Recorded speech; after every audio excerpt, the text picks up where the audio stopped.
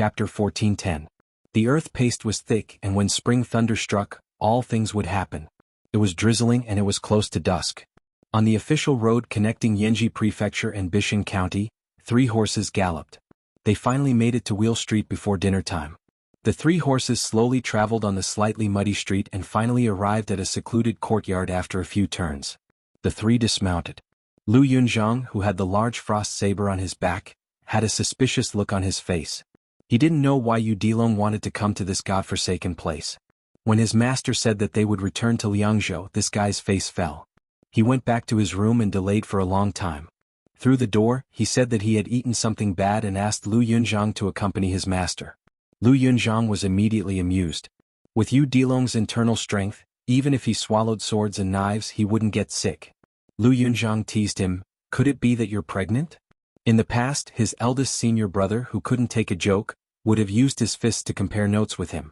This time, however, there was no reaction. Then, for some reason, his master said that they would go to Bishan County first. Yu Dilong immediately became lively and ran to the stables. He then took the horse and mounted it in one go. The Shitakian door was made of reed stalks. If Lu Yunzhang casually pushed it, it would open.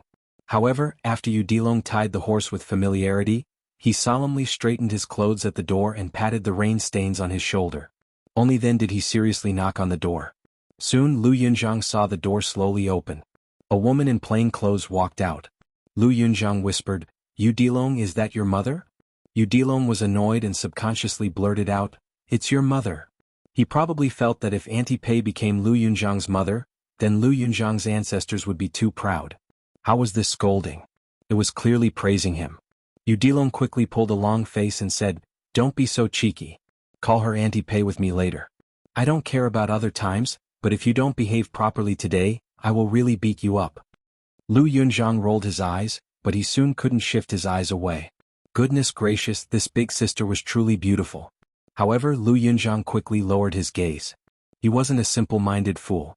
He had been at the bottom of the martial emperor city in the East Sea for so many years. Even though he was young, he was experienced.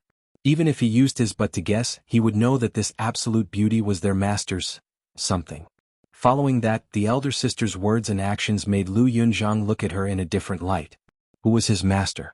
Putting aside the fact that he was the most powerful vassal king in the Liang dynasty, he had obtained the title of the world's #1 expert after spending a few years in the martial world. Lu Yunzhang even heard that the purple-clothed Shen Yuan, the only female martial world alliance chief in the past few hundred years, was only his master's follower. However, this woman behind the tattered wooden door wasn't in a hurry to remove the door bolt. She had a cold expression and glanced at Su Fengnian with a faint smile. It was better not to smile. Even Lu Yunzhang felt a mysterious killing intent when he looked at her. She then said, "Yo, what a rare guest." Lu Yunzhang, who was in admiration, almost couldn't help but give her a thumbs up. He was thinking that this was definitely a heroine. Furthermore, she was a true heroine who didn't care about worldly affairs but had top-notch martial arts. Otherwise, who in the world would have the strength and courage to give his master the cold shoulder? Yu Dilong held back his laughter, seemingly happy to see his master suffer.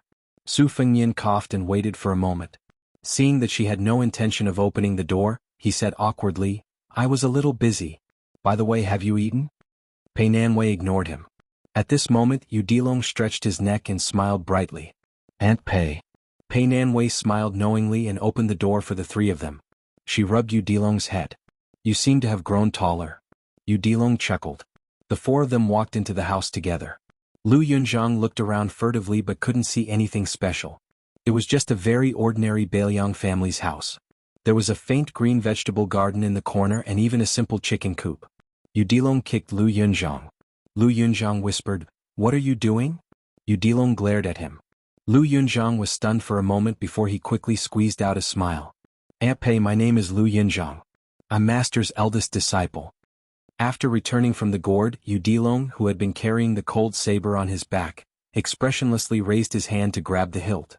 Lu Yunzhang, who didn't dare to risk his life with Yu Dilong, hurriedly said with a smile, Sorry. I'm master's last disciple. Yu Dilong is my eldest senior brother. Master has another disciple called Wang Sheng. She's my second senior sister." Pei Nanwei smiled and nodded. After entering the house, Pei Nanwei went to the kitchen to make some vegetables for the 3 of them. The four of them sat around the table with a stool each. Su Fengyan slowly picked up his chopsticks. Pei Nanwei asked, "When are we leaving?" Su Fengyan smiled bitterly. "You're chasing me away just like that?" Pei Nanwei was silent for a moment. She suddenly frowned and said, "Aren't you still the registrar of Bishan County? How come you don't receive your salary?" "I went to the county office after the Lantern Festival. The household secretary said that you don't need to go to the office for roll call anymore. Later, I heard that the county magistrate and the county governor communicated and wanted to replace the registrar with a scholar from outside the county." Su Fengyan smiled. "It's not right to occupy the latrine but not take a shit. My salary is—" Realizing that Pei Nanwei was staring at him, Su Fengyan slapped his chopsticks and immediately changed his tune. He pretended to be angry and said, "Preposterous. Isn't this bullying? I'll find a chance to go to the county office to reason things out." Pei Nanwei said, "We'll go after dinner." Su Fengyan carefully asked, "There's no extra money at home?" Pei Nanwei said indifferently, "In order to live, who would complain about having more money?" Yu Dilong, who was born a poor child, had a deep expression on his face. He nodded and said, that's right. Pei, you're right. In a moment, Master and I will go to the Bishan County office to ask for your salary. If you don't give it to us." Pei Nanwei smiled and said, "Speak properly. Don't fight." Yu Dilong nodded vigorously. He looked at Su Fengyan and said solemnly, "Master, in Bailiang don't we get rewarded for military service? The money outside the gourd belongs to the big guys and doesn't count as mine. Why don't you give me 10 taels of silver in advance and I'll make up for it later on the battlefield? I'll leave the money with Aunt Pei first." Su Fengyan kicked his stupid disciple under the table. He smiled helplessly and said, "I don't have any money on me." Yu Dilong didn't give up and said, "Didn't we take 2 jars of chess pieces from the county capital? There's also a pawn shop on Lualu Street. I think they're quite valuable. Why don't you give me 40 or 50 pieces and I'll pawn them for 10 taels of silver first?" Su Fengyan touched his forehead and sighed softly. This little prodigal son, the 2 jujube wooden jars with 180 pieces each. Whether it was the frozen fish brain black chess piece or the snow white chess piece in terms of material, not to mention 10 taels of silver, they wouldn't even be sold for 10 taels of gold.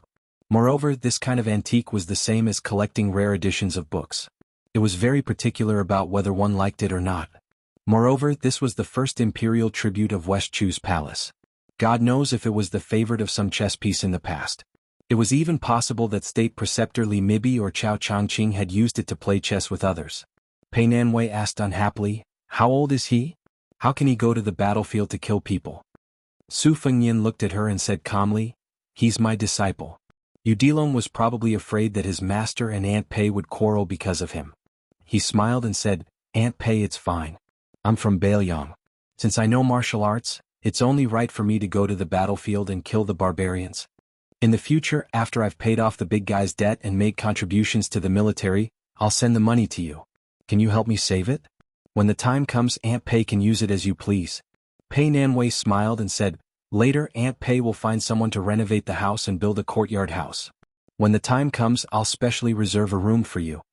While wolfing down his food, Yu Dilong raised his head and said excitedly, "Okay." After Su Fengyan finished eating, he put down his chopsticks and looked at Pei Nanwei. "I'll go with you to the county office and let the 2 children wash the dishes." After the 2 of them each took an oil paper umbrella and walked out of the house, Lu Yunzhang sat cross-legged on a stool and looked at Yu Dilong, who was busy cleaning up the dishes. He whispered, "Who exactly is Aunt Pei? Why does it seem like our master is quite concerned about her?" Yu Dilong, who was in a good mood, had the thought of joking. He deliberately said mysteriously, "Aunt Pei is amazing. There's no second in the world in martial arts, but there's a third in the world." Lu Yunzhang had a look of disbelief. "Are you lying to me?" Yu Dilong curled his lips and said, "It's up to you to believe it or not. In any case, Aunt Pei can crush you with one finger. By the way, this is my house. When you visit in the future, remember not to freeload. You have to bring a gift." Lu Yunzhang grimaced. Yu Dilong happily ran to the kitchen with the bowls and chopsticks. "I have a home." Su Fengyan and Pei Nanwei walked in the alley and sighed. "Thank you." Pei Nanwei said indifferently, "Because of that child, Yu Dilong? There's no need. I like this child to begin with. As for that Lu Yunzhang, he exudes a vicious aura. I don't like him." Su Fengyan shook his head and said, "You're wrong. If I were to ignore him, Lu Yunzhang would only be a formidable person in the pugilistic world at best. He would only be a martial arts alliance leader. However, if Yu Dilong isn't restrained, or if he doesn't have anything to worry about, he will be very terrifying. This child might have a chance of becoming the next Wang Shenji. Chapter 14:11. Su Fengyin felt a headache coming on. It's hard to say what the world will look like in the future, but after Huang Sanjia transferred the fate of the 8 countries to Jianghu, the current Jianghu is like a bamboo forest. It's a year of spring, but soon the bamboo will bloom. Once it dies, a large area will die. Everything within a radius of dozens or even hundreds of miles will die. Moreover, there won't be any bumper harvests in the future. It'll all be a small year. The more it's like this, the more outstanding my 3 disciples Yu Dilong, Wang Xing and Lu Yunzhang will be. Especially Yu Dilong, who has the best opportunities and the highest achievements. When the time comes, he'll definitely stand alone. Perhaps he'll be the only immortal on Earth in the 100 years after my generation. Therefore, whether he has a family or not will make a big difference. Pei Nanwei smiled. That's why you're willing to come here and have a meal. It's really hard for you, the king of Beiliang, to worry about the country, its people, and the world while fighting against the Beimang barbarians. Moreover, you're even scheming against your own disciple. Aren't you tired? Su Fengyin said self-deprecatingly, it's fine to worry about the country and its people. I really don't have that kind of free time. In the end, I just want to protect the family business that Su Xiao passed to me. This is my bottom line. It's even better if I can do something good above my bottom line. If I can't do it, I won't force myself. However, I really don't want to add fuel to the fire or kick someone when they're down. As for the scheming you mentioned, perhaps there's no other way. When I see Yu Dilong, it's hard not to think of that Wang Shenji. He, Huang Longshi, and Zhang Julu are 3 people I hated in my early years, but in the end, I can't help but admire. Pei Nanwei suddenly said, I just heard the military news from the mouth of the gourd. It said that Crouching Bao City and Wanhe City were conquered by the Beimang barbarians. I thought you'd send a spy to tell me to move back to Mount Qingliang. These 2 days, people in Bishan City have been saying that you personally led troops to the mouth of the gourd and killed many barbarians. Does that mean I don't have to go to Liangzhou anymore? Su Fengyin smiled and said, if you don't like it, you don't have to go back. Also, to tell you the truth, if the Beimang army really goes south, Yuzhou will be the last of the 4 provinces in Beiliang. Pei Nanwei asked in confusion, later than Liangzhou? Su Fengyin nodded and said, the geographical situation dictates it. For example, Yuzhou is of little value and extremely difficult to conquer. Liuzhou was just an appetizer. It tasted spicy, but Beimang could finish it if he gritted his teeth. Lingzhou was a plate of delicacies, but it was a little far away, and the barbarians couldn't reach it with their chopsticks. Therefore, the main battlefield can only be in Liangzhou. The cities will attack and defend, and the light cavalry of both sides will wait for an opportunity to move. Even the first large-scale battle between heavy cavalry in history can happen. Pei Nanwei said softly, Beiliang Road is still too small and there aren't enough people. Su Fengyin was a little helpless. What do you think? Back then, when Liang was controlling the various vassal towns, he had a lot of reference to Sun Ping's Quidiji and Xie Guaning's Hongjianian county map. The territories of the various vassal kings, how many soldiers Su Zhao's Beiliang Road could support, and how many soldiers Zhao Bing's Nanjiang could support, were all calculated and deduced countless times. Since the middle of Yonghui's reign, all kinds of restrictions and support for Beiliang Road were built on the foundation of Beimang using Beiliang as the entry point to the south. Yuan Binshi was betting on the current situation.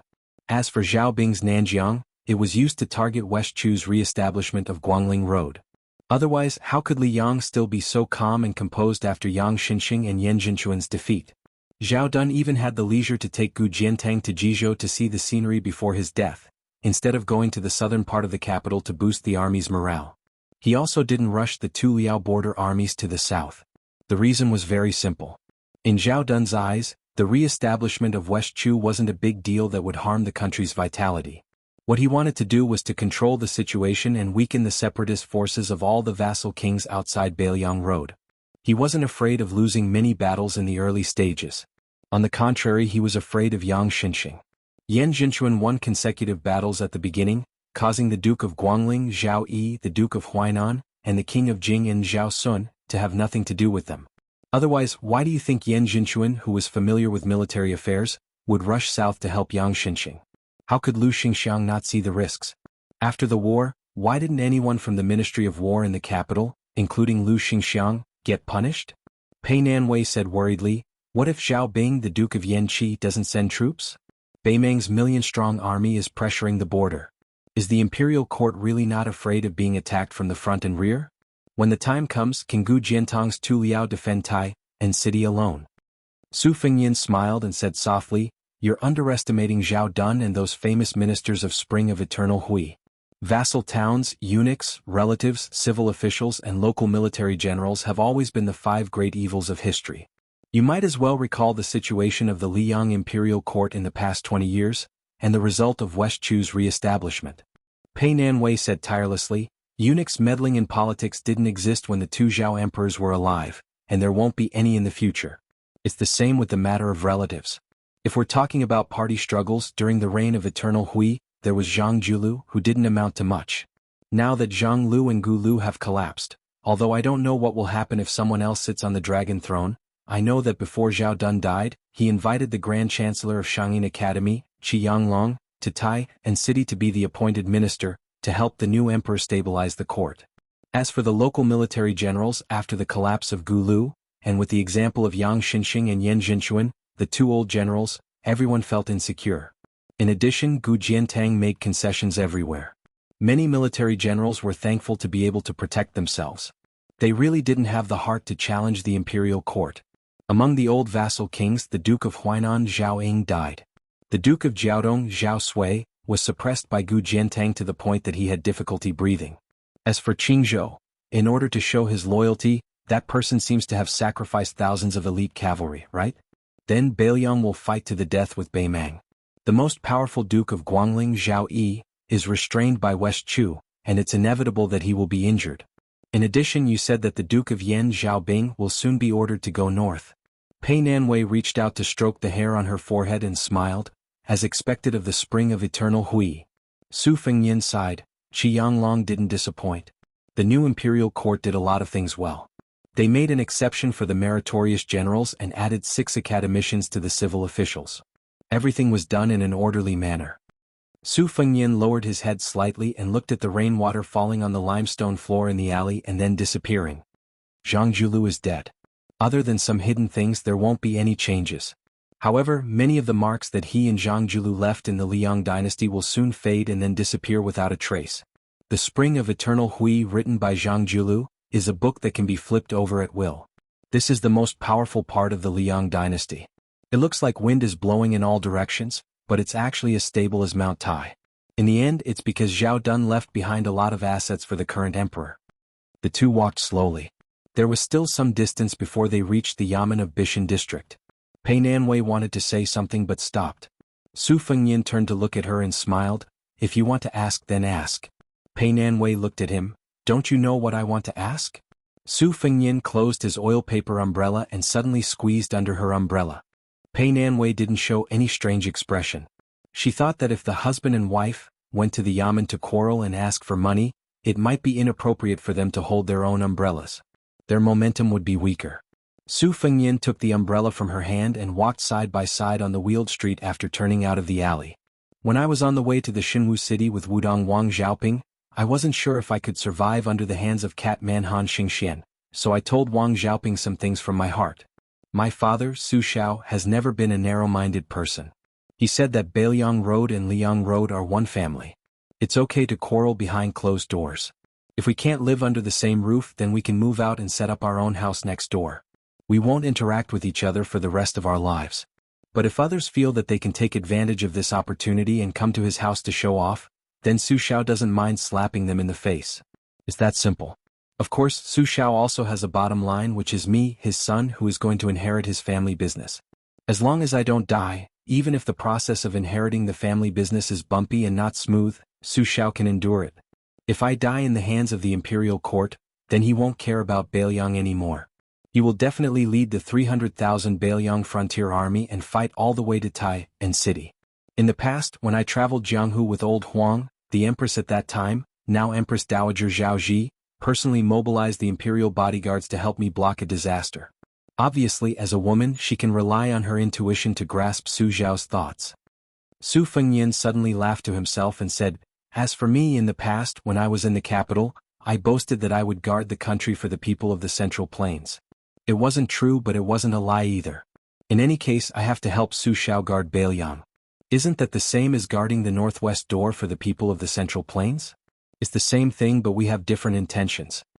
The corners of Pei Nanwei's mouth gently curved up. Su Fengyin looked at the yamen not far ahead and said softly, "That old woman in Beimeng once said in front of everyone from the two dynasties that she is willing to rule the world together with Su Xiao. Doesn't it sound very heroic?" Pei Nanwei nodded and said, "Yes." Su Fengyin laughed and said, "This is a needle hidden in the silk floss." In the past, Su Xiao refused to rule by drawing rivers, and a group of generals who were unwilling to accept this left. If you say that this was Su Xiao's own doing.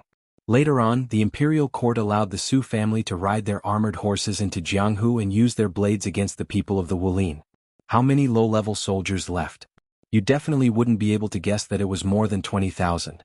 Not one of them wasn't an elite veteran who had experienced hundreds of battles. If Su Xiao was willing to accept the old woman in Beimeng's suggestion, how many people do you think would have left? Su Fengyin stretched out a hand and twirled it. At least 100,000. Pei Nanwei suddenly understood and said, "So that's how it is." Chapter 14:12. Su Fengyin narrowed his eyes. During that snowstorm, Su Xiao met with that old woman outside the pass. Tuoba Bodhisattva and I each acted as coachmen. In the end, we parted on bad terms. However, if you think that Su Xiao didn't agree because he felt that Beiliang's army's morale would drop, then you're underestimating my father and Empress Murong too much. She privately promised Su Xiao and proposed a condition. You won't be able to guess it even if you beat me to death. Pei Nanwei casually said, "Isn't it that after we succeed, Su Xiao will be old and can only retire, but Su Fengyin can be the master of the Central Plains?" Su Fengyin was stunned. He couldn't help but curse. His face was full of shock as he said, "You can guess that?" Pei Nanwei rolled her eyes at him. "I couldn't guess it at first, but since you said it like that, I just can't believe it. Besides, Zhao Ji is a woman and so am I. Can't I guess Empress Murong's thoughts?" Su Fengyin praised from the bottom of his heart, "Amazing." Pei Nanwei suddenly said, "I'm not cold." Su Fengyin looked confused. Pei Nanwei twitched the corner of her mouth. "You're really afraid that I'll be cold and get splashed by the rain on my shoulder? Why don't you just turn the umbrella sideways to me? Aren't you being too sincere? Take your hand away." Su Fengyin resentfully withdrew his hand from Pei Nanwei's shoulder. The two of them walked through the county yaman's gate. Su Fengyin closed the umbrella. County Magistrate Feng Guan and County Prime Minister Zhu Jing both lived behind the yaman. Su Fengyin, who was nominally the third in command of the county yaman, should also have a place. However, Feng Guan bullied him because he was young, ignorant, and had no foundation, and pushed him out. When they entered the mountain to suppress the bandits, they actually didn't do anything. It was only because Feng Guan, who was the first in command, got an above-average grade in the year-end evaluation. Zhu Jing shared the leftovers. County Magistrate Bai Shank, who was a scholar going to Liang, successfully transferred to the Yuzhou army. As the two of them passed through the yamen, the Su officials of the 6th branch who were still on duty greeted them warmly. They had a good impression of Su Qi, the young registrar who had been missing for a long time and was unable to keep his seat. However, within their warm expressions, there was also a hint of playfulness in their eyes, both pity and schadenfreude. Su Fengyin relied on these clues to know what was going on. Although Registrar Su was about to pack up and leave, Feng Guan was not too unreasonable when he learned that this person had come to visit. After all, he was the main culprit. Otherwise, Su Qi would not have to leave Bisheng County so quickly. In Yozhou's old calendar, not to mention a year and a half, how many disciples of the general class who worked in the yamen to make money could not be seen for years? Who told Su Qi, a disciple of a low-class general class, to not have a backer and to not understand the current situation and loiter around? Who in Yuzhou dared to not take the roll call seriously? It was said that in Lingzhou, under the reorganization of the provincial governor of the granary, a large number of disciples of noble families who didn't do proper work were taught a lesson. Feng Guan sat in the study and was playing with two new good items, the bamboo-carved Shaoshi Taisher paperweight and the bamboo yellow Lingji jade Rui that was said to be made by the imperial family of the old southern Tang. After hearing the servant's report, he originally wanted to get up and go outside the study to deal with the matter. He was not going to let Su Qi drink a sip of hot tea. However, when the servant considerately mentioned that Registrar Su's wife was also coming along, the county magistrate understood. He put his butt back on the chair and said that he would meet the guest in the study and prepare tea. Feng Guan did not walk to the door of the study to welcome him. Then the county magistrate saw the young man, who was supposed to be full of flattery, directly cross the threshold. He also did not take the initiative to greet him. What he did next was even more absurd. He actually had his wife, who was supposed to be a living widow, sit on the chair while he leaned against the chair. He asked, "If I remember correctly, the new registrar and county magistrate are both scholars from Beiyang. They are called Yang Gongshou and Zhu Ying respectively. Previously they were both students of Green Deer Cave Academy. Now, there is the great Confucian scholar Huang Chang and others in charge of reviewing the essays of Beiyang scholars. That Yang Gongshou was the champion of a half-year review in Yuzhou. Let's not talk about him. How about Zhu Ying?" Feng Guan was still holding the exquisite bamboo carving in one hand and his other hand was still in the posture of inviting someone to drink tea. He was at a loss. For a moment, he didn't dare to look directly at the young man in front of him. Feng Guan felt that it was strange. Where did this kid get this authority from? Feng Guan did not even feel this kind of pressure from the governor of Yanji County, Hong Shandong. Feng Guan, who felt that he had lost all face, put down the bamboo rui ornament and drank a mouthful of tea to moisten his throat. Using the official voice that he had cultivated for many years, he said, "Su Qi." Su Fengyin smiled and said, "My name is Su Fengyin." Feng Guan was stunned for a moment. He sneered and said, "I am Zhang Julu." Feng Guan suddenly realized that the Grand Secretary was already dead. He flew into a rage out of humiliation. He slapped the table and said, "Su Qi, do you believe that I can arrest you and throw you into prison just because of your shameful words?" Pei Nanwei reached out 2 fingers and secretly pinched Su Fengyin's waist. She also imitated the county magistrate's tone. "Let's talk business." Su Fengyin snapped his fingers. Then Feng Guan discovered that a gust of cold wind had appeared beside him. A black-clothed brawny man with a rigid expression was standing there. He took out a simple bronze general's talisman from his bosom and held it in front of Feng Guan's eyes. Feng Guan had heard that the high-ranking officers of the border army all had a general's talisman. It did not need to be used to mobilize troops. It only had one use, and that was on the battlefield. If the general died in battle, it would be handed over to the deputy general to command. If the deputy general died in battle, it would be handed over to the lieutenant general. If the lieutenant general died in battle, it would be handed over to the lieutenant general. However, Feng Guan was not sure if this was the general's talisman. Besides, even if he was beaten to death, he did not believe that Su Qi was some king of Beiyang. As a result, Feng Guan suddenly felt a surge of heroic spirit. He loudly reprimanded, "Su Qi, you are impudent. Do you really think this official is easy to fool?" The earthly branch death warrior who had followed Su Xiao for many years glanced at his new master. Su Fengyin waved his hand, and this expressionless figure disappeared in a flash. Feng Guan felt his hair stand on end. Su Fengyin did not know whether to laugh or cry.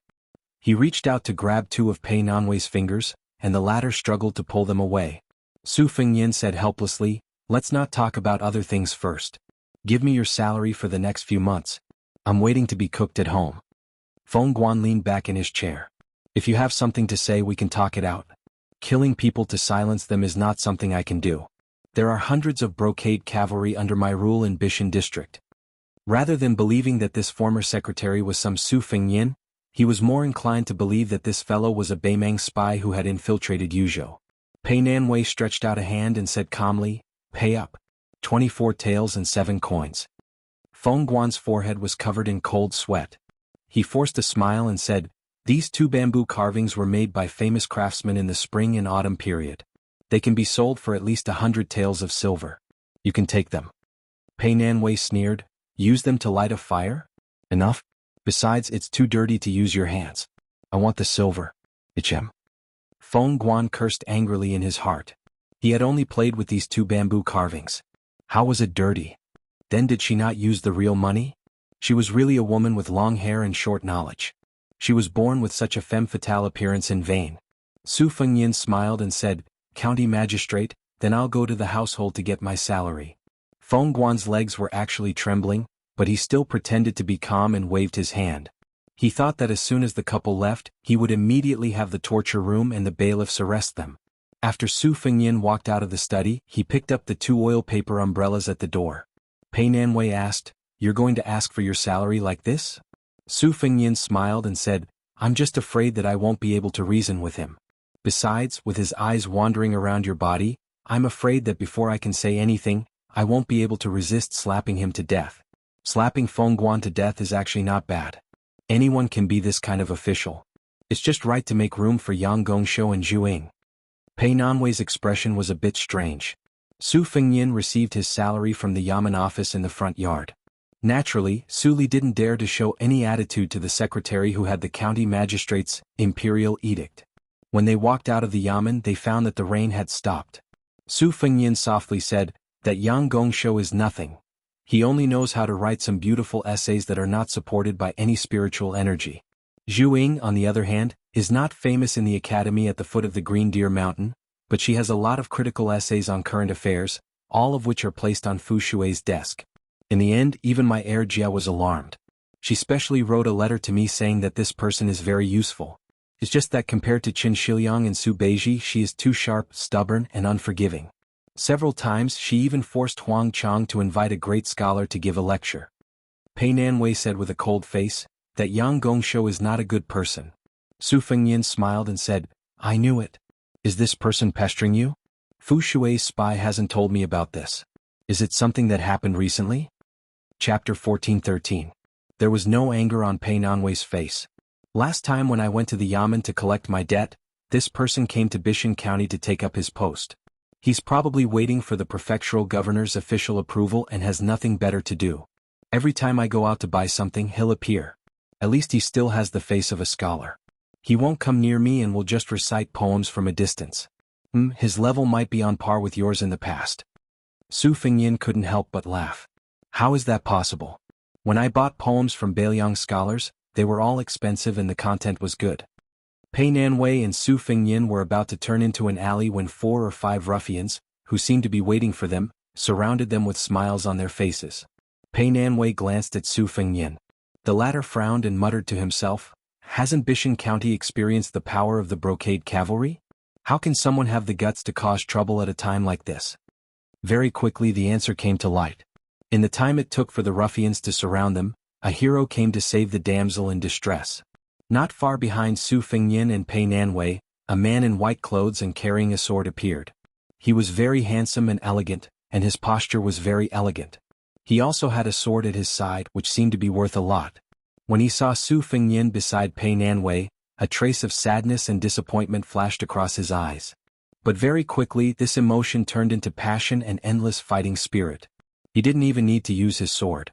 His sword moved like a swimming dragon. With a light shout, he stepped forward quickly and sent out a palm strike from 7 or 8 steps away. Immediately, one of the ruffians seemed to be swept away by the powerful palm strike. His feet left the ground and he crashed into the wall of the alley. The white-clothed swordsman sent out another palm strike. Another ruffian's body spun several times before he fell to the ground, moaning in pain. The corner of Pei Nanwei's mouth twitched. She turned her head away, refusing to look at this idiot. Su Fengyin stretched out his fingers to pinch her chin and gently turned her head back. He held back his laughter and said, You are a hero who draws his sword to help when he sees injustice on the road. It's also very hard for you, okay? You should at least finish watching the show. The white-clothed swordsman was busy showing off his dense inner strength and peerless martial arts, so he did not see this scene. Otherwise he would have probably spat out blood. One palm after another, he beat the group of ruffians until they were scared witless. Some even struggled to get up and rush toward the white-clothed swordsman. But before they could even touch the corner of the swordsman's clothes, they were swept away by the swift and fierce wind from his palms. They flew sideways, backward, and spun away in all kinds of wonderful poses. Su Fengyin turned his head and explained to Pei Nanwei in a low voice, When I did this kind of thing in the past, I spent more than 200 taels. Because at the beginning, I had the imperial bodyguards in the palace pretend to be ruffians. It was too fake. It was my first time doing this and I had no experience. Those 7 or 8 imperial bodyguards were clearly flirting with the girl, but when they opened their mouths, it was as if they were going to kill her whole family. The girl was so scared that she almost fainted. She cried and said don't kill her and she would do anything. In the end I had no choice but to explain. Guess what, that delicate and pretty girl was not shy at all. She directly asked me if I was married, and the result scared me. I was laughed at by Li Hanlin and the others for half a year. After that, I hired ruffians from the marketplace to act in this kind of show. In advance we had to agree on how to fight. This kind of wind from the palm strike style was easy to deal with as the price was low. If we used knives people would have to raise the price. But at that time I gave money according to my mood. I estimated that no matter how stingy this brother was, he would have spent at least 20 or 30 taels. Yu Dilong and Lu Yunzhang, who were squatting at the entrance of the alley, were also dumbfounded. When the swordsman, who was sweating profusely from just using his palms, finally finished his work, those ruffians followed the rules, and shouted things like, "Young swordsman, spare our lives," and "Young swordsman's martial arts are amazing." Then they supported each other and left. Pei Nanwei covered her mouth and laughed. Because in her ears, Su Fengnian had already said these words before them. The former head of Bailiang's scourge was full of pride. How is it? It's all the same, right? I'm the founder of this kind of thing. Back in the day, who knows how many hedonistic sons of rich parents in Liangzhou and Lingzhou learned from me? The white-clothed swordsman, whose back was facing the two, hurriedly took a few deep breaths. When his breathing stabilized, he turned around with a smile and walked towards Su Fengnian and Pei Nanwei. Just as he was about to speak, two troublemakers appeared out of nowhere. The taller one of them shouted at the eyesore next to Miss Pei, "Master, mistress, senior brother and I will find an inn to stay in. Otherwise we won't be able to sleep on the same bed. Let's go." Su Fengnian saw the two brats run away like a wisp of smoke. His expression was somewhat awkward. Pei Nanwei sneered, "You've taken in a good disciple." The white-clothed swordsman in front of them was the newly appointed registrar of Bishan County, Yang Gongshou. When he saw that Su Qi standing next to the woman he admired, his heart was broken. He had long heard of the beauty of the Rouge woman. Something like, if you marry a wife you should marry a woman from Lingzhou. If you take a concubine you should take a Rouge woman. At first he thought it was just some old lecherous official's dirty talk. However, when he saw the woman who appeared in the yamen, his soul left his body. Later, when he heard that she was already married, he had a painful battle between heaven and man. In the end he couldn't control himself. Yang Gongshou didn't really want to do anything. He just wanted to find an opportunity to appear in front of her. Later, when he saw that his talent in poetry was useless, he felt that his path might have been wrong. Since Bailiang had a fierce culture, perhaps she liked the path of a great hero. Thus this happened. Su Fengnian reached out and grabbed Pei Nanwei's slender waist. He smiled and said, "This great hero must be a master in Jianghu. Do you have a thunderous nickname?" Yang Gongshou opened his mouth slightly. He really forgot about this. However, he did have talent. Otherwise, he wouldn't have become so famous in Green Deer Cave Academy. He cupped his fists and smiled, "I am Yang Gongshou. People in Jianghu call me the Sword of Poetry." Not far away, a young scholar clapped his hands and walked over. He laughed and said, "Brother Wenfu, when we climbed Green Deer Mountain, we were already panting like a cow halfway up the mountain. I don't know how you managed to achieve great success today. Could it be that you've been possessed by the heavens?" Yang Gongshou was exposed. He wanted to dig a hole and hide in it. Luckily, Miss Pei had already left with that person. Yang Gongshou's face was red. In the end he couldn't say anything vicious. He just snorted coldly. That scholar stood with Yang Gongshou. He looked at the two people's backs as they walked into the alley. He laughed softly and said, "A fair and graceful lady is a good match for a gentleman. Brother Wenfu, you and I didn't see eye to eye before. However, after today your dislike for me has increased greatly. I actually have some good feelings for you." Yang Gongshou flung his sleeves and walked toward the county yamen in large strides. That person smiled and shook his head. "Yang Gongshou, oh Yang Gongshou. Do you really think those two people couldn't see through your clumsy tricks? I'm saving you from being treated like a monkey." Walking in the alley, Su Fengnian smiled and said, "Maybe that Yang Gongshou won't appreciate it and will only think that Zhu Ying is undermining him." Pei Nanwei, who had once been on the Rouge Review board, didn't have any ripples in her heart towards this farce. She said, "That Zhu Ying shouldn't be suitable for officialdom, right?" Su Fengnian sighed softly and said, "If it was in Liang, unless there was a Bo Lu who had a unique insight and was tolerant of people, Zhu Ying shouldn't be able to make a name for himself. There is one thing that is very bad about being a scholar." Pei Nanwei asked, "Being swayed by emotions?" Su Fengnian nodded. "Scholars have more feelings than ordinary people. The more they read and know, the more they know about history, and inevitably their thoughts become heavier. The more talented they are, the weaker their sense of propriety is. They don't like to control the situation. To be precise, it's disdain. They are too lazy to feign civility with people and things. When looking at people and doing things, it's easy to be black and white. That's what you call being swayed by emotions. That's why those literary heroes in history often didn't become officials. This kind of strange phenomenon can't be explained just by having high standards but low ability. Fortunately, this doesn't matter to them. Emperors, generals, and ministers are all just a handful of soil. Only drinkers and poets leave their names behind. Drowning their sorrows in wine and writing famous poems, isn't that great? Thousands of years later, it's naturally easier for people to remember them than those emperors, generals, ministers, and high-ranking officials. The two returned to the courtyard. Pei Nanwei carried 2 small wooden stools and placed them under the eaves. She looked at him, who was sitting quietly beside her. She said, "It's hard to imagine that you're His Royal Highness, the one who killed people in the Reed Marsh." He didn't say anything. She casually asked, "I heard the people on the street say that there's a turning point in Guangling Road. West Chu has been defeated. Do you think Chao Changqing will make a move? Or wait until the king of Yan goes north?" He shook his head. "The king of Guangling should be going to accompany the king of Huainan soon. Only then will the king of Yan's army confront Chao Changqing." She asked, "You're willing to come this time and say so much? Are you saying your last words?" He didn't say anything again. The two were silent for a long time. In the night there wasn't much to see. She looked at the sky and finally said, "It's rare for a powerful man to treat a woman like a person, right?" He said softly, "Maybe not a lot, but definitely not a few. It's just that your luck isn't too good and you haven't met one." Pei Nanwei rested her chin on her knees and murmured, "But it's not good to not treat a woman like a woman all year long, right?" After saying this, she stood up and walked into the room. Her figure was graceful. Chapter 14:14. After dawn, Yu Dilong and Lu Yunzhang left the inn on Luo Street and came to the entrance of the courtyard. They squatted on the left and right like 2 door gods. Waiting was really boring. Lu Yunzhang yawned and patted his mouth. He asked casually, "Earthworm Yu, do you know what's the most important thing after spring this year?" Yu Dilong was wondering if his junior sister, Wang Sheng, was used to living with the white fox face. He wondered if she had found 1 or 2 brand new famous swords in Beimang and if she had fought with anyone. He didn't hear what Lu Yunzhang, who often claimed to be the loudspeaker of the pugilistic world, was saying. After all, nothing good could come out of Lu Yunzhang's mouth.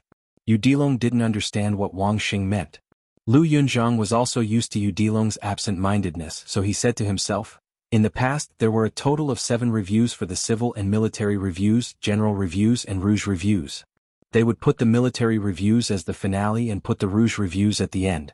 This time the auspicious talisman review, which was jointly reviewed by Nailan Yusi and Xie Guining, is different. It seems to pay special attention to the civil and military reviews. They actually put the military reviews at the front." Yu Dilong replied, "Oh." Lu Yunzhang asked curiously, "Aren't you curious about our master's ranking on the martial arts review?" Yu Dilong said casually, "That's not fair. Doing this when master is seriously injured. If master's ranking isn't good, I'll find trouble with them after Bailiang defeats the Beimang barbarians and I've learned martial arts." Lu Yunzhang rolled his eyes and said, "This year there are a total of 14 people on the martial arts rankings. The 4 grandmasters and the top 10 experts have been reintroduced. Master, Tuoba Bodhisattva, Dong Tai, and Chao Changqing are known as the world's 4 grandmasters. Next is the top 10 experts. It's said that there's no ranking. Liang has Chen Zhibao, Su Yambing, Gu Jiantang, Mount Hui's Xinyuan Qingfeng, and the head of the Wu family sword tomb. Beimeng has Huyan Daguan, Luo Yang, Hong Jingyan, Murong Baoding, and Deng Mao." Yu Dilong frowned. How come that white fox face, the tall Guanyin sect master and the white-browed old man who likes to eat swords are not on the list? I think they're all pretty good. Lu Yunzhang joked, "In the future when you find Xie Guining and Nailan Yusi, ask them yourself. How would I know why?" Yu Dilong nodded his head seriously. Lu Yunzhang said in surprise, "Are you really going?" Yu Dilong turned to look at him and asked, "Do you know what the Sihiyuan anti-pay mentioned is?" Lu Yunzhang nodded and said, "There are many such courtyards in the Central Plains. They are divided into multiple entrances and exits. Many rich people's mansions are quadrangles." Yu Dilong asked in a low voice, "That would cost a lot of silver, right?" Lu Yunzhang curled his lips and said, "There's only one street in the entire county city, Jade Mountain. If you spend a few taels of silver you can get it for 40 to 50 taels at most." Yu Dilong said angrily, 45 taels is not enough?" Lu Yunzhang, who was carrying the great frost saber on his back, picked his earwax. "You're the only one who's short-sighted. As our master's disciple, isn't it easy for you to ask for a courtyard in Mount Qingliang? That place is valuable. Even 10,000 taels of gold can't buy it. Look at how many officials and generals are in Bailiang. Isn't only Deputy Administrator Song Dongming the only one who can have a residence in Mount Qingliang? Yu Dilong sneered, what do you know? Lu Yunzhang retorted, you don't even know shit. Yu Dilong reached out to touch the hilt of his cold saber. Lu Yunzhang suddenly stood up, Yu Dilong, do you really think I'm afraid of you? My great frost saber has long been thirsty for blood. At this moment, Su Fengnian held his waist with one hand and opened the door with the other.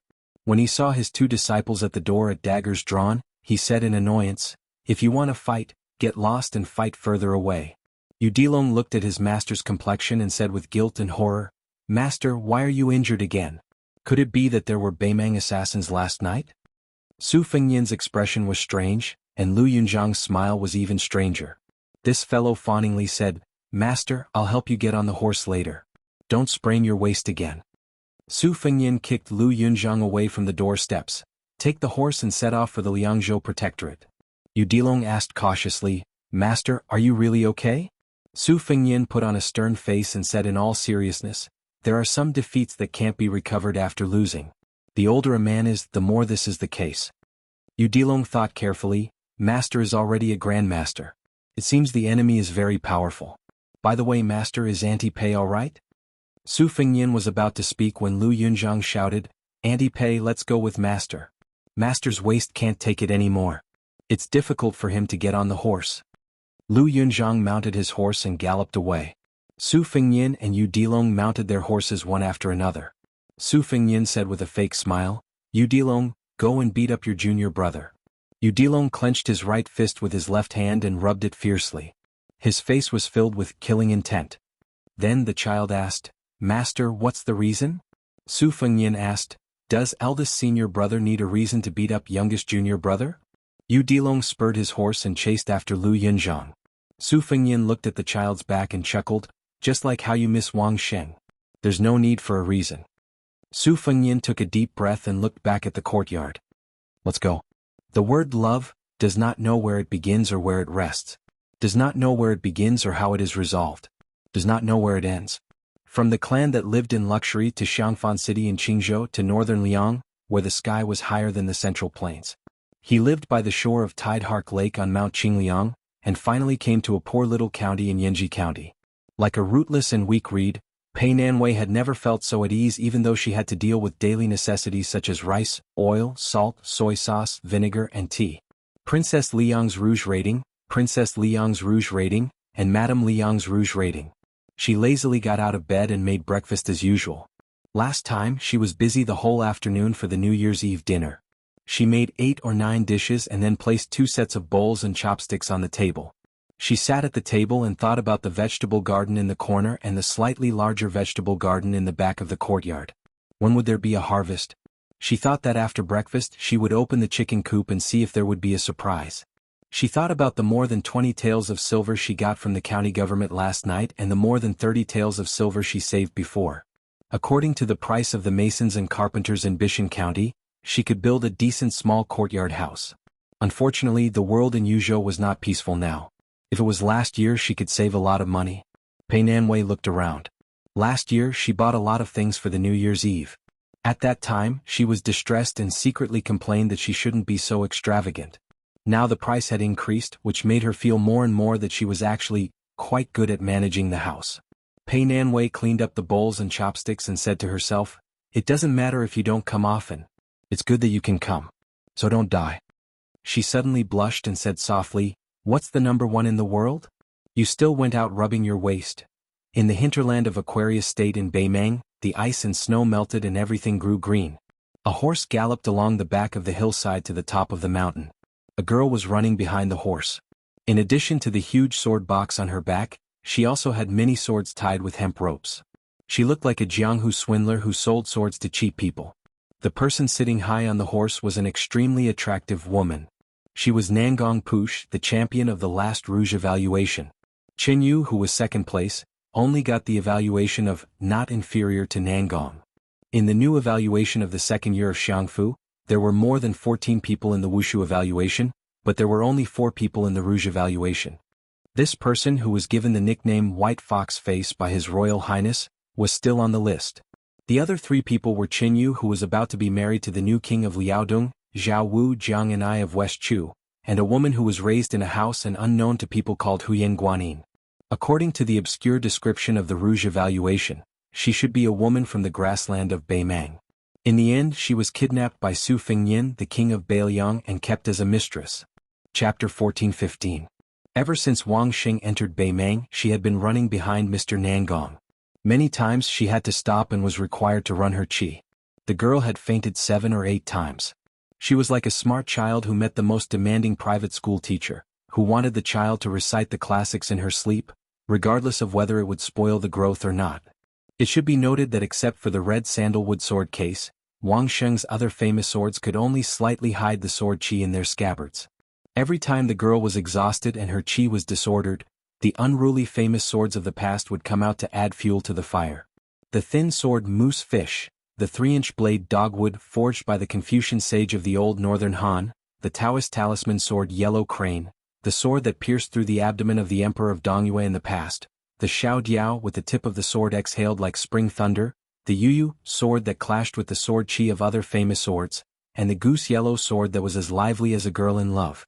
The sword case and the 7 swords made Wang Xing look like a funny hedgehog. As she and Elder Nangong headed north, there was no lack of discerning northern Mang experts who wanted to kill and rob them. Elder Nangong never cared if the young girl could deal with them or not, always watching with folded arms. Only when Wang Xing was injured by sword energy that was like a flood bursting through a dike, would he save the young girl. Then he would tail those extremely unlucky northern Mang martial practitioners from a distance that was neither too far nor too close. Every time the young girl leisurely woke up, she would be thrown into the battlefield by Elder Nangong, repeating this process until Wang Xing successfully killed someone. Before this, in eastern Jinzhou, the two had encountered a Beimang cavalry of more than 1,000 people. Mr. Nangong also threw her directly into the battlefield. Wang Xing, who could only control 3 or 4 swords at most, was in a frenzy and killed more than 300 Beimang cavalrymen with 7 swords. Her life was hanging by a thread. When she was about to use all the swords in the sword case, Mr. Nangong rushed into the battlefield and knocked her unconscious.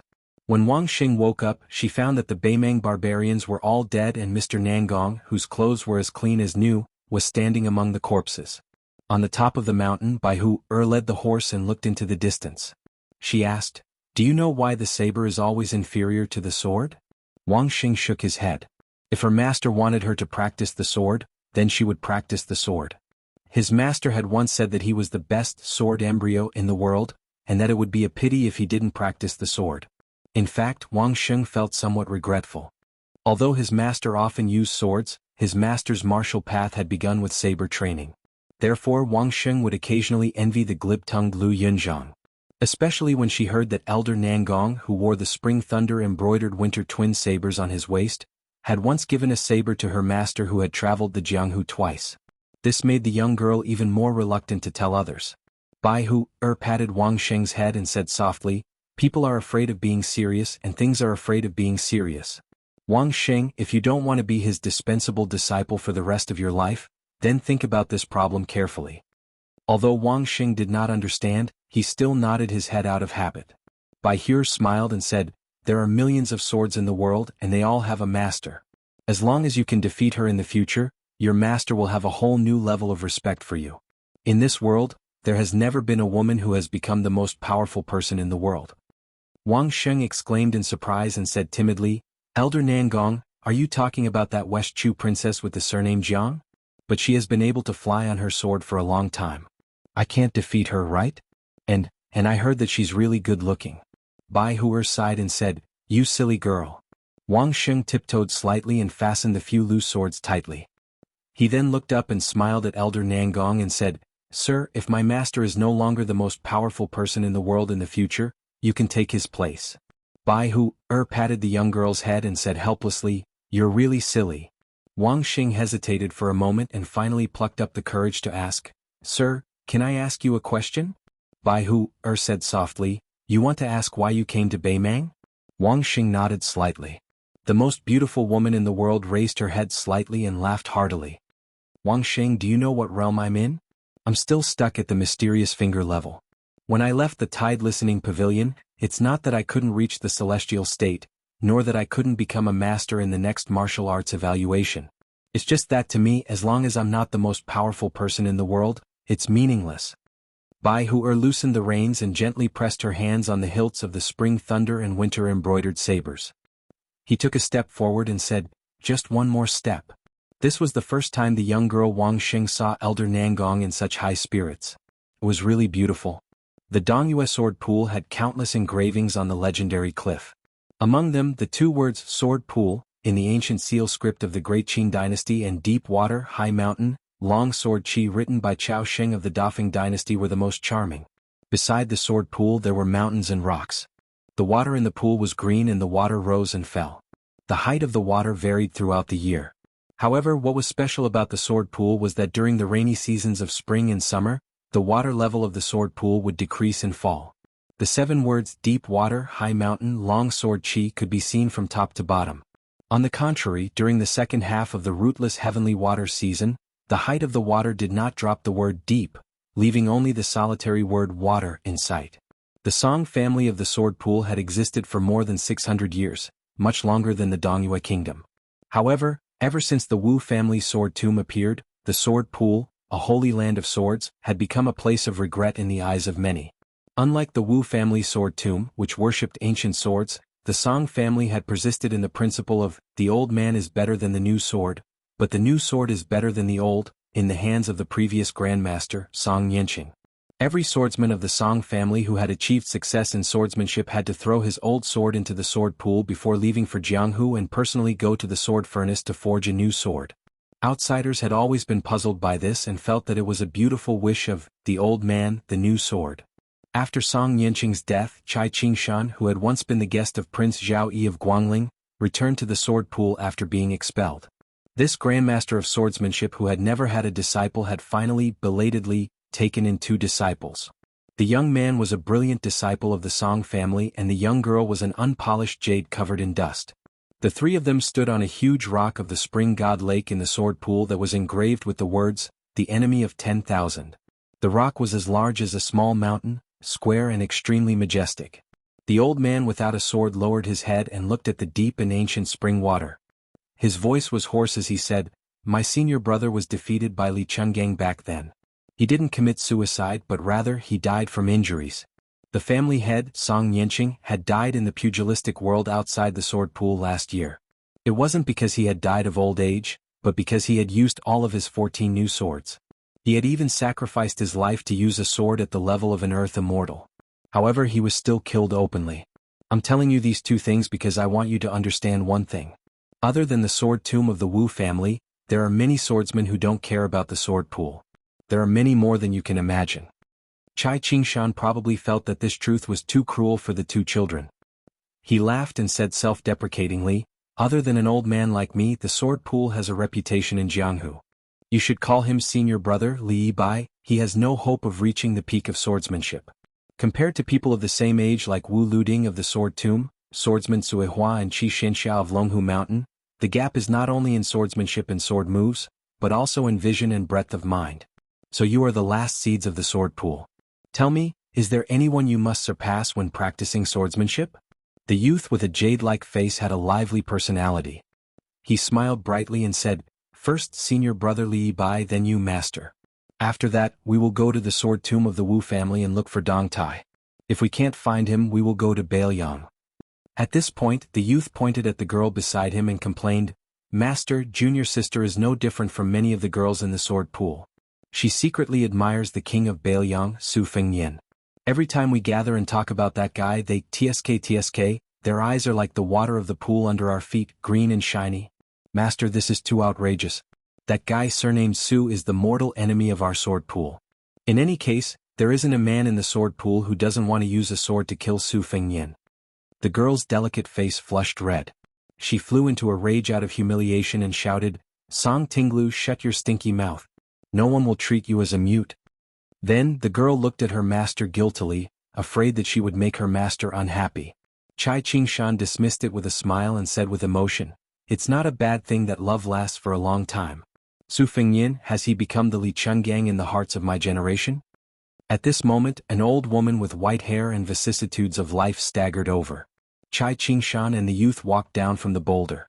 The youth ran over to help the old woman and shouted with a smile, "Great-grandmother, are you here to enjoy the scenery while the sun is good?" The old woman stroked the youth's head with a kind gaze. "Tinglu, remember to learn the sword well from your master. You have to be diligent. As for whether you can master it or not, it's up to you. Remember, if you go out in the future you have to come home properly." Chai Qingshan nodded in greeting. The old woman smiled and nodded. After the three of them left, the old woman sat by the pool with a serene bearing. She smiled and said, "Nianqing, I used to wait for you. I waited for many years and many times. No matter how long it took, I would always be able to wait for you to come home." She folded her skinny hands on her knees. Her red hair from back then had gradually turned white. In her life she was used to staring at his back.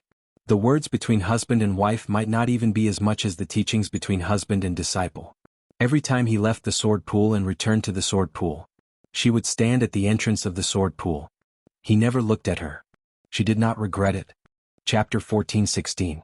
The old man closed his eyes and murmured, "Nianqing, now you're the one waiting for me." In Jiangnan's water town, there were many small bridges and flowing water. The young man nicknamed Bamboo wandered the streets of the town for an entire day before returning home in the dusk. His mother had closed the cloth shop and was preparing food at home. The young man buried his head in eating. The woman who had brought her son to this town the year before last said softly, "Eat slowly. No one will steal from you." The young man only cared about wolfing down the food. The woman smiled, "Your brother one is already married. I don't expect you to find a good girl like the young lady of the Liu family. It's fine if you can just kidnap one back." The young man's mouth was full of food as he mumbled, I know. She sighed, "Don't just stay outside all day doing nothing. I don't want you to earn money. It's just that it's not good for a man to always be doing nothing. When a woman marries, she always likes to find a man who has work to do. Even if she's poor at the beginning, she'll have something to look forward to. Her days will be more comfortable."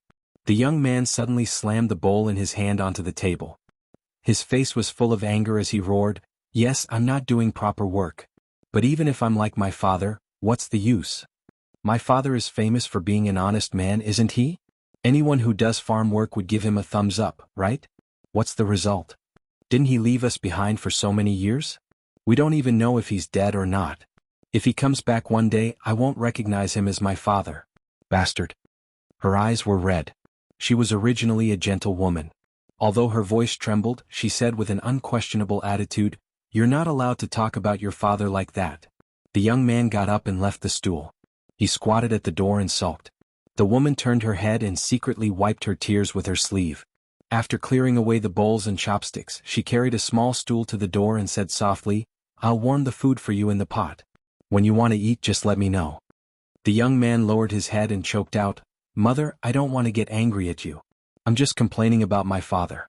"He let you down?" The woman smiled and said, "How did your father let your mother down?" "Your father, ever since he knew me, has never said a harsh word to me, nor has he lost his temper once. For so many years, the crops have been taken care of by him alone. He has never allowed me to work in the fields, not even once. Every time he went to the market in town, he didn't forget to bring back some hairpins, rouge and other small things. Back then, I complained that he was wasting money. Every time your father said he understood.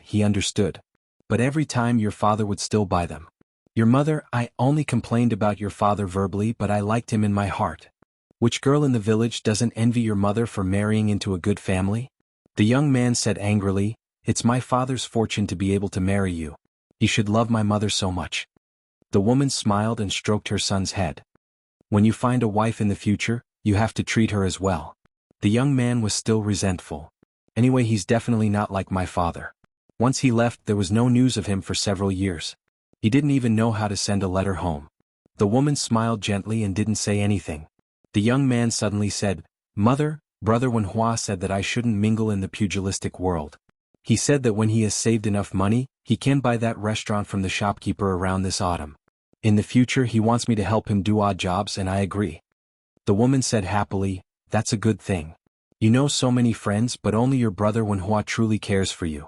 In the future, when you help him with things, put in more effort. Don't think too much about money.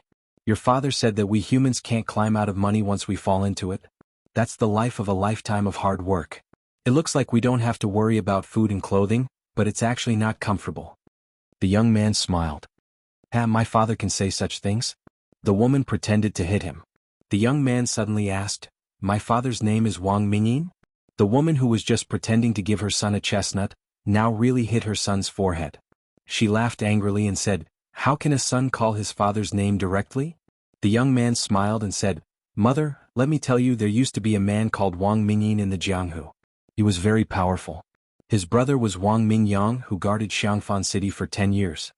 He was the only high-ranking official that even the prince of northern Liang couldn't do anything about. Wang Mingyang himself was also very powerful. He was the 11th martial arts master in the world. The Wang family of the two brothers was even more terrifying. I've heard of a scholarly saying, generations of Jianghu. It probably means that many generations of the family were high-ranking officials and dignitaries. Mother, do you want to hear about the Jianghu deeds of the guy with the same name as our father?" The woman shook her head and smiled. "I don't want to hear about it." The young man looked at the sky and stood up. "Brother Wen said yesterday that he asked me to find him for a drink when I have time. It seems that he heard something happy. I'll go now." The woman hurriedly stood up. "Bring some cloth." The young man rolled his eyes. "Brother Wen doesn't care about this." The woman glared at him. "It's good that he doesn't care. Our Wang family has to put ourselves in his shoes." The young man made a face. "That's what my father said too, right?" The woman went to the inner room and brought back 2 pieces of cloth. She handed them to her son. After drinking, walked slowly on the way home. The young man took the cloth and left the house as fast as he could, saying that he knew.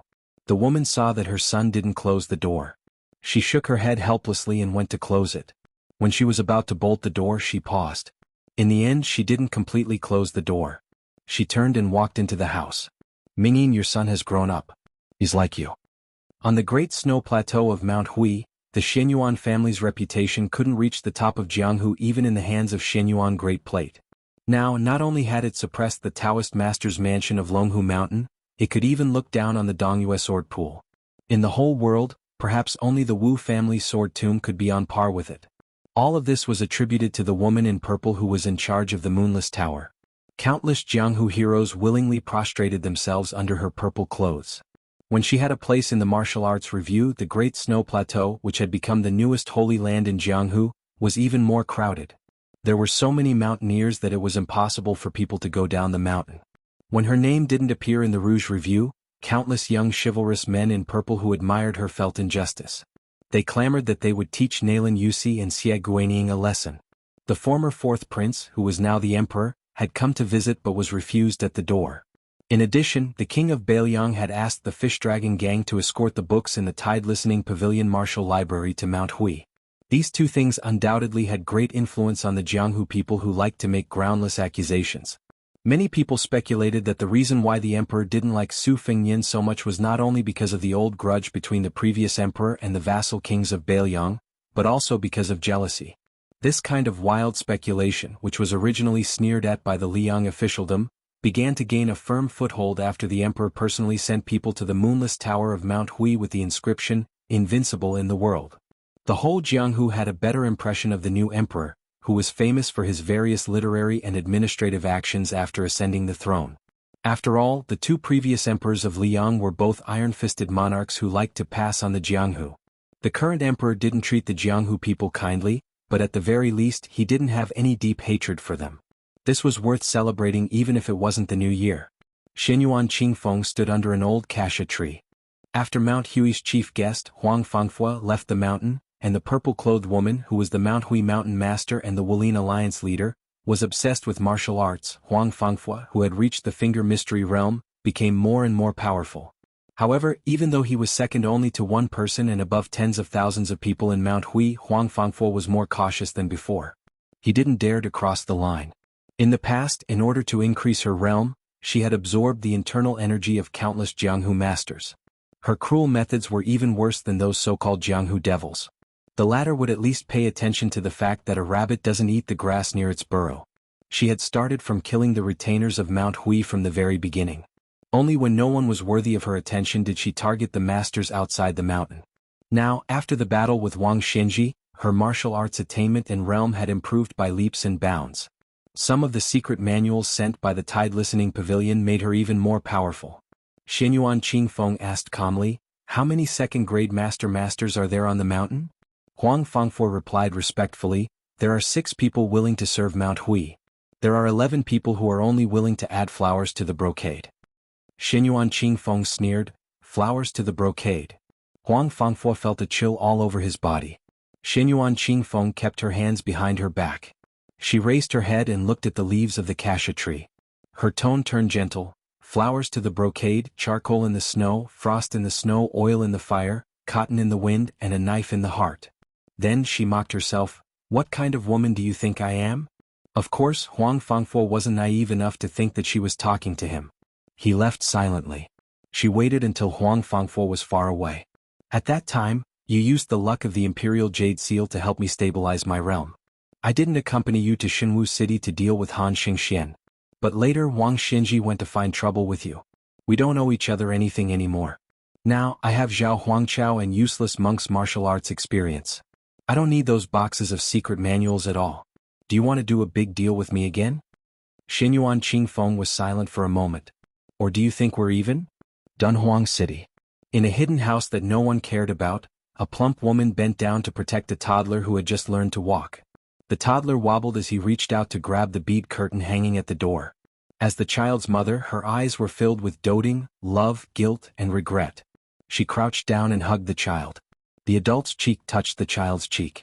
She said softly, Sunyin Liang, my little sweet potato, when you grow up, you must find your father. Chapter 14-17. The 3 of them took a detour to Green Deer Cave Academy.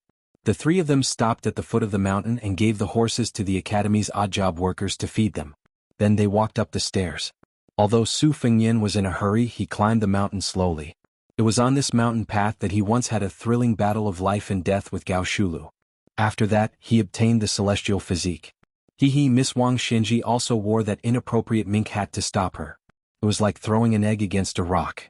When Su Fengyin rested in a pavilion halfway up the mountain, he looked at the mountains and rivers of Yuzhou. For some reason, he remembered the scholar who said, Ancestor, please die. Su Fengyin leaned against a bright red pavilion pillar that the academy had repainted at the beginning of the year. He muttered to himself, Xinyuan Jingqing, I gave books to Mount Hui last year.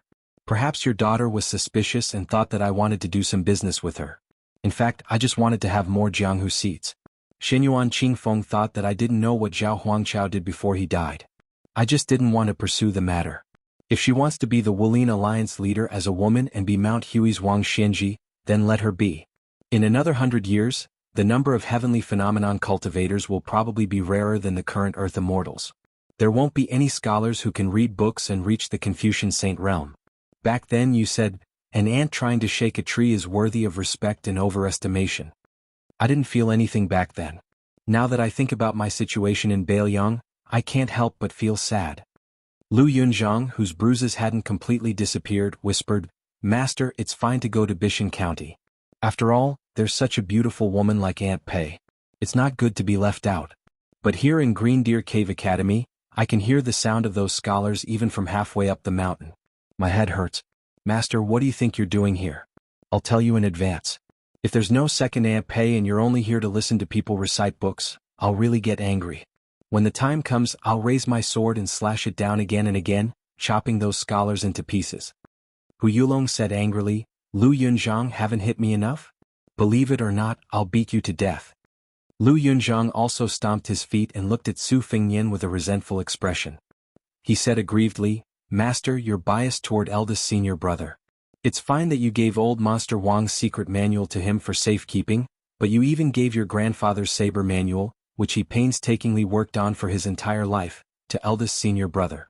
I was picked up by the roadside and given to my stepmother to raise, right? Su Fengyin bent 2 fingers and gently knocked on Lu Yunzhang's head. He smiled and said, It's not that I'm stingy or biased towards you, Dilong. It's just that those 2 items are not to your liking. When I have some martial arts insights in the future, as long as I have the opportunity to compile them into a book, I will only give them to you and not you, Dilong and Wang Sheng. Su Fengyin said softly, Continue up the mountain.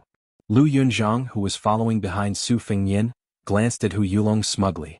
The latter rolled his eyes. Su Fengyin asked with a smile, Have you ever thought of a question? Why are Buddhist temples built at the foot of the mountain while large Taoist temples are at the top of the mountain? As for Confucian academies, they tend to be halfway up the mountain. Lu Yunzhang said without hesitation, Bald donkeys like incense money. They're afraid that pilgrims will be too tired from climbing the mountain. Those Taoists seek immortality and ascension.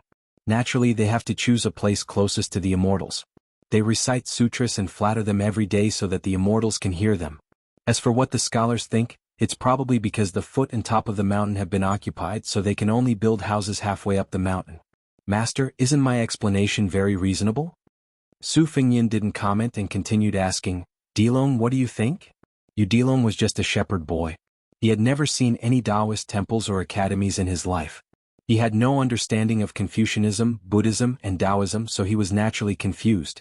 However, since his master had asked, the child could only bite the bullet and think about it. He finally understood what Lu Yunzhang meant by having a headache. Thankfully, his master was understanding. He quickly turned his head and said with a smile, if you can't figure it out for the time being, don't think about it. But when you grow up and encounter something that you can or can't think about it more. If you can or can't do it, there's no harm in doing it. In life, when there's no need to worry about self-preservation, you only want to have a clear mind and ignore the wishes of others. It's fine if you don't want to be a land immortal. Dilong nodded vigorously and said, I'll remember. The three of them arrived at the entrance of the Green Deer Cave Academy. There was a rule that martial artists had to take off their armor and sabers. Of course, it was set by Su Fengyin himself. However, Dilong was unwilling to take off the big saber, and Lu Yunzhang was also unwilling to part with the long saber he nicknamed Big-Footed Wife. The two of them could only wait in the open square outside the academy. Su Fengyin took off the Bailiang saber from his waist and placed it in a large bamboo basket placed on both sides of the entrance. There were already 6 or 7 luxurious long swords with beautiful sword tassels inside. Now, Bailiang didn't allow private individuals to carry sabers. Otherwise, they would be thrown into prison by the roaming cavalry. There was no mercy. Otherwise, Su Fengyin estimated that there would be 6 or 7 Bailiang sabers inlaid with pearls and jade in the basket. The Liang imperial court didn't forbid academies from all over the world. Shangyin Academy was the most famous private school in the world. However, the Zhao clan didn't support it. The founders of the academies were mostly local famous scholars and scholars.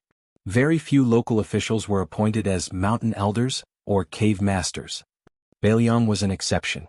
Under the personal supervision of Su Fengyin, the current dozen or so academies in Bailiang, Yuliang, and Lingling were not only funded by Mount Qingliang and the local government, but officials were also not allowed to obstruct or suppress the academies. For example, the cave master of the Green Deer Cave Academy was the leader of the local imperial censors, Huang Chang.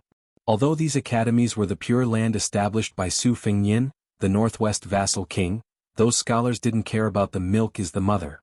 When the war in Yuzhou was urgent, especially when the two cities of Crouching Bao and Xiaoguang were conquered, the academy's curses and criticisms were the loudest. Then it more or less spread to the common people and people's hearts wavered. Not only did the meritorious generals like Yan Wenwan hate this, even the Yuzhou provincial governor Hu Kuei and the Liangzhou provincial governor Tian Peifong, who was born as a scholar, both expressed their concerns to Deputy Administrator Song Dongming. However, the insightful people, like Administrator Li Gongda, knew that the direction of the academies depended on how the king of Bailiang would decide. Of course, most of the local officials in Bailiang felt that these embroidered pillows who dared to embarrass the king of Bailiang would not have a good ending. Especially when Yuan Dao and Wan Qi made contributions outside the gourd mouth and eased the war in Yuzhou, they all felt that it was time to kill the chicken to warn the monkey and kill the evil wind and rain. Then Su Fengyin walked into the Green Deer Cave Academy, which was full of books. Because he had only met Huang Chang and the others at the gate of the academy, and there were many foreign scholars in the academy, no one in the Xanadu recognized him. They only thought that he was a Bailiang aristocratic family who came to the academy to study. Su Fengyin entered a library.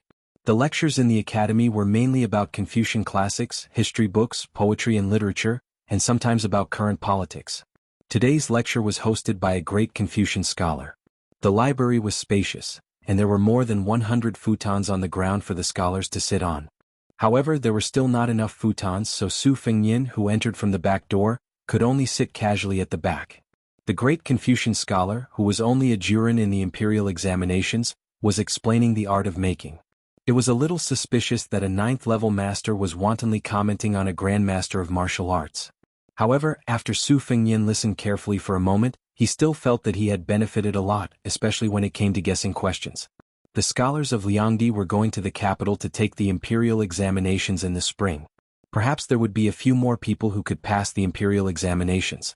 Ever since Su Xiao Bailiang had turned a blind eye to the scholars flowing out of the capital.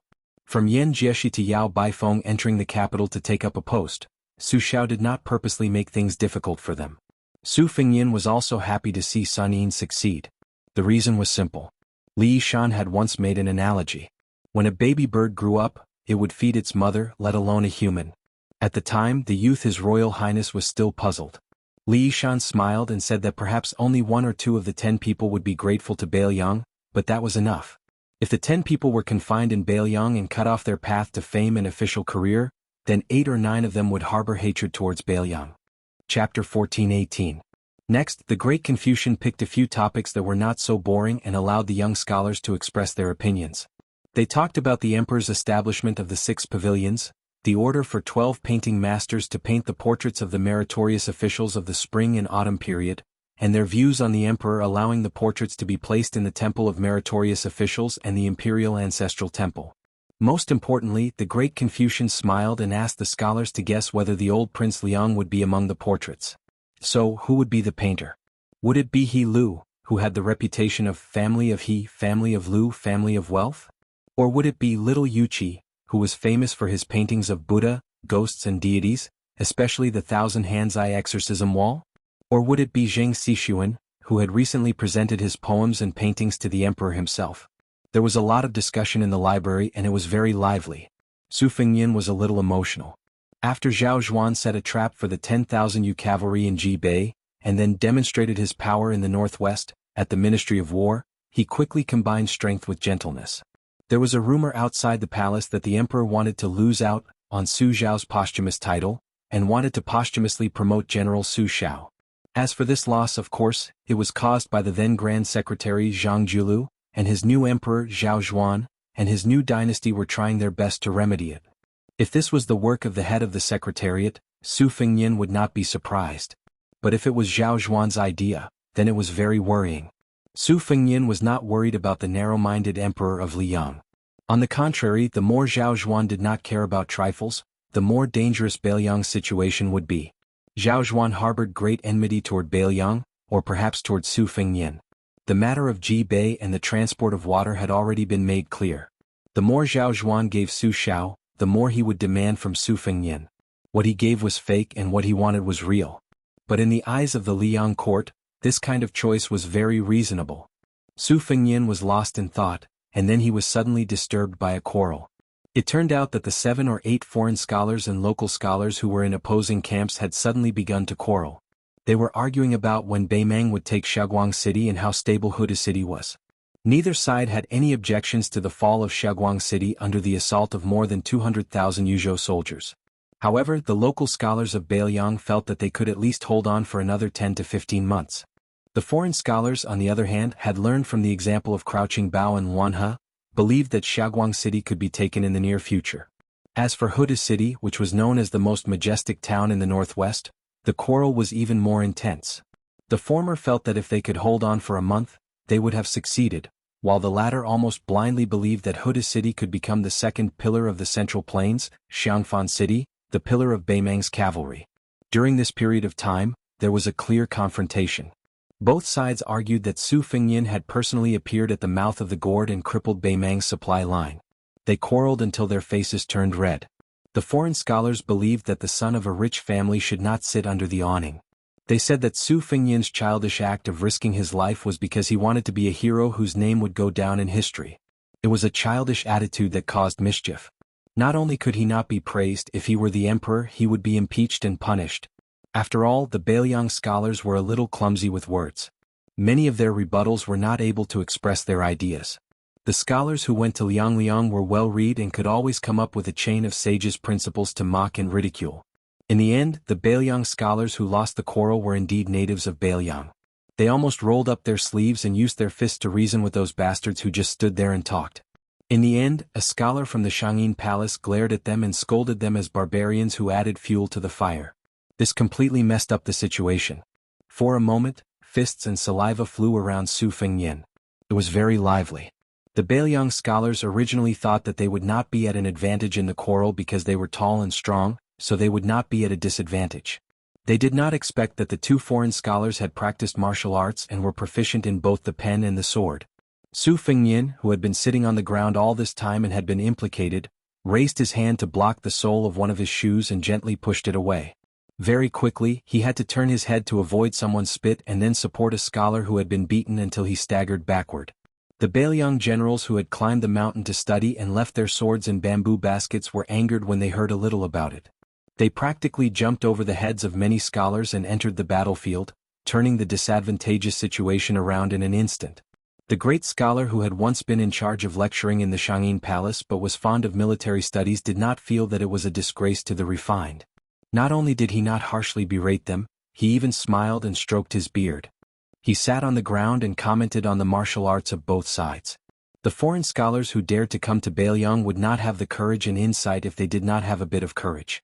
Therefore the fight became more and more intense. Very quickly blood was spilled. Even so, no one retreated. First, the generals who had come because of the Bailiang's reputation entered the battlefield as reinforcements. Their actions quickly resonated with all the Bailiang scholars in the library. They all got up and ran wildly toward the battlefield, behind the library. Soon after, there were also foreign scholars who gathered together as fellow countrymen from the various daos and provinces of Liang to help out. The great scholar was still not in a hurry. He watched as the number of scholars who were sitting decreased. Many scholars with small arms and thin legs also got up and rushed over. Even if they did not fight, they would still encourage others to join in the fight. Su Fengnian helped the locals a few times, but he had a sense of propriety. He only helped them block a few moves that were too heavy. He also secretly pulled back a few steps when one of the generals kicked him viciously in the groin. In the end, the battle behind the library came to an end. The gongs sounded and the soldiers retreated. Both sides confronted each other aggressively and stared at each other, ready to start the next big battle at any time. Su Fengnian, of course, stood on the side of the local scholars. Beside him, there was a dandy from a general family in Yuzhou who had blood seeping out of the corner of his mouth. He grimaced in pain and turned his head to Su Fengnian, who had blocked a fist for him. He said with a smile, "Brother, thanks for just now. When we go down the mountain, I'll treat you to a drink with girls. I've long disliked this bunch of bastards. Alright, I'm Yang Huizhi from Shilu County. When you get to the county, say my name and I'll guarantee that you'll be safe. Of course, don't do anything like killing and robbing. Even I don't dare to do such things." Cave Master Huang Shang heard the news and rushed over. He ran into the library and shouted angrily, "The academy is a place for scholars to cultivate and live in peace. What are you doing? If you have the strength to fight, go join the army at the Bailiang border." Huang Shang didn't look at the two groups of people who were clearly divided. He sighed softly to the calm Confucian lecturer and said, "Xueji, you don't even control them a little." The Confucian scholar called Xueji smiled and casually pointed at a calligraphy painting hanging on the wall behind him. "We scholars are not afraid of being unreasonable, but we are afraid of not being reasonable. It's better to be calm and to fight. It's better than holding it in and waiting to be dealt with in the future. Revenge is never too late for a gentleman." Many years later, when those with high positions in the officialdom teach those with low positions, those with low positions bully those who aren't officials, and those who aren't officials can only bully the common people, wouldn't that be too scary? It's better for everyone to finish fighting today and vent their anger. Then we can sit down and continue talking. Cave Master, I'm waiting for them to calm down after they can't fight anymore. Then I'll enlighten them a little. These half-baked people in the library usually sway a lot. If they don't suffer, they won't remember anything. Huang Shang didn't know whether to laugh or cry. He said helplessly, "Old Shui Yu." Huang Shang suddenly saw a figure out of the corner of his eye. His heart immediately shook. Right now, the officialdom of Bailiang was waiting to see a good show from the various academies. Huang Shang absolutely supported the scholars' discussion of politics. However, he was worried that the academies on the mountain were interfering with the military affairs at the border and causing the people below the mountain to be unsettled. Although the king of Bailiang had promised him and the officialdom not to interfere with the academy's affairs, he had also said that the academy would not be punished for their words. He had even protected the scholars from the disaster of war and the humiliation of martial artists. However, Huang Shang still didn't quite believe that the young and impetuous king of Bailiang would really be a hands-off shopkeeper. Moreover, it was the academy that had caused trouble first. Therefore, when the Green Deer Cave Master saw Su Fengnian appear on the battlefield, he immediately felt a chill run down his spine. Was Su Fengnian going to make things difficult for him? The seeds of learning in Bailiang hadn't even taken root yet, And he was going to give up halfway? Huang Shang was indeed a stubborn person. The colder his heart, the more unwilling he was to back down. He took a few steps forward and asked Su Fengyan directly, "Has the king of Beiliang come here to denounce us? Is he going to close the academy? Is he going to forbid the scholars of Beiliang from studying?" Su Fengyan shook his head and looked at the words. He said calmly, "I originally just wanted to take a look and then leave. However, I am much more at ease now. The words on the wall are, 'Important matters of 1,000 years require the most consideration.'" Su Fengyan looked around and said with a smile, "I hope that all of you scholars will think about it carefully. Only after you have thought about it will you speak louder. You and I will encourage each other." Su Fengyan faced the great scholar and bowed slightly with his hands clasped in front of him. "This principle was taught by teacher. Su Fengyan has learned from your teachings." Xueji should have hurriedly stood up to return the greeting, but for some reason at that moment, this old Confucian scholar who had been depressed in Shangyin Academy forcibly placed his buttocks back onto the prayer mat, straightened his back, and silently accepted the greeting. Long after the young king of Beiliang and cave master Huang Shang left the library, Xueji still didn't move. The old man finally lowered his head and reached out to touch the ground outside the praying mat. "Who said that the soil of Beiliang can only produce horses and armor, but not scholars?" Xueji faced the group of young scholars who still hadn't recovered from their shock. He raised his hand and pressed down, his expression full of high spirits. "All of you sit down. I Xueji will finally talk about how to think.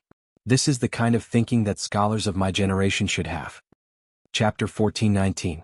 The mountain head of Green Deer Cave Academy, Huang Chang, saw Su Fengyan off alone. On the way down the mountain the two of them did not speak much. Huang Chang was exhausted because his momentum had been exhausted by the first spurt of energy. Since the young king of Qingliang did not come to the foothills of Green Deer Cave Academy to settle accounts with his students, then Huang Chang did not have a target to shoot at. After all, he could not give Su Fengyan an inch and ask for a foot by asking for more positions in the local government offices. Mount Qingliang was already very generous in allowing scholars to hold important positions in various provinces, counties and counties. Even if Huang Chang's face was even thicker, he could not open his mouth. The more silent Su Fengyan was, the more nervous Huang Chang became. When they were near the foot of the mountain, the old man sighed and smiled bitterly. "Your Highness, your knife is always on this old man's neck, but you don't cut it off or take it away. This old man feels uncomfortable. How about you give me a quick answer? If you really can't, then I'll say it from the bottom of my heart. Let someone else be the headmaster of the Green Deer Cave. The academy is like a field of crops. It's hard to get some good seedlings. If your Highness thinks I'm not taking care of it well, then let someone else be obedient. Don't take out your anger on those seedlings." Su Fengyan didn't stop. He said slowly, "Teacher, you worry too much. There's nothing wrong with the scholars of the academy discussing the military and politics of Beiliang.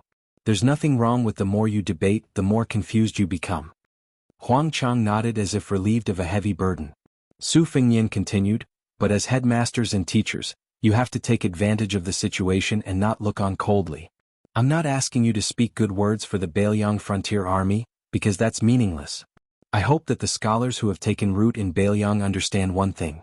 The reason they can point out the country is because there are people dying on the front lines every day.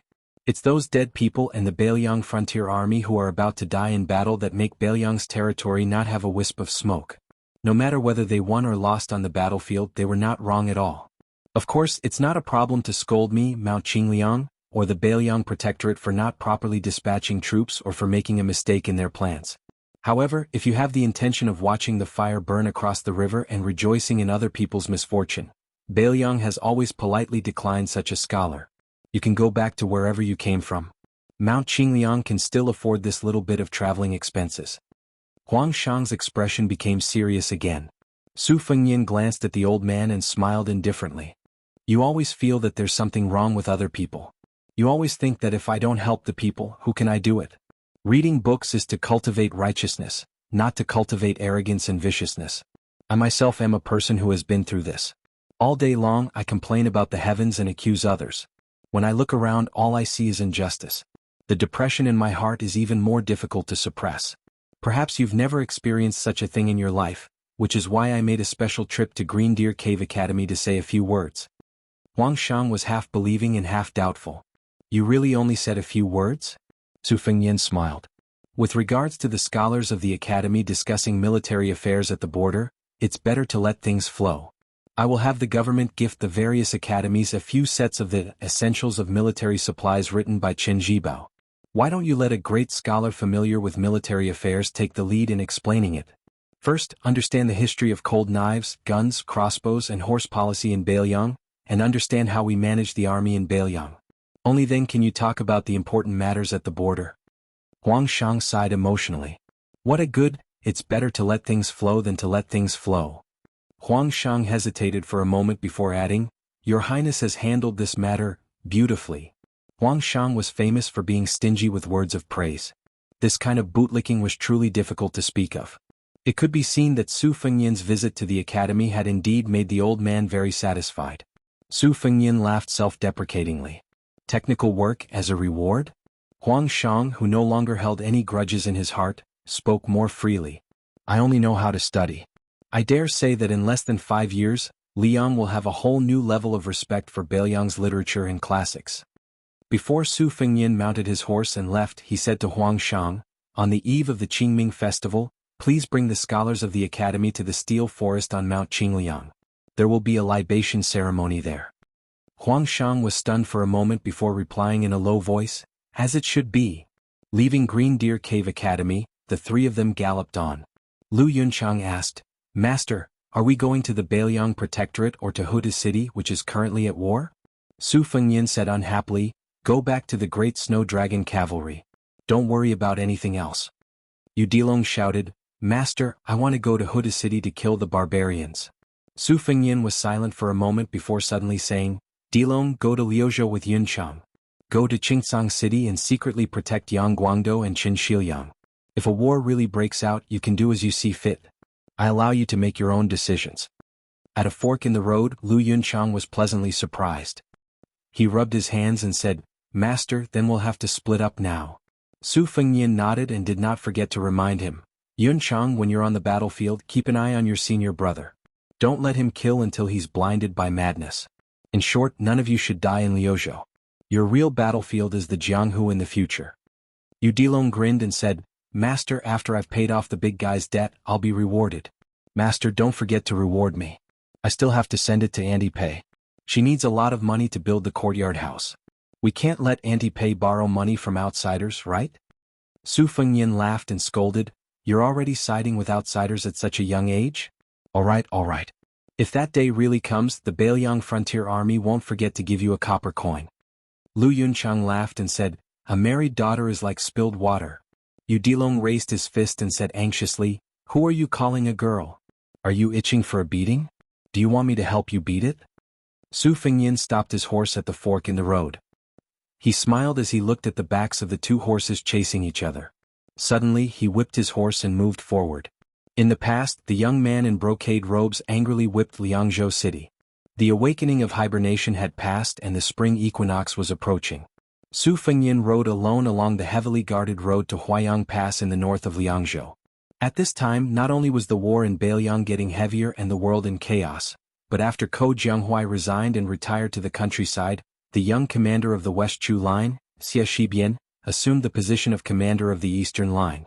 He fought 3 battles in a row in 10 days. Xie Shibian, who had previously defeated Yan Jinchuan's Iron Cavalry and Yang Xinqing's Jizhou's elite infantry, was once again met with the expectations of the West Chu imperial court. He was defeated in succession and was forced to retreat. The West Chu navy led by Chao Changqing finally stopped holding back and began to push downstream. In order to reduce the pressure on Xie Shibian on land, they began to confront the navy of Guangling Prince Zhao Yi. On the other hand, the Prince of Yanqi Zhao Bing led 100,000 elite soldiers and marched northward. At the same time, the commander of the southern expedition, General Lu Xingxiang, led tens of thousands of soldiers from Nanjing's Ji camp to the south, coordinating with the southern army. The imperial court's situation was good. After Yuan Tingshan made a good start in Ji Bei, Tang Taizhuang, who was Gu Jiantang's trusted general along with Kai Nan, also took the initiative to attack on the eastern line and beheaded 6,000 Beimang. For this reason, the Emperor of Liang ordered Tang Taizhuang to go to the capital to replace Lu Xingxiang as the assistant minister of the Ministry of War. This general, who had the reputation of fierce tiger general, came to the capital just after the other assistant minister of the Ministry of War, Su Gong, stepped into the Tu Liao. Therefore, after Wu Congxian and Fan Changho, the new chess saint of Liang 10th Dan, were said to have entered the capital one after another, there was also the saying of Dragon General Su Gong and Fierce Tiger General, Dragon General Su Gong and Fierce Tiger General. Chapter 1420. Liang Imperial Court was flourishing with each passing day, and the people were reassured, which only served to accentuate the unrest in the northwest. It was rumored that after Beiliang Road lost Huagong and Wanhe, the last barrier outside the pass Xiaoguang City, was also on the verge of collapse. Meanwhile, Huda City, the northernmost city outside Liangzhou Pass, was also in imminent danger. What made the people of Liang even more disappointed and angry was a rumor that Yozhou's Huda City, which was said to be able to hold off more than 100,000 Beimang cavalry, was said to be under the command of Yang Yuanzhan. Up until now, the 300,000 troops of Beimang had actually increased instead of decreasing. The people of Liang, especially the people of the capital, naturally began to speculate whether or not the Beiliang barbarians had thrown in their lot with the Beimang barbarians. Otherwise, how could there be more and more people fighting in this world? Huda City, which was north of Huayang Pass and south of Longyan Flat, had always been said to be the best. In Su Zhao's hands, he had placed as many as 30,000 troops in this majestic town. There were nearly 10,000 cavalry and more than 20,000 infantrymen. All of them were old soldiers who were good at fighting. In addition, there were Huayang Pass and Liuya and Fuling as support. Behind this line of defense, there were Jinyuan, Qinghe, and Zhongzhong passes, as well as Xiankan and Shenwu cities as the two flanks of defense. Behind them were the Great Snow Dragon Cavalry, Great Ancestor Gu's infantry, and He Zhonghu's cavalry.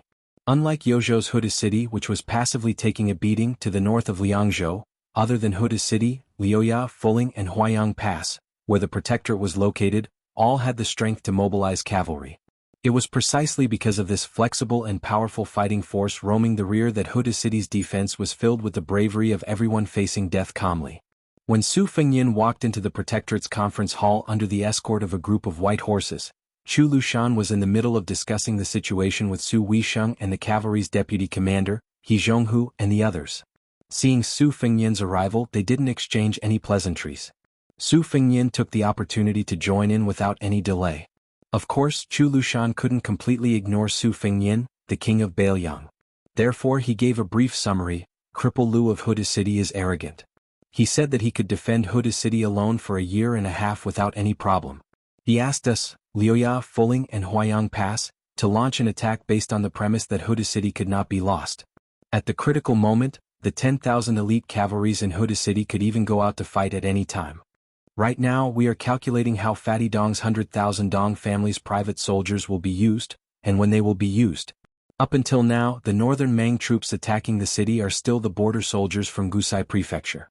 We've given them nearly 1,000 catapults in batches of 300, and they've been attacking the city day and night. Just looks very lively. Cripple Lu said that he wasn't used to it at first, but now the Tiger Head City's defenders don't care about those disgusting catapults at night at all. They eat and sleep as usual, and there are no problems with their morale. At this point, Chu Lushan couldn't help but chuckle softly. All the armies are like crying children who want milk. They can't wait for a few dozen people to die before they talk about the situation as if it was a pile of eggs. Only our Beiliang Frontier Army is an exception. We are afraid that our parents will be worried. Even if we are beaten until we are covered in blood, we will grit our teeth and bear it. Chu Lushan continued, Luya and Fu Ling's two cavalry armies have already taken the initiative to attack twice. The results of the battle weren't great, but they forced northern Mang to not let loose and besiege the city. Otherwise, if those 1,000 stone catapults were to open up on all fronts, not to mention attacking Tiger Head City, even attacking Tai and City would be quite imposing. During this period, Beimang sent out a light cavalry of 30,000 men in an attempt to intercept Liuya's cavalry and give us an opportunity to attack Huayang Pass. They didn't succeed in besieging the city and attacking the reinforcements. Instead, we easily slaughtered 6,000 of them. If it wasn't for Dongzhuo sending people to help us, we could have killed another 10,000 men. Our cavalry pushed northward to Huda City, and each of us threw out a barbarian's head. Your Highness, you didn't see the faces of those barbarians on the front lines. It was as if they hadn't been able to shit for months. Su Fengyin smiled knowingly and asked, how many casualties did Yang Yuanzhan suffer in Yuzhou? The veteran general He Zhong suddenly laughed heartily and said, there are already more than 50,000 casualties. In addition to the successful interception by Your Highness and Yu Wandao with the Yochi, they may have added more than 100,000 men from Jinha and Dongha, but they were actually just putting on a show. Those two prefectures should have been given to the two Liaodong lines. In the end they used them so early. Beimeng has a lot of controversy. Everyone is cursing the king of South Courtyard for robbing Peter to pay Paul. Some people have already suggested handing over the military power to Tuoba Bodhisattva. If it wasn't for the order of peace, Dong Zhuo might have already packed up his things and left. Su Fengnian looked at the sand table and nodded. He said softly, "We don't need to rush to a decisive victory. We just need to wear down Beimeng's patience bit by bit. The battlefield has always been an extension of the court. We should aim for this battle at the end of the second year of Xiangfu.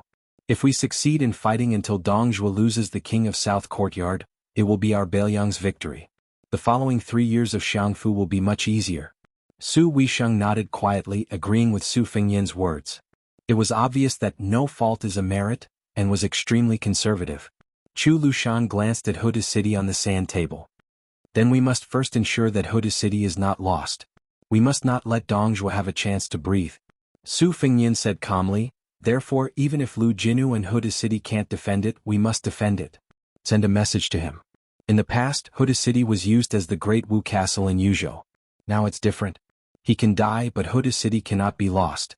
Therefore, whenever Huda City is about to fall, no matter what method we use, we must immediately let the Protectorate know. Then even if we have to use Jinyuan, Qinghe Heavy Tomb and Xuanxing Shenwu, we must reduce the pressure on them. Even the 10,000 Great Snow Dragon Cavalry and the 8,000 Heavy Cavalry can be used at the critical moment." He Jianghu and a few famous old generals looked at each other, wanting to say something but hesitating.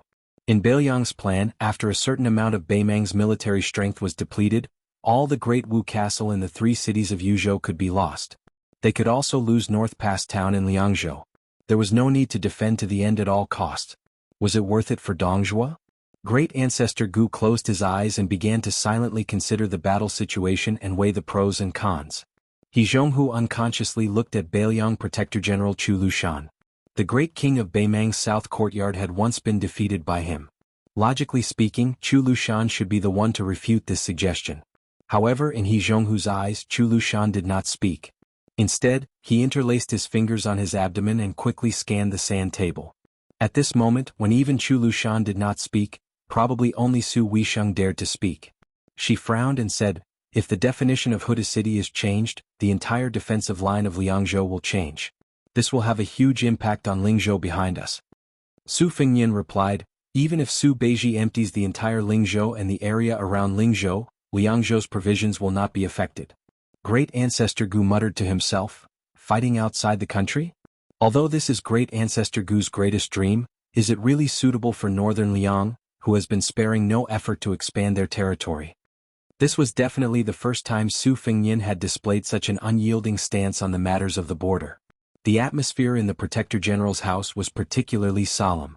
Su Fengnian suddenly asked, "Commander Yuan asked for the armor I wore at the time. He said it was the Protector General's idea?"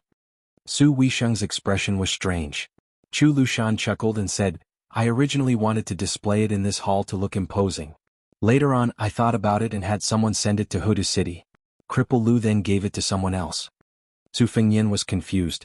Chu Lushan withdrew his smile and said, "He gave it to our first Beiliang general to die in battle." Su Fengnian lowered his head to look at the sand table. "I know it's Ma Ji from Huda City. At the time, in the courtyard inside the city, he sat at the very back. Because he scolded me, he didn't dare show his face." Chapter 14:21. In the hall, except for Su Fengnian and Su Weisheng, the governor of Beiliang Chu Lushan, the cavalry commander Yuan Zuozong, the deputy commander Zhou Kong, and the infantry deputy commander Chu Lushan were the 4 people with the highest positions and the greatest authority. As for Su Fengnian's proposal to defend Huda City to the death, neither Chu Lushan nor Yuan Zuozong expressed their opinions for the time being. It was Zhou Kong who argued with Great Ancestor Gu first. During the Spring and Autumn War, Great Ancestor Gu was famous for proposing the theory of the world situation and proposing that Southern Tang must fight outside the country as the policy of protecting the country. However, it was Great Ancestor Gu, who seemed to have a strong sense of attack, who disagreed and did not agree with the Beiliang Frontier Army to help Lu Jinu defend Huda City to the death. On the contrary, it was Zhou Kong who came from the Partridge headquarters camp, who agreed with Su Fengnian's point of view. Great Ancestor Gu did not care that Su Fengnian was on the spot and said mercilessly, "This kind of hasty change of strategy is more harmful to the Beiliang frontier army than the change of generals. How can the national affairs be trifled with?" Zhou Kong also argued, "Water is impermanent, and soldiers have no solid formation. What's wrong with waiting for an opportunity to act?" In addition to the rhetorical question, Zhou Kong said something meaningful. "When we made the military strategy of Beiliang in Yuliangliang province, the general and Li Yishan were still there. At that time, the original intention was that Beimang would go south to the central plains through Beiliang and Jizhou. The Beimang barbarians only regarded Beiliang as an impregnable city. Even if they could not go around the city directly, they would only place 500,000 to 600,000 soldiers here to impede our Beiliang frontier army, instead of attacking the 3 provinces of Yuliangliu province today. Strategies and rules are dead, but our Beiliang soldiers are alive. The more than 100,000 border cavalry in Liangzhou are not to be trifled with."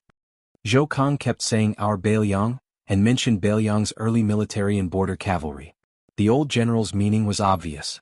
Great Ancestor Gu was an outsider who came late, but he was only the second in command of the infantry. Beiliang respected the cavalry even more so in Liangzhou, so Great Ancestor Gu should be sensible at this time and place. In fact, the army was similar to the imperial court. Great Ancestor was ranked army was not only ranked, but also paid attention to family background.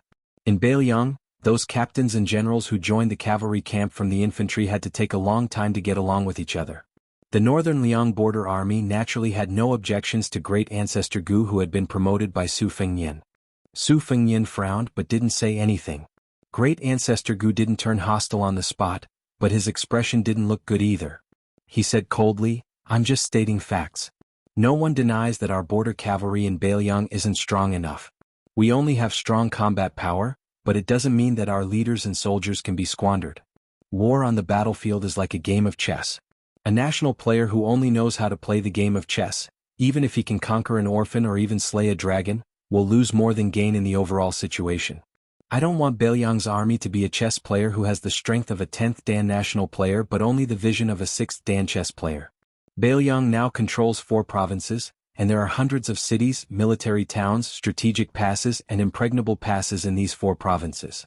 Don't you need to weigh the pros and cons of using Huda City as a chess piece to decide the survival of more than 100 chess pieces?" Zhou Kong clicked his tongue and said, "Why do I feel like it's Qin Jibao talking?" Great Ancestor Gu finally said angrily, "You bastard! Today in front of General Zhou and the King of Beiliang, I'll tell you that the Beiliang army shouldn't deny Qin Jibao.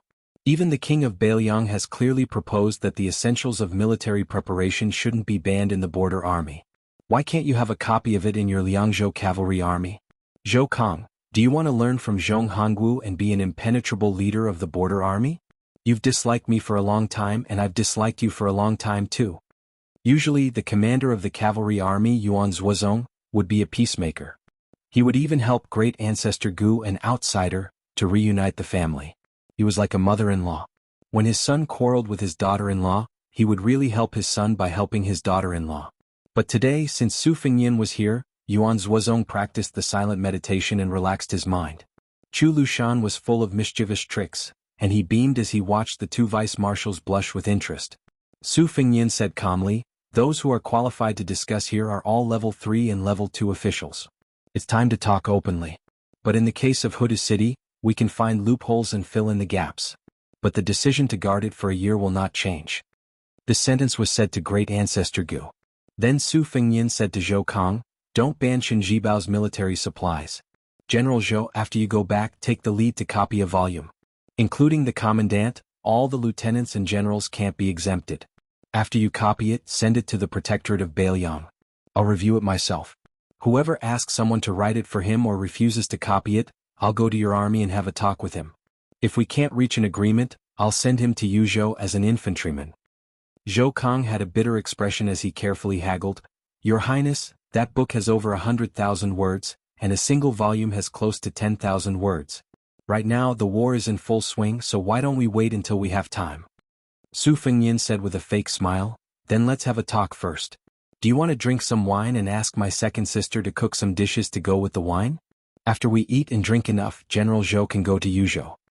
Zhou Kong hurriedly waved his hand and said with a smile, No, I'll stay up late to copy the book. Those lieutenants and commandants under my command will finish copying it within 10 days. After the two deputy commanders of infantry and cavalry left the protectorate of Beiliang and went to their respective cities, Yuan Zhuozong said with a smile, It turns out that each of them will be beaten 50 times. Su Fengyin said worriedly, Zhou Kong was beaten 50 times, but great ancestor Gu may feel that he was beaten 500 times.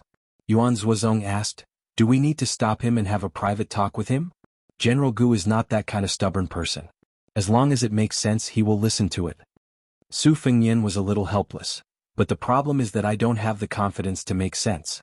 At that time, it will add fuel to the fire and make great ancestor Gu more insistent. It's better to be like now. I'm deliberately mystifying him. Great ancestor Gu doesn't know whether I'm selling elixirs or dogskin plasters. He can only pinch his nose and do as I say.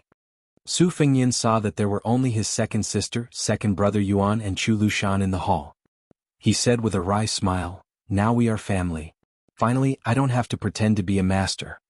In addition to laughing at the two old generals, Chu Lushan's eyes were more on the sand table. In fact, the Protector General of Beiliang had always been famous for his political and military achievements. He had always been looked down upon and underestimated by the entire Central Plains imperial court. Especially after the older generation of the Central Plains passed away one after another, Chu Lushan was only occasionally mentioned by people because he led thousands of cavalry to Shu province. Compared with Yan Wenwan and Chen Jibao, he was much inferior. He was even inferior to Yuan Zhuozong, who showed his brilliance in the Battle of the Princess Tomb. At that time, people were very shocked that Chu Lushan, who was only a level 4 official, was appointed as the Protector General of Beiliang. However, the Beiliang army and its archenemy Beimang were not surprised. From this, it could be seen that the Liang imperial court generally did not care about Beiliang. What the eye did not see, the heart did not feel troubled. Chu Lushan had a saying that was widely spread among the upper echelons of the Beiliang frontier army. From the first time this fatty saw the sand table, he was intoxicated. In his early years, whether there was a war or not, he liked to stare at the sand tables of various countries in a daze. No one knew what was so interesting about these things. It was only when Wu Su asked him once that Chu Lushan told the truth. He said, It is the same principle as reading a book. After reading a book 100 times, its meaning will be revealed. Later on, when the Su and Zhao separated from each other, Chu Lushan's home in Beiliang had no less than 100 sand tables of various sizes. It was rumored that the largest one took up the entire building. There was no place to stand on the first floor. If one wanted to see the sand table, one had to go straight up the stairs to the second floor to look down. Chu Lushan looked at the sand table at the northernmost city of Liangzhou, Huda City, and then at the southernmost city of Yuzhou, Shaoguang City. He softly said, It's not that Huda City can't be defended for a year. I've thought of a reason that might be able to convince great ancestor Gu. Chapter 1422. Chu Lushan continued, choosing Dong Zhuo from Beimang as the king of the South Courtyard and mobilizing millions of troops from the beginning to attack Beiliang in 3 different directions meant that Beimang had completely given up the idea of attacking the south from Jizhou and Liao. It also meant that there must be loopholes in the strategy we made back then. What we need to do is not just to mend it but to completely destroy it in some places. Beiliang also predicted the worst situation at the beginning, but at that time, it was like fighting against an enemy. Well, for example, it was like fighting against the old god of sword Li Chungang. We guessed that the old man might use the green dragon sleeves or the sword opening heaven gate as soon as he came up. Su Weisheng whispered, At that time, we only thought that he was one of the 2 strongest men, but we didn't expect that he would use both at the same time. Chu Lushan continued, That's good. The fiercer the battle in Huda City is, the more dangerous the defense line in Liangzhou is, and the greater our chance to win by surprise will be. Back then, Yuan Zhuozong suddenly smiled and said, Chu Lushan disagreed with the strategy made by Li Yishan back then. He thought it was too righteous, and only thought about how not to lose instead of how to win. Chu Lushan smiled, Now that I think about it, we had to do that at that time. Without more than 20 years of blanking, there would be no room for leeway today. Chu Lushan slowly raised his head and looked at Su Fengyin. Then a dazzling and flattering smile blossomed on his face. He chuckled and said, Your Highness gave me the idea. Otherwise, with this little brain of mine, I would not have been able to think of it even if I cracked my skull. Perhaps only at this time could people think of Lu Qiu, who competed with Li Gongda for the title of the best flatterer in Beiliang. Su Fengnian laughed and scolded, "Be serious." Chu Lushan continued to be nonchalant. "Didn't your highness think of it long ago? It's just that the risk is too high and you know that great ancestor Gu won't agree." Su Fengnian nodded. Su Weisheng watched the mouth of Yuzhou province on the sand table as he said, "It's hard to attack." Su Fengnian said in a deep voice, "As for whether it will be difficult to defend or easy to defend, we have given Beimang a chance." Yuan Zhuozong squinted his eyes and said, "Therefore Beimang gave up the opportunity to attack all the fortresses with Wanhe City and Wobo City as the core. Fortunately, Qi Danghua, who was also one of Su Zhao's foster sons like Yuan Zhuozong and Chu Lushan, was not present. Otherwise he would have a headache about why he was so stupid." Su Fengnian muttered to himself, Beimang was aiming to flatten Beiliang and then rush to the central plains. The civil officials of the Taiping Order were to be used in Jizhou, Hezhou and the following Huainan province. They didn't plan to waste them in Beiliang. Under this type of situation, Yozhou's unwillingness to fight to the death and Northern Mang's unwillingness to surrender made it so that after Yang Yuanzhan's army paid a tremendous price to break through Crouching Bao and Wanhe City's defenses, the Wu Castle strongholds around Crouching Bao and Wanhe City were almost completely destroyed. Of course, from the current situation the pros and cons are half and half.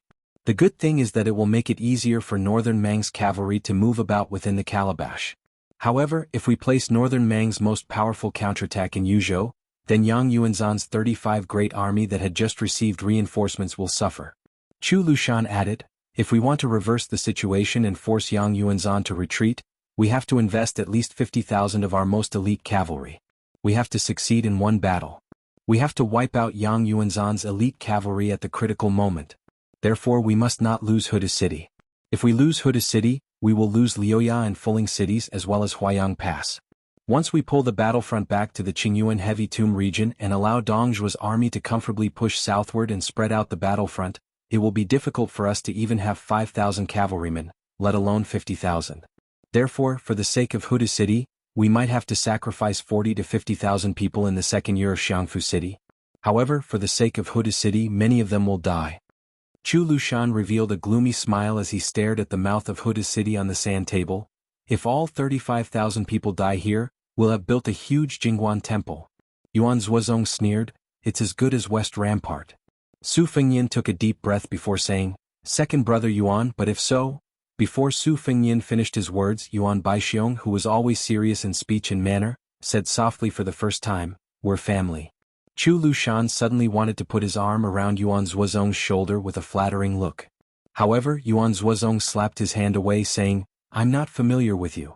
Chu Lushan scolded, "I'm just a little fatter. Prince is just a little more handsome. Why do you judge people by appearance?" Su Fengnian laughed, "Stop. You're not a little fatter and I'm not a little more handsome." Su Weisheng looked at the aggrieved and long-winded Protector General, the King of Beiliang with a gentle smile, and Yuan Baixiong who was full of heroic spirit. She also laughed. Unexpectedly, Great Ancestor Gu and Zhou Kong did not leave Huayang Pass immediately. Instead, they drank in a restaurant with little business. Zhou Kong waited for the dishes to be served with a straight face. "What? Do you think you haven't quarreled enough in the Protector General's office?" "Surnamed Gu, I'm more than willing to drink and chat with the prince when he's free. However, I can't drink or piss in the same pot with you." Great Ancestor Gu laughed, "It's just that today is different from the past. If you were a general of Southern Tang in the past, I would have knocked you down with a punch if you dared to talk like this. When I beat you down and you can't say anything, I'll be the only one who can say anything unreasonable." When Zhou Kong heard these coarse words he didn't get angry. Instead he laughed, "Quarreling is one thing. I don't like you, Great Ancestor Gu, but I, Zhou Kong, have never denied that you did things very manly in Southern Tang. Otherwise, even if I couldn't stop you from becoming the deputy commander of the infantry, I would have taken the lead to cause trouble at Prince's side. In the end I would have troubled you. However, to be honest, you're just lucky. It was Gu Jiantang who attacked Southern Tang. If it were me, Beiliang, even if you really fought at the gate of the country to defend it, it would still be useless." Great Ancestor Gu poured himself a cup of wine and laughed softly. "Whether you believe it or not, being the deputy commander in Beiliang, no matter how much you old generals dislike me, is still much more comfortable than fighting the enemy in Southern Tang. It is because I understand that outside of the battlefield your cavalry army might not see eye to eye with me, but if we really fight, if 10,000 people have to die for me, Great Ancestor Gu, the infantry vice commander, then you definitely won't only lose 9,000 people. For a general, there's nothing more comfortable in the world than this. Therefore, the worse you scold me, the more I want to treat you to a drink so that one day, we won't have to visit each other's graves." Zhou Kang couldn't help but laugh. In the end, Great Ancestor Gu just wants to be happy for yourself? Great Ancestor Gu laughed. "If I'm not happy for myself and you scold me, do you think I'd be willing to stick my hot face to your cold butt? You're just a deputy commander, but your position is higher than mine?" Zhou Kang was stunned and sighed. "Let's just drink today and not talk about military affairs. Anyway, we won't be able to reach an agreement. We can't piss into the same pot, but according to what you said, I think there's no problem drinking a pot of wine." In the end, the two old men were dead drunk. During this period, Zhou Kang and Great Ancestor Gu cursed at each other for a long time. This made the shopkeeper of the restaurant, who knew the prominent identity of the two, tremble with fear. He was afraid that the two big shots would fight because of a disagreement. At that time, their personal guards outside the restaurant would be attracted. Wouldn't his small restaurant be torn down easily? However, at the same time, the restaurant manager, who was still a soldier, also felt honored. These two were the deputy commanders of Bailiang's army. Who didn't know that any deputy commander of Bailiang was more than enough to be a general in Liang Imperial Court? In a small courtyard of Su Weisheng's temporary residence in the Protectorate office, Su Fengyin took out the two chess boxes from his bag. However, Su Weisheng didn't want them, saying that she didn't need them. Su Fengyin could only put them away resentfully. After a moment of silence, Su Fengyin squatted beside Su Weisheng's wheelchair and sighed softly. "After going through Jianghu 3 times, I finally understand why you didn't want me to struggle in Jianghu." Su Weisheng asked, "Why do you say that?" Su Fengyin smiled and said, "People in Jianghu want to live a meaningful life. As Su Zhao's son, I probably want to live a meaningful life." Su Weisheng shook her head and said, "Don't flatter me and don't boast about yourself. From the beginning to the end, I just want you to live well. It's that simple. Our mother, father, your master, and even Yuan Zuozong and Chu Lushan didn't want you to die a meaningful life. They would rather you live a meaningless life." Su Fengyin sighed and said, "I see." Chapter 1423. There's one more chapter in the afternoon and one more in the evening. It's not that I'm splitting it up on purpose. The earlier I upload it, the earlier I can read it. Moreover, each chapter will definitely have at least 4,000 to 5,000 words. P.S. A lot of foreshadowing, but in the end, it will become a magnificent battle. After Su Fengyin arrived at Huayang Pass, Su Weisheng went south to return to Mount Qingliang the next day. The remaining Su Fengyin also began to live in seclusion, not interfering in the affairs of the Protectorate. Qi Danghua, who was stationed on the Qingyuan front line, would occasionally ride his horse over to relieve Su Fengyin's boredom. The two would often leave the pass together under the banner of hunting. They would bring several hundred elite cavalry to approach Huda City and watch the flames and smoke of battle from a distance. If they encountered a small group of Beimeng horses, they would be treated as an appetizer for Qi Donghua's white feather guards, who were the most skilled in cavalry and archery in the Bailiang frontier army. The Protectorate naturally didn't dare to raise any objections to this. They only secretly scattered many crossbowmen on white horses outside the pass to guard against any accidents. On this day it was the spring equinox. Thunder roared, wheat sprouted, and the sun rose a total of 42,000 li. Su Fengyin rode out alone in the early morning. In order not to burden the Protectorate and the crossbowmen, he didn't go north to Huda City. Instead, he leisurely headed east to Fuling City. One of the 50 or so crossbowmen on guard duty didn't dare to disturb the king of Bailiang's relaxation. However, probably because he wanted to personally witness the elegance of Su Fengyin, one of the 4 great grandmasters of the world, the commander of the archery team also put in some thought. He allowed the 50 or so riders under his command to have the opportunity to move to within 200 paces of Su Fengyin. However, after that they had to quickly retreat, otherwise they would be dealt with according to military law. Su Fengyin didn't know whether to laugh or cry, but he just pretended that he didn't see anything. Su Fengyin looked up at the clear sky and suddenly laughed. When he was young, he didn't understand why a cloudless sky was considered good weather. He always felt that the clouds floating in the sky were beautiful, especially the fiery clouds. When he was young, in the prison-like Dantong Pass, he would be happy for several days every time he saw the clouds. Together with the little beggar who he only knew was Zhao Zhu a long time later, the two children could watch the clouds for hours without feeling bored. Ever since they parted, Su Fengyin was always worried that the little beggar wouldn't be able to find food and that he might starve or freeze to death on the street one day. He didn't expect to reunite with the little beggar many years later at the Spring God Lake. All these years, the little beggar had been living well. However, the little beggar had suddenly become His Royal Highness, the Lord of Southern Jianghu. Su Fengnian suddenly stopped his horse and turned his head to the south. In the distance, 4 riders were heading north. When they saw Su Fengnian's figure, they spurred their horses and headed straight for him. Before they arrived, the commander of the crossbowmen on the white horse came to Su Fengnian's side first.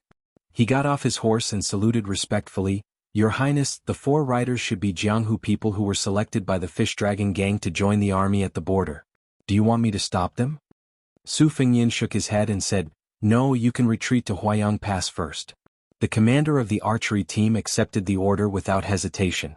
Although they were sent by the protectorate, it was obvious who was the most powerful person in Beiliang and who the 300,000 border soldiers should listen to. Moreover, who was the prince? Did he really need crossbowmen to protect him? However, after the sturdy commander mounted his horse, he said shyly for the first time, "Your Highness, if I may be so bold as to say, we've all heard about what happened outside Gourdmouth in Yuzhou.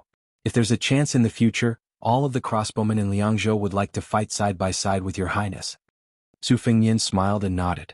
The commander of the archery team patted his horse and left excitedly. He was someone who had spoken to the king of Beiliang. If he went back and told the commandant and those bastards, wouldn't they be jealous? After galloping for several hundred steps, the commander of the archery team looked back. Looking at the figure of the man and his horse, he thought, "Our prince is really the most romantic person in the world. He's also so amiable and approachable. If he were in the Central Plains, how many young girls would die for him?" The commander of the archery team immediately felt indignant. Although he had heard that Mount Qingliang already had 2 potential princesses who had not yet been officially married and had good reputations, it was still too few. Once the crossbowmen were far away, the 4 riders quickly arrived. When they saw Su Fengnian, the leader of the riders was a white-haired but hale and hearty old man. The old man with the sword on his back sized him up and asked with a smile, "Does little brother know where Huayang Pass is?" Su Fengnian smiled and pointed out the way for the old man. The old man cupped his hands and thanked Su Fengnian before he introduced himself. He had a heroic spirit of Jianghu. "I'm from Qingsong County in Jiangnan. My Jianghu friends have given me the nickname, Sky Drum. May I ask if little brother is like us, someone who has come to the Beiliang border to join the army?" Su Fengnian shook his head and said, "I'm originally from the border army. My father's generation has already settled down in Beiliang." The old man nodded and said, "I see. I've been rude."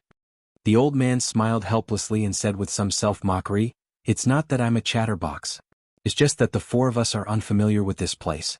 When I heard that the Beimang barbarian army of 1,000,000 was coming south to knock on the pass, I followed my father and master to Jibei when I was young and killed the barbarians beyond the Great Wall. Now, I couldn't hold back my anger and heard that the Fish Dragon gang, one of the top 10 gangs in the world, could recommend us outsiders to the Beiliang frontier army.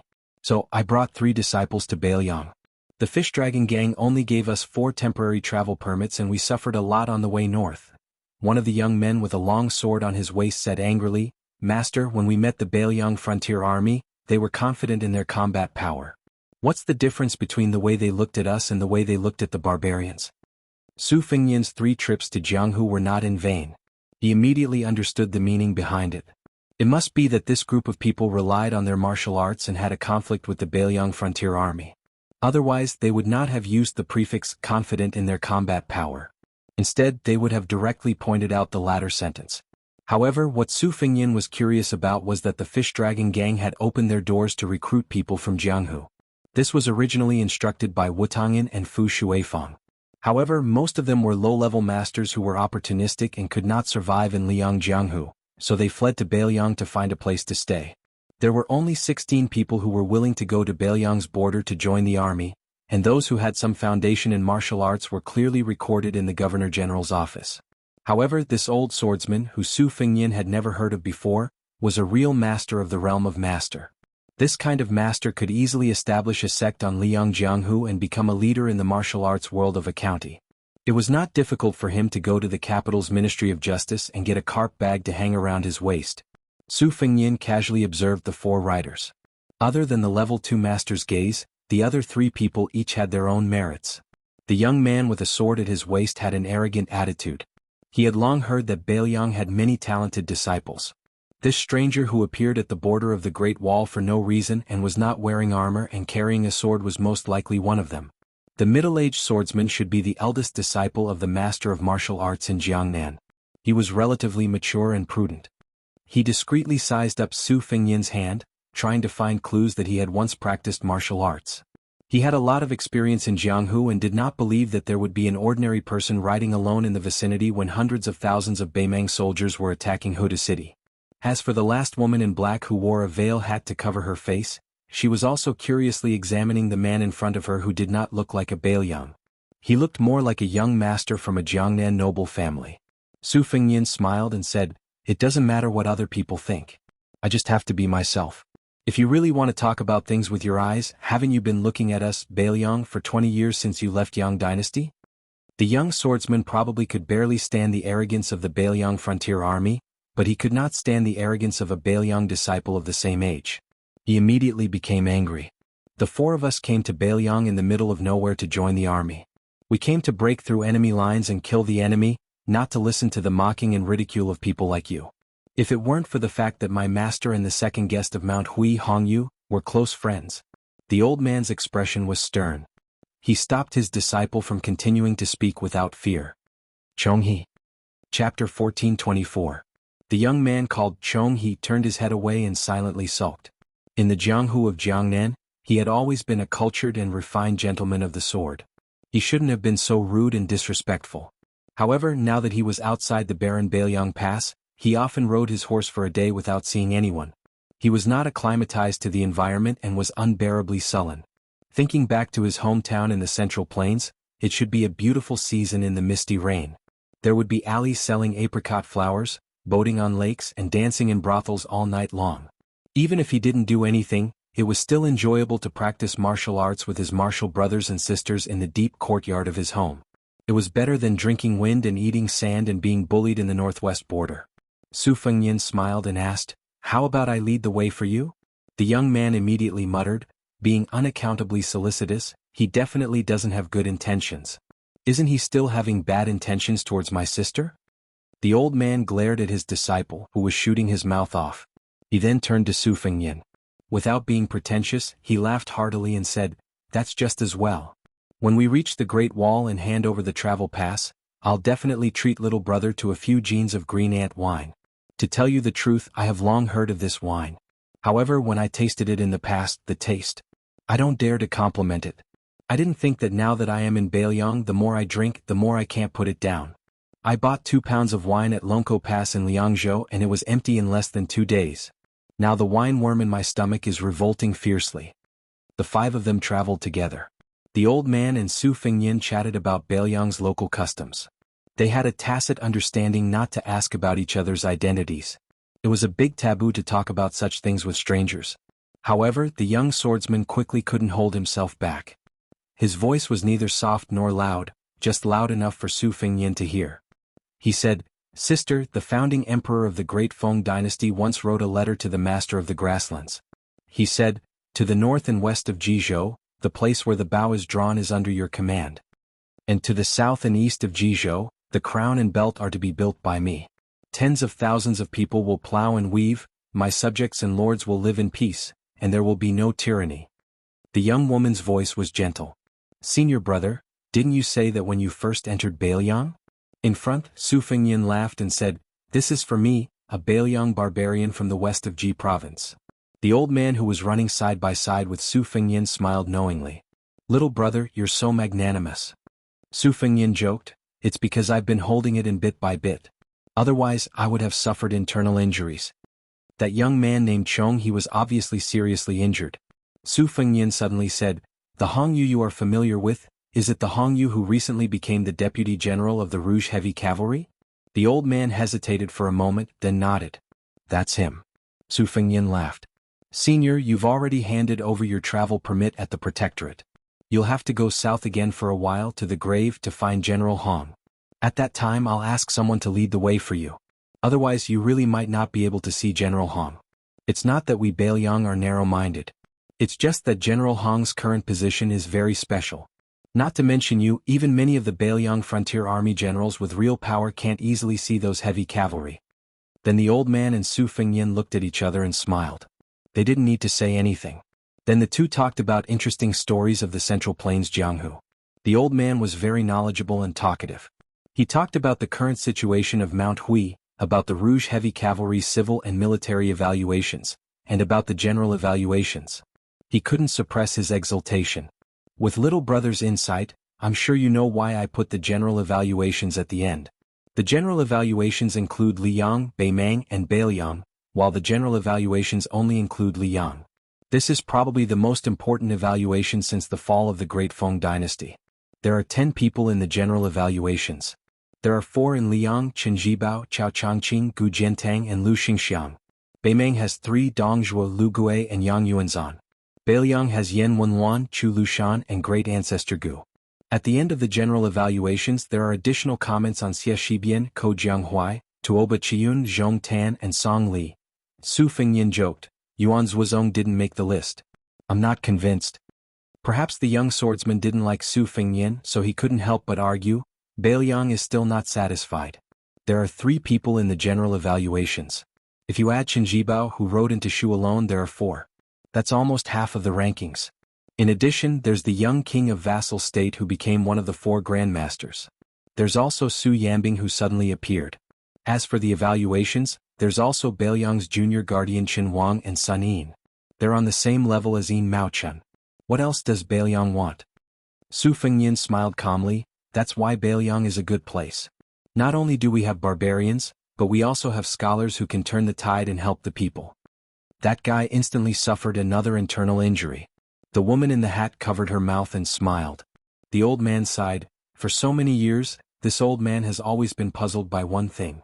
With Bailiang's manpower and material resources, how can they support the 300,000 cavalry at the border?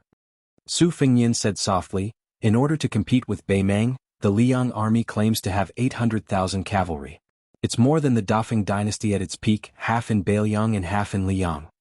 For some reason, when the 4 of them heard this, their eyes were filled with the monotonous and desolate scenery of the northwest. They couldn't help but have a complicated feeling. As they approached the Huayang Pass, Su Fengyin asked, Senior, if you didn't know Hong Yu who was a general in Bailiang, would you still come to Bailiang? The old man was stunned and said calmly, Of course not. Su Fengyin nodded slightly. His expression didn't change. However, the old man soon smiled and said, But since Su Zhao's death, the muddled account of unrighteous spring and autumn has come to an end. I believe this old man isn't the only one who thinks this way. Many people of the older generation think the same way. Since that young man surnamed Su said those words in Tai and City, as long as they didn't have a blood feud with him, many of the knots in their hearts were untied. After entering Bailiang, this old man heard a lot of things and realized that many things were very different from what he imagined. In the future, he'll find time to write to his old friends in his hometown and tell them about a different Bailiang. It turns out that here, there's also the sound of books, the sound of chickens and dogs, and when the old man said this, he couldn't help but laugh. There's also the wine cellar who makes me regret that I didn't come 30 or 40 years earlier. Su Fengyin said seriously, Cold women are just like the green ant wine that burns like fire in the mouth. Once you're addicted to it, it'll be hard to change to another wine in your life. The young man snorted and said, Then why did your king of Bailiang marry 2 women from other places? Su Fengyin was speechless for a moment. After a moment of silence, he turned his head and said helplessly, This time, I admit defeat because your swordsmanship is unparalleled. At first the young man looked smug. Then he put on a cold face. But soon the corners of his mouth curled up. When he looked at this abominable Bailiang son again, he didn't seem so annoying. The Huayang Pass that appeared in the vision of the 5 riders was different from Huda City and Liuya Fuling. Since it was named Pass, it meant that one man could hold the pass against 10,000 men. It also meant that once the smoke of war rose, this place would become a battlefield for the military. Most of the passes mentioned in military books were like this. No matter the size, as long as one wanted to cross the border quickly, one had to take down these passes that were built on the roads and strategic locations. Only then could one drive straight in without any worries.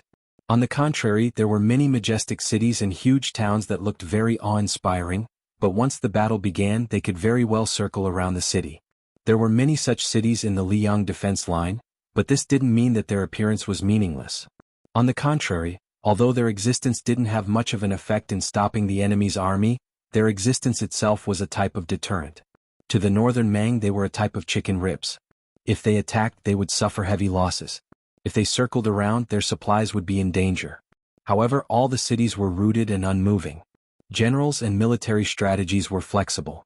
When the time came, it would depend on who was stronger and who was stronger. Beiliang was lacking in depth. The most tragic thing about it was that every inch of its territory was a place of death where blood would flow. Since Beimang attacked Beiliang with the power of the entire country, it was under the premise that Beiliang would force them to fight for territory inch by inch. They still had to rely on their national strength to crush them. At this time, Su Fengyan outside the Huayang Pass was a little worried. He wasn't worried about the aggressive Beimang army. Instead, he was thinking about the farmer's proverb that every second of the wheat in the spring equinox was worth 1,000 gold. He thought about how many Beiliang people would have a shortage of food this year. He thought about the children who were still in private school when he passed through the Tuma Pass. They would probably be even more envious of the thin-skinned but filled meat buns. At this time, the graceful woman with the hat on her head held back her shyness and quietly stared at the man whose name she didn't know. There was only one thought in her mind that made her embarrassed. If only he was the young great-grandmaster that she yearned for day and night. If only he was the king of Beiliang that many of her close friends in her hometown adored. When they heard that she was coming to Beiliang, many of the noble ladies who only knew how to do needlework, who were usually gentle and graceful, almost eloped with her. Her master laughed and said that this kind of scene that made all the men in the world beat their chests and stamp their feet was probably only seen many years ago when Li Chenggang roamed the Jianghu with a sword. Now, how many people didn't miss the beautiful women in Jiangnan? Chapter 1425. During the spring equinox of the second year of Xiangfu, if it was said that no one cared about the increasingly intense war in the northwest, then the situation of Guangling Road, which was originally going well, suddenly took a turn for the worse, making the capital of Liang very worried. All of this originated from the young man at the western border of Xie. After the soldiers on the eastern front of Guangling had gotten used to Ko Jianghui's mysterious movements, the main general Song Li slowly pushed forward step by step, continuously reducing the space for the West Chu army to perform. Not only did he take back all of the lost land, he also successfully instigated a number of West Chu officers who had rebelled at that time. He compressed the 20,000 infantrymen of West Chu's main force to the front line of Dangyin River and Crow Cry Valley.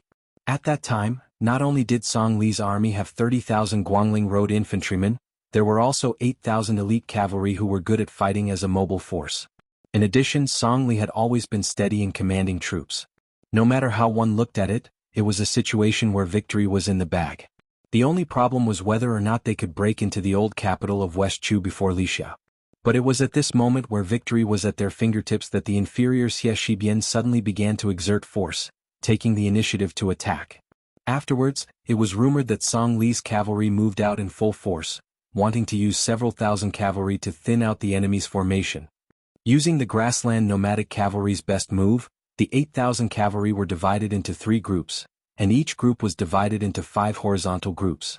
The nomadic cavalry was at the front, and the elite cavalry was at the back. Facing the enemy's rear, the elite cavalry quickly passed through the gaps and charged forward, launching a projectile attack. Then, under the situation where the battle line was neat and tidy, the elite cavalry retreated, and the light cavalry retreated in turn. But Xie Shibian only had 5,000 strong heavily armored infantrymen, holding MO swords more than 10 feet long, to form a dense horizontal formation at the front. Ignoring the arrows, they advanced like a wall. When the shrinking Guangling cavalry had no choice but to launch a true charge, facing these heavily armored infantrymen who were like great halberds of West Chu, it was actually a phrase that made the officials of the Ministry of War of Tian City look at each other in dismay. Men and horses will be crushed when they meet them. Then, the scattered remnants of the cavalry could only use their own infantry to circle out of the battlefield. What followed was an even more tragic infantry battle.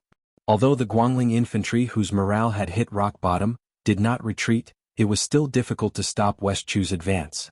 The main general, Song Li, did not hesitate to personally charge into the formation, leading 800 men to break through West Chu's MO sword formation.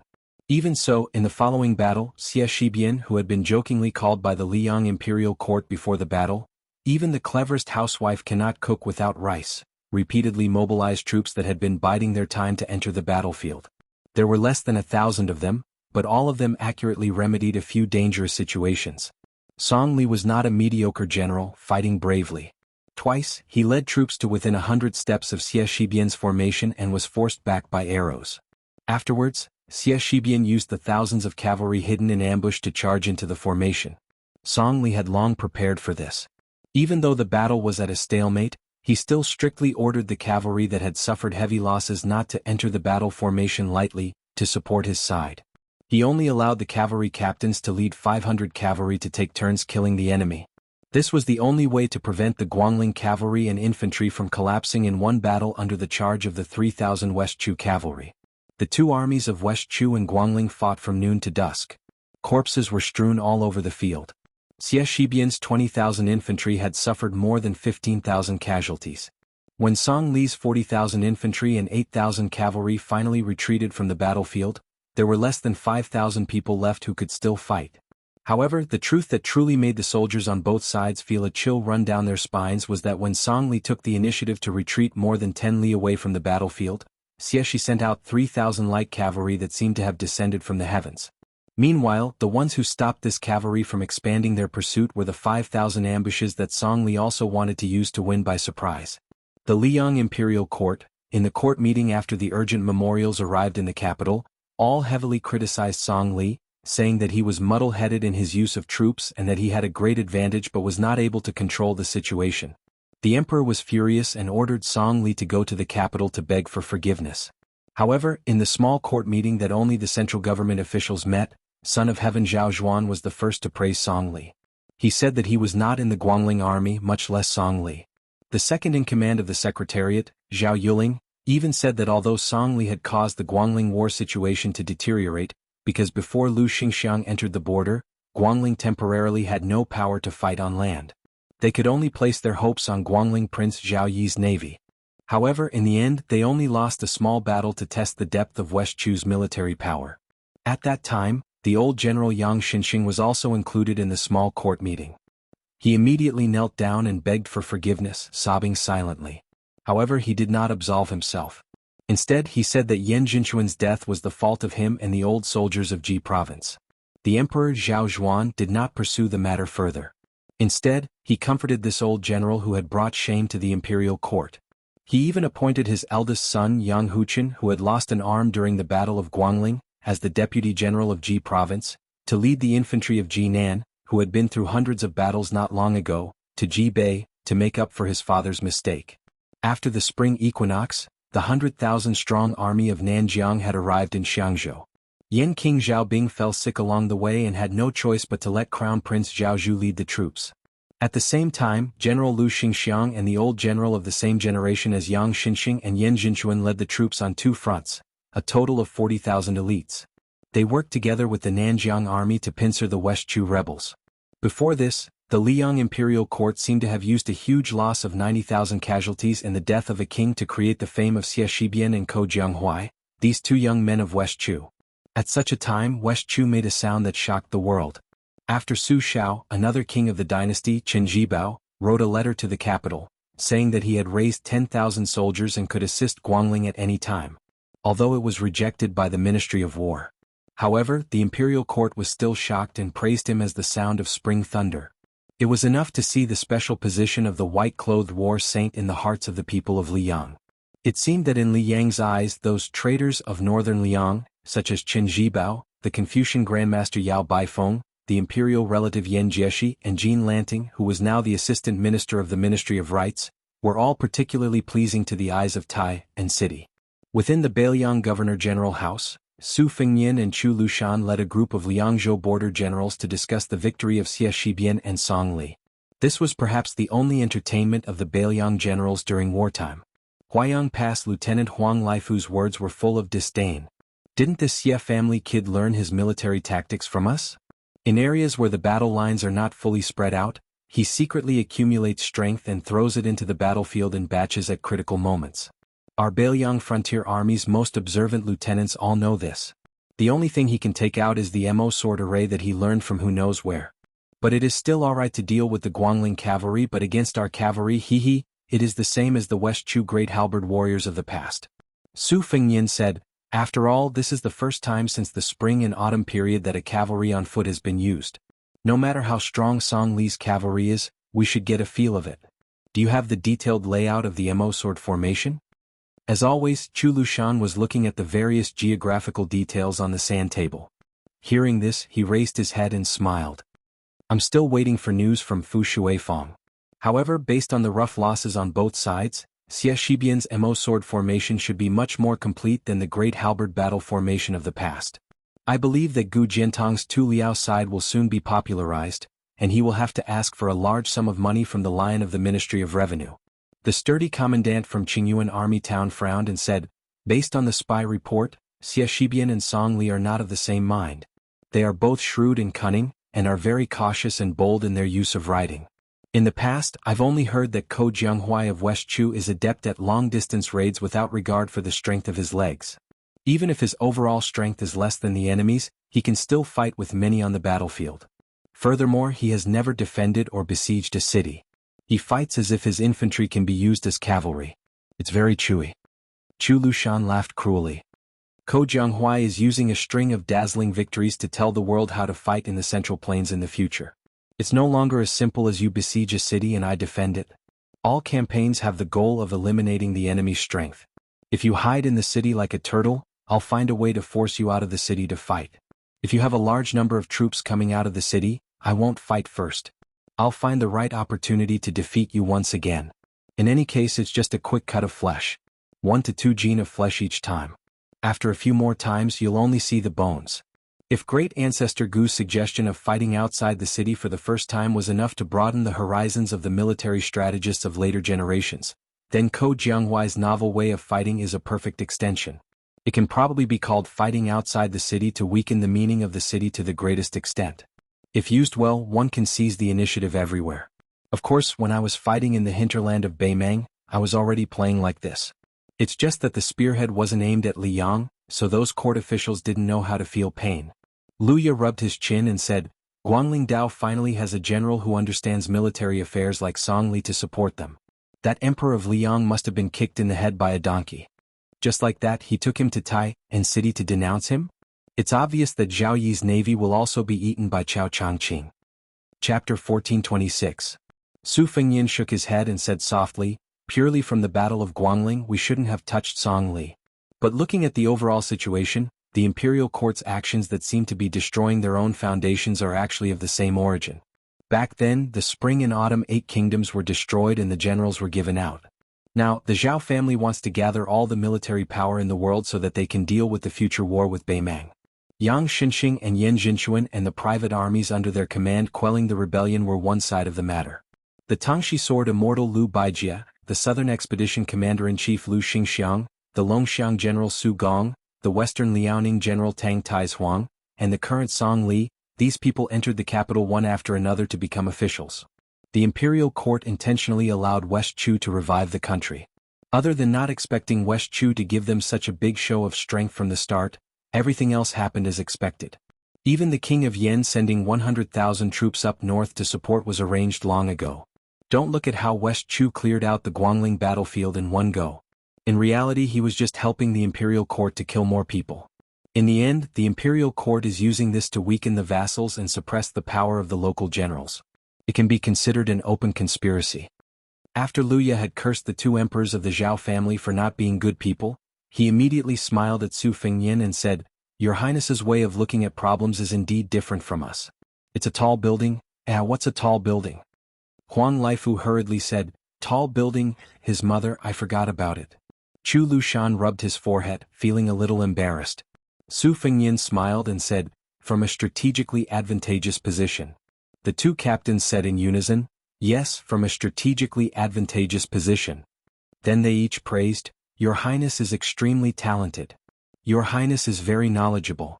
Our Bailiang Protector General's eyes seemed a little melancholic. Su Fengyin joked, That's enough, flattery is not suitable for you guys. You guys should just lead your troops into battle. In the future, when we win a great battle, I can flatter you guys without a problem. The entire hall burst into laughter. After Chu Lushan returned to the sand table of northern Liang and finished discussing the arrangements with the generals, Su Fengyin walked toward Chu Lushan's residence. After Su Fengyin walked into the cramped courtyard, he said emotionally, It's been hard on you. Habitually, Chu Lushan bent over and said with a smile, Although Lu Qiur has been living a luxurious life all these years, back when she was so poor, she would be overjoyed if she could have a hot steamed bun to eat. Later on, she joined the Su family's army. That was how she gained this fat bit by bit.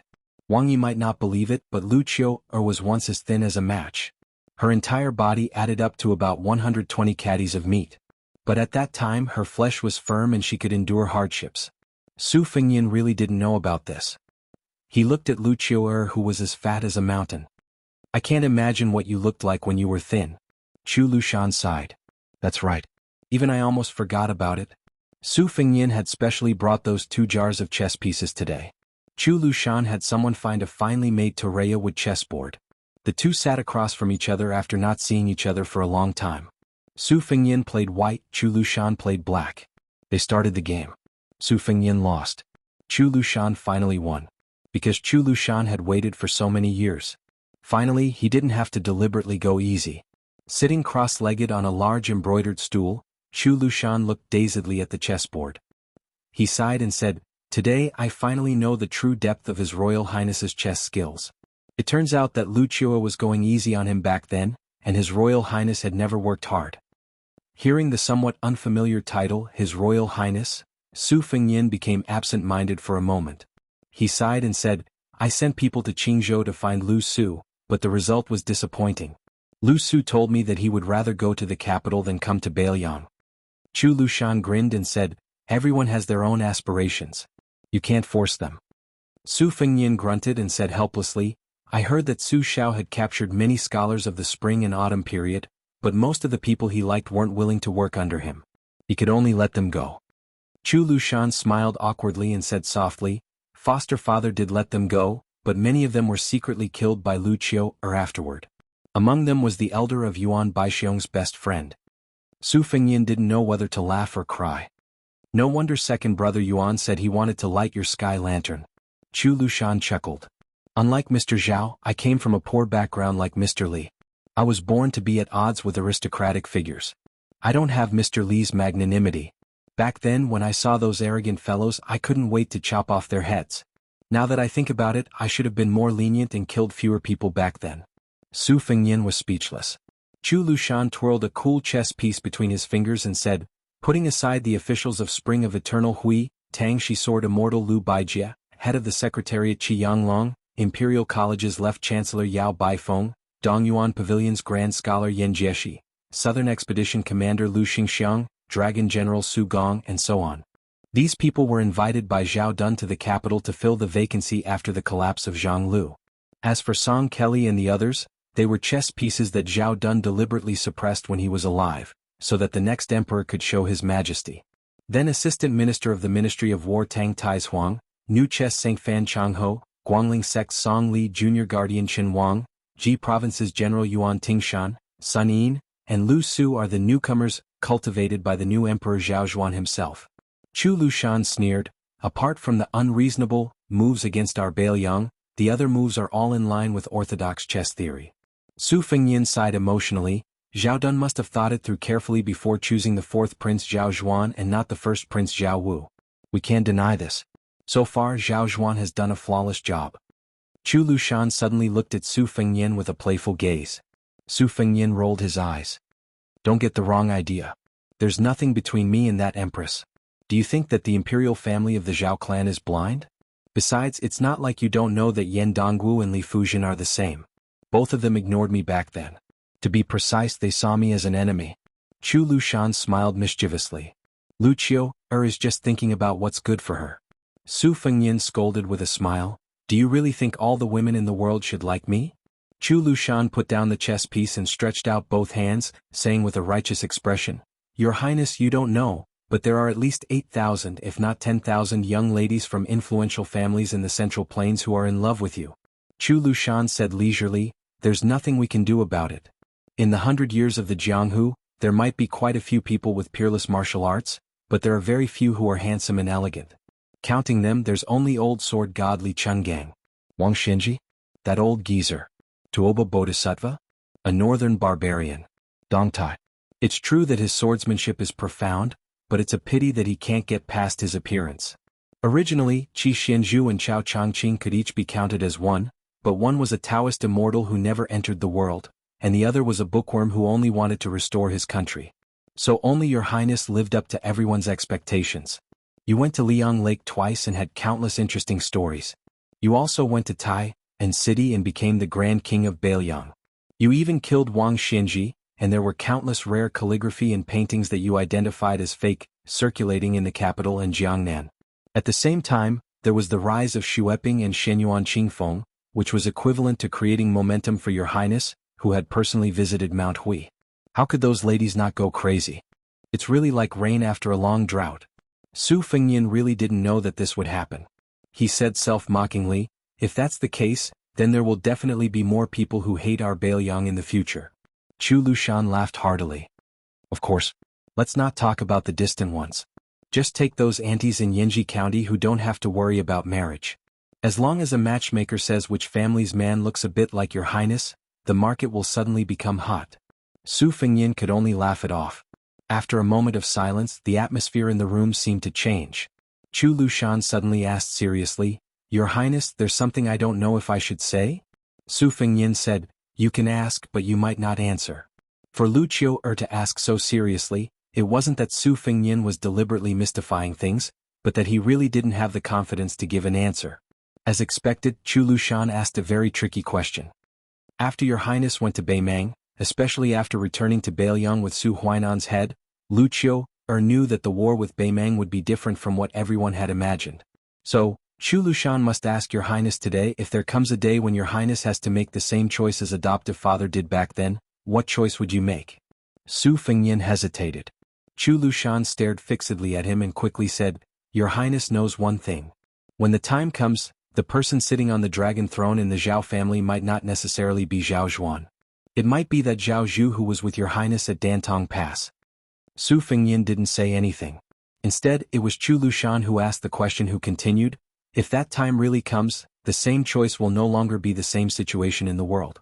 Compared to the Su family who had no chance of winning back then, in the future between the Su family and the Zhao family at the very least, we will be evenly matched. The general trend is in our hands. The chess game between the two was already set. It was already dead. Su Fengyan took a deep breath and said bitterly, Lu Qiu, I've disappointed you.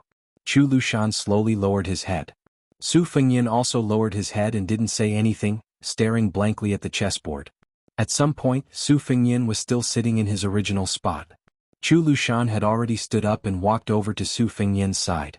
With some difficulty, he bent down and reached out a hand to gently rub Su Fengyan's head. He said softly, Although I'm very disappointed that I didn't hear the answer I wanted, Your Highness. You might have forgotten, but His Royal Highness, when you were young, out of all your adoptive sons, you were the closest to that silly Lu Qiu. I, Lu Qiu, have always been proud of this, happier than winning a battle. If there comes a day when Lu Qiu, who has been alone since childhood, has to give up his 300 caddies of fat on the battlefield, don't be sad. If I, Chu Lushan, have a family in this life, then it's worth it. Chapter 1427. Huda City was a nail that Beimang's army had to pull out when they went south. Huda City was huge and lofty.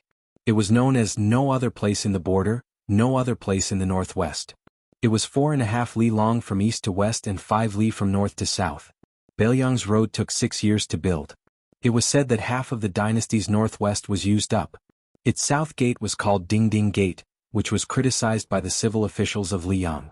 Just on the north side of the Tiger Head City, there were 12 winches and 12 crossbows with 7 crossbows. The arrows were as big as the rafters of a house, with iron leaves as the feather. The arrows were as fast as thunder, and could reach as far as 700 paces away. At the end of the spring and autumn period, when Gu Jiantang attacked the old southern Tang, he used these crossbows to shoot through the southern Tang Navy's large turreted ships to show the military power of Liang. If it wasn't for these giant ballistae intimidating and restraining them, if northern Mang's infantry were allowed to wantonly push forward the siege weapons, Tiger Head City's defenses definitely wouldn't have had enough strength to spare. Using more than 1,000 stone catapult carts of various sizes to attack a single city, this was something only a madman would do. In history, this had only happened once during the middle stages of Great Feng Dynasty's decline. The city that suffered disaster at that time was precisely Great Feng Country's capital, whose scale wasn't inferior to Great Peace City. Of course, although Beimang's central line had the same number of catapults, the only difference was that the weight of the catapults was 20 to 30 jin more. Therefore, overall, the power of the catapults was far less than that of the attack in the middle of Defeng Dynasty. Huda City was easy to defend and hard to attack. It also had Liuya and Fuling to help restrain Beimang, so that Huda City wouldn't follow in the footsteps of Xiang Fan's 10 years lonely city. In addition, there were 6,000 cavalry in Huda City that could take the initiative to attack at any time. They could also coordinate with the elite cavalry of Liuya and Fuling. The defense line of Huayang Pass was also less than 100 li away from the front line of the 4 towns. All of them were elites of the Beiliang frontier army who dismounted to defend the city. If it wasn't for the fact that Northern Mang's central line of defense had sufficient military strength and possessed an absolute advantage in numbers, Northern Liang would have launched a large-scale cavalry battle at any moment. Therefore, in the spring of the second year of Xiangfu, Huda City became the only main character, attracting most of the attention from both sides of Liangmang.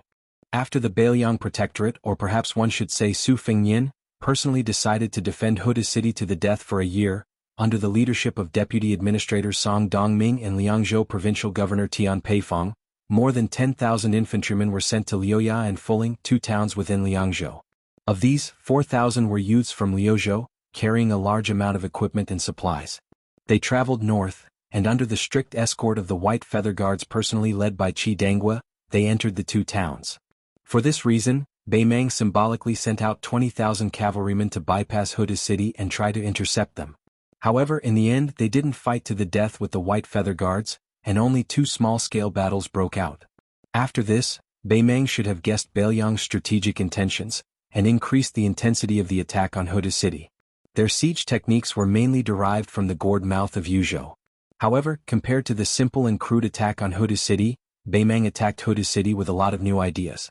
In addition to the catapults, the craftsmen of the southern dynasties also created a large number of towed carts for Beimang to fill up the trenches, and flying towers for archers to shoot from high altitudes and destroy the battlements on the city walls. They also tried to build a mountain near the city, and even sent cave masters to explore the terrain, digging tunnels day and night to collapse the city walls or to enter the city. For this reason, Huda City made all kinds of responses. Beimang's infantrymen were unafraid of death. They rushed forward, wrapped the soil with straw and branches and threw it into the trenches. Huda City shot the red-hot iron balls into the trenches and into the crevices of the straw. In the end, the ashes and soil only increased by a few inches, which was far from Beimang's expectations. Huda City dug trenches inside the city walls and used fire to attack the trenches. Nearly 1,000 Beimang soldiers suffocated in the trenches and died miserably. Tiger Head City had long been prepared for the continuous assault of Northern Mang's 1,000 catapult carts. Lu Jinu's plan was meticulous. He had long ordered people to prepare more than 400,000 earthen blanks, using them to reinforce the city walls before the battle. Even though they were not as sturdy as the original city walls made of rammed earth, they made the catapult carts that Northern Mang had originally used to obtain victory merely look like decorations. When Beimang used the stupidest method to turn the soil into a mountain outside Huda City, Lu Jinu used his own method to counter Beimang. He dug a tunnel to hollow out the foundation and sank thousands of Beimang's enemy soldiers. When the mountain collapsed and the earth cracked, dust flew everywhere. Even the Huayang Pass Governor-General House could see it. Even Chu Lushan, who rarely praised others, could not help but exclaim, "Lu Jinu is good at both offense and defense." As for the Northern Mang high-ranking officers who had suffered enough, towards this Northern Liang famous general whose reputation had long spread far and wide, everyone wanted to eat his flesh even more. After Liuya and Fuling each obtained 5,000 infantry to help defend the city, the light cavalry of the 2 towns could completely let loose. At the same time, Su Fengyin personally ordered the Xinli Ranch's horse farms in Inner Liangzhou to change or replenish war horses for Liuya and Fuling, who originally needed to take care of long-distance raids. Instead, they had to focus on explosive power. Su Fengyin and the Governor-General House set a rule for Liuya and Fuling. The next battle was to be separated by 200 miles. As long as they found the right opportunity, they did not need to report to the Governor-General House and could go out of the city to find Beimang cavalry to fight. The only requirement was that they could preserve their main force after the battle, regardless of the outcome. This was an unbelievable military order for the Beiliang Frontier Army. There was actually such a good thing as not being punished after losing a battle? Fu Ling and Lu Ye even went to Huayang Pass to inquire about this matter, fearing that there was a mistake in the transmission of the news. However, the answer they received was positive. Afterwards, when the 2 cavalry generals met for a discussion, they were somewhat sullen and resentful. They felt that the Prince and Protector General Chu were looking down on the battle prowess of their 2 garrisons. The 4,000 Northern Mang cavalry were unable to fight to the death, fleeing towards the west. A cavalry officer called Qihilong Pass, the town commander of the advice army Wei Liang, told him not to give chase. Wei Liang didn't listen to the advice, chasing after them for more than 30 li, setting up an ambush for the 8,000 Mang cavalry. At the final Qihilong Pass, at the most crucial moment, he led 500 cavalry to break through the enemy formation, directly charging into the northern Mang's main banner. Moreover, he vowed to bring up the rear, buying precious time for the Fuling cavalry's main force to withdraw. Qihilong Pass armor had more than 6 arrows embedded in it, the 500 troops only having less than a single arrow left. In this battle, even though northern Mang's losses were greater than northern Liang's, the Fuling cavalry at Liangzhou's second line of defense was almost completely wiped out. Even though there were still 5,000 infantry defending the city, without the cavalry, one of the two wings of the defense line that were originally flying together would be broken. Because of this, Wei Liang went to Huayang Pass to offer a humble apology. However, Su Fengnian did not punish this Fuling general. He only promoted Qihilong Pass, who he had casually thrown into the Fuling military town as a junior commandant, to the position of inspector general above commandant and below commandant. He would lead the 1,000 cavalry after the quota was filled and set up the Zhanyan camp. He allowed this camp to increase the number of troops every time it achieved a merit. In the end, the maximum number of troops would be 3,000. This was another major event that attracted people's attention after the withdrawal of the Huluku Infantry Army's Hupong camp and the establishment of the Yuzhou Cavalry's no-retreat camp. Qihilong Pass, a nobody from Beimang, began to amaze the Beiliang Frontier Army with a single brilliant feat inside the Beiliang Protectorate. Chu Lushan was discussing with the generals whether or not they should transport troops to Huda City. The two sides were arguing fiercely. The focus of the argument was whether or not the huge cost of opening up this road was meaningful. Now, everyone knew that Huda City could accommodate another 15,000 people. The real problem was whether or not they could get in. Luya and Fuling's cavalry could only temporarily prevent Beimang from launching a stable offensive in the south of Huda City. This was a world of difference from the Beiliang Frontier Army boldly supporting Huda City from the south gate. The insistent side believed that the cost of sending 15,000 people into Huda City would be the loss of about 10,000 cavalry. The opposing side insisted that this loss was underestimating Beimang's combat strength and determination. This kind of desperate action was exactly what they wanted. Beimang was worried about not being able to open up the situation. This was the northern barbarians dozing off, and Beiliang was sending them a pillow. When the time came, not to mention losing 10,000 cavalry, even 30,000 people would not be enough to fill up the big hole in the south of Huda City. Then someone suggested that Fuling and Luya should attack at the same time. They should boldly push forward and harass Beimang's army stationed on the Longyan Plain. This would provide cover for the transportation of troops in the direction of Huayang Pass. But soon someone objected. With the brains of Dong Zhuo and the others, this kind of seemingly well-intentioned but actually bad idea was no different from taking the initiative to greet the northern barbarians. They were afraid that they would not know that Beiliang had made a move. Chu Lushan, whose ears were filled with noise, said calmly, "With the reinforcement of Luya and Fuling, Beimang must have guessed that we want to use Huda City as a support point. Otherwise, they would not have set a trap for Fuling's cavalry a few days ago. Therefore, Beimang is now guessing when we will support Huda City, not if we will support Huda City. There is no doubt about this." When Chu Lushan opened his mouth to speak, the whole place immediately fell silent. Every one of the unruly generals of the border army naturally pricked up their ears to listen attentively. Chu Lushan continued in a neutral tone, "Then we will strive to find a time when they will not expect to do this. If there is no such opportunity, then we can only not do it. Everyone, Huda City must be defended. But don't forget why we are defending Huda City in the first place. We are defending Huda City not for the sake of defending, but to protect our line of defense in Liangzhou as much as possible. As for the matter of exchanging troops, it is meaningless even if one of our border army's lives is exchanged for 2 Beimang barbarians. Of course, during this period we can take the opportunity to lure a few Beimang cavalry away from the main army. We can even directly place 15,000 soldiers behind Huayang Pass and not move. However, we can mobilize all the troops on the front line of the grave and launch a large-scale battle that Beimang will never expect. After winning, we can retreat." Chapter 1428. At this point, Chu Lushan tapped his own head with a finger and said with a fake smile, "Huda City has Lu Jinu. He will defend the city well. Everyone other than our 2 legs, we still have the 4 legs of our war horses to help us run. Don't go down a single path. In the end, right now, we in the Northern Mang army are just staring at each other in the area of Huda City and Huayang Pass. Both sides are scheming against each other, and the only thing left to do is to see whose Dao arts are more unexpected. Although there was no clear conclusion on the matter of Huda City's reinforcements, after Chu Lushan spoke, the generals present had no more objections. After that, Chu Lushan accompanied Su Fengnian for a stroll around the Governor-General manor. Chu Lushan sighed softly and said, "What a pity. We tried to be clever but ended up making a fool of ourselves." Su Fengnian laughed softly and said, "Perhaps this is what they mean by, man proposes but God disposes. Just treat it as me shooting myself in the foot." Chu Lushan shook his head with a regretful expression.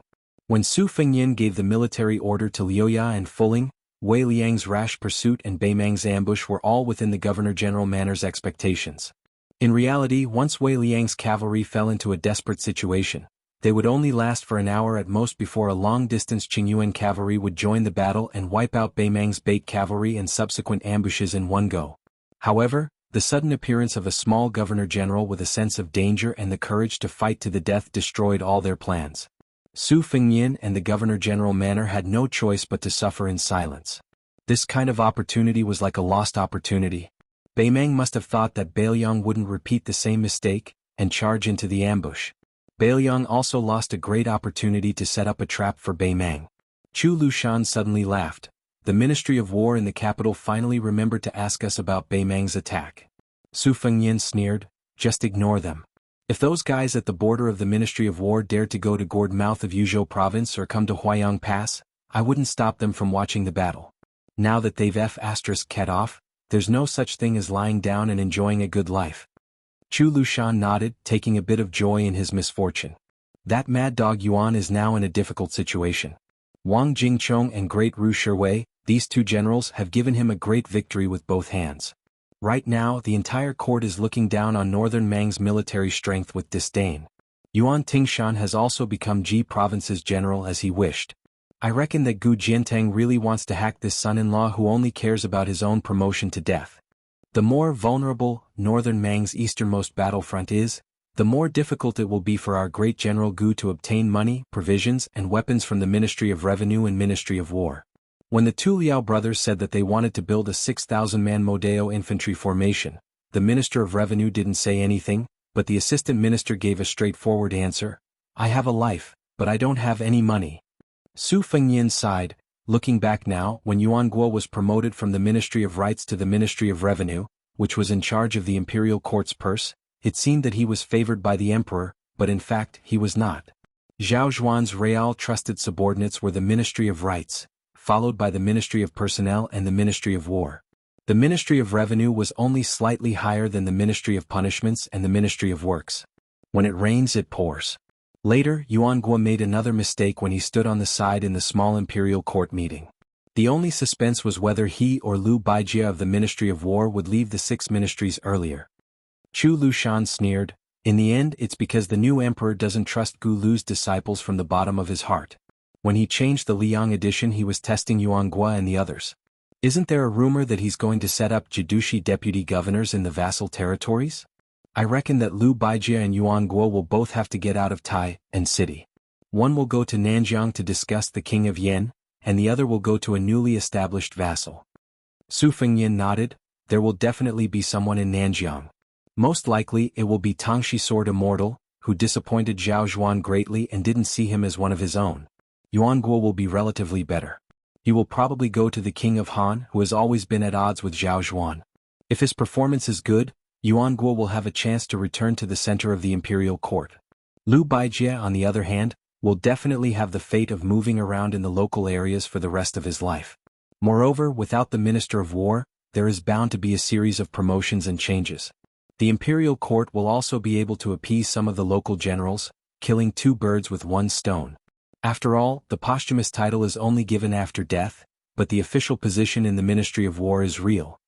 Chu Lushan sneered. Apart from the chaos in the imperial court when the Zhao family of Liang was in a remote corner, there hasn't been such a dazzling upheaval in many years. Su Fengnian shook his head and said, "Actually it's not quite the same. The chaos now is only seen as a mess by the common people. In fact, there is order amidst the chaos. The officials in the capital all know what to do.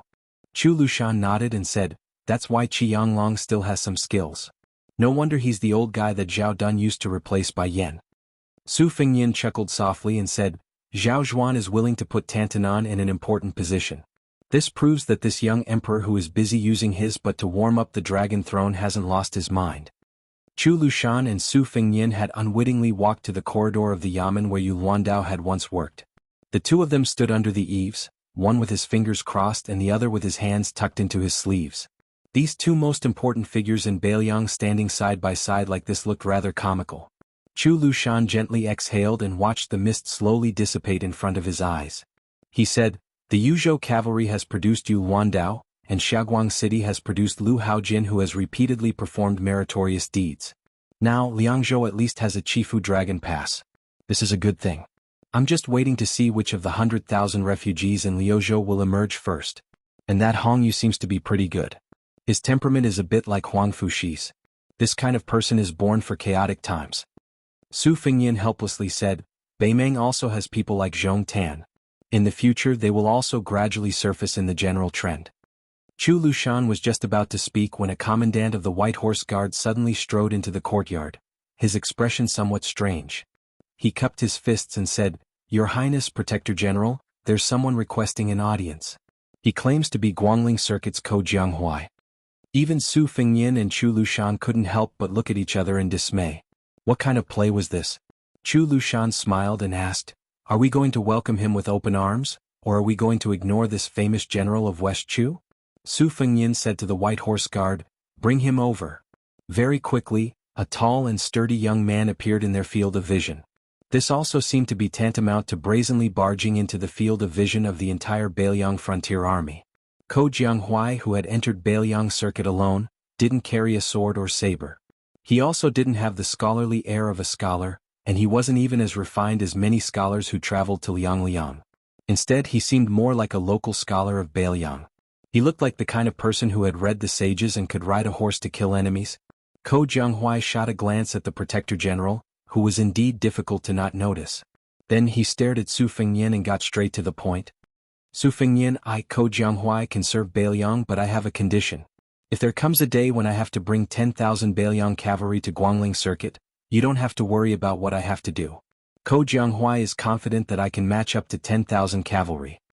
Chu Lushan laughed and said, Even those courtesans in the brothels raise their own statuses, but they aren't as thick-skinned as you, Ko Jianghuai.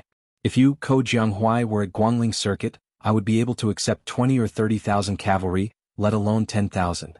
But here, where do you get the confidence to be worth 10,000 Beiliang cavalry? What, is it from fighting Zhaoyi and Songli? Is it because of the outstanding fighting strength of their cavalry?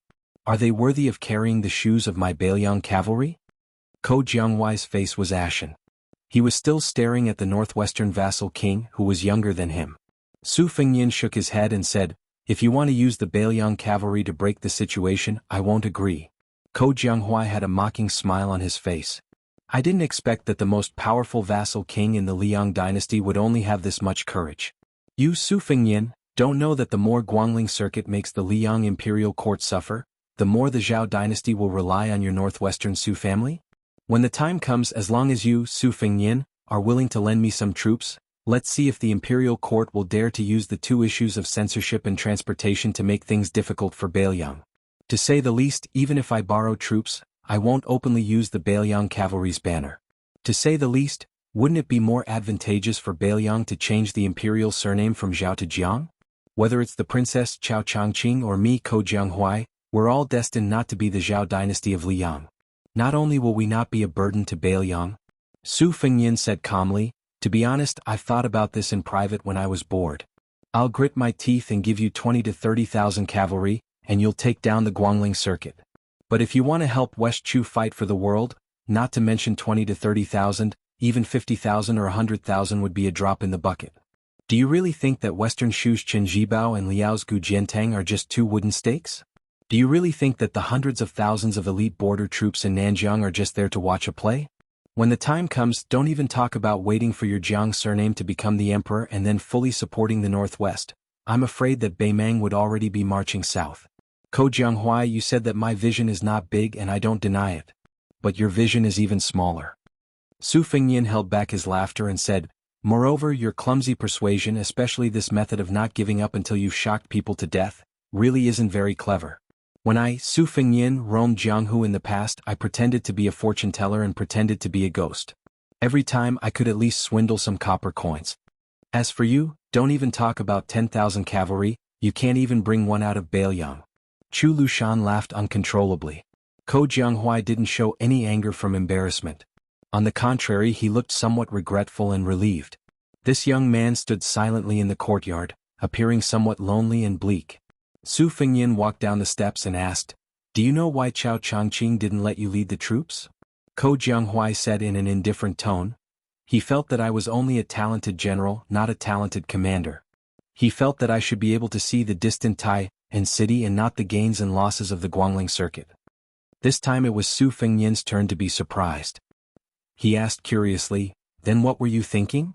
Chapter 1429. Ko Jianghuai calmly replied, "I only know one thing. With the strength of West Chu itself, so what if we attack Grand Peace City?" Chu Lushan clicked his tongue in wonder. "Kid, you're not stupid either. It's just that compared to the cautious and conscientious Ye Shibian, your Ko Jianghuai's appetite is even bigger." Ko Jianghuai gazed at this small mountain, and asked back, "As a general, between the Su Shao who suffered defeat after defeat, and the Yi Baikue who won every battle and was only defeated once in his life, who would you choose?" Chu Lushan nodded. "That makes sense." Ko Jianghuai laughed self-deprecatingly, and then he turned around and left. Su Fengnian did not make a sound even after he had left the courtyard. Chu Lushan whispered, "Are we really going to let this flood dragon slip away?" Su Fengnian softly replied, "Compared to Ko Jianghuai, I still admire the hard-working Xie Shibian more." Chu Lushan grunted in agreement. Xie Shibian is easy to use, but it's hard to say about Ko Jianghuai. Su Fengnian suddenly yelled, "Ko Jianghuai, come in. You're walking so slowly out of the courtyard, who are you trying to impress?" Ko Jianghuai really did turn around and appear at the entrance to the courtyard. Su Fengnian laughed and said, "How many Beiliang cavalry you can take away will depend on your own ability.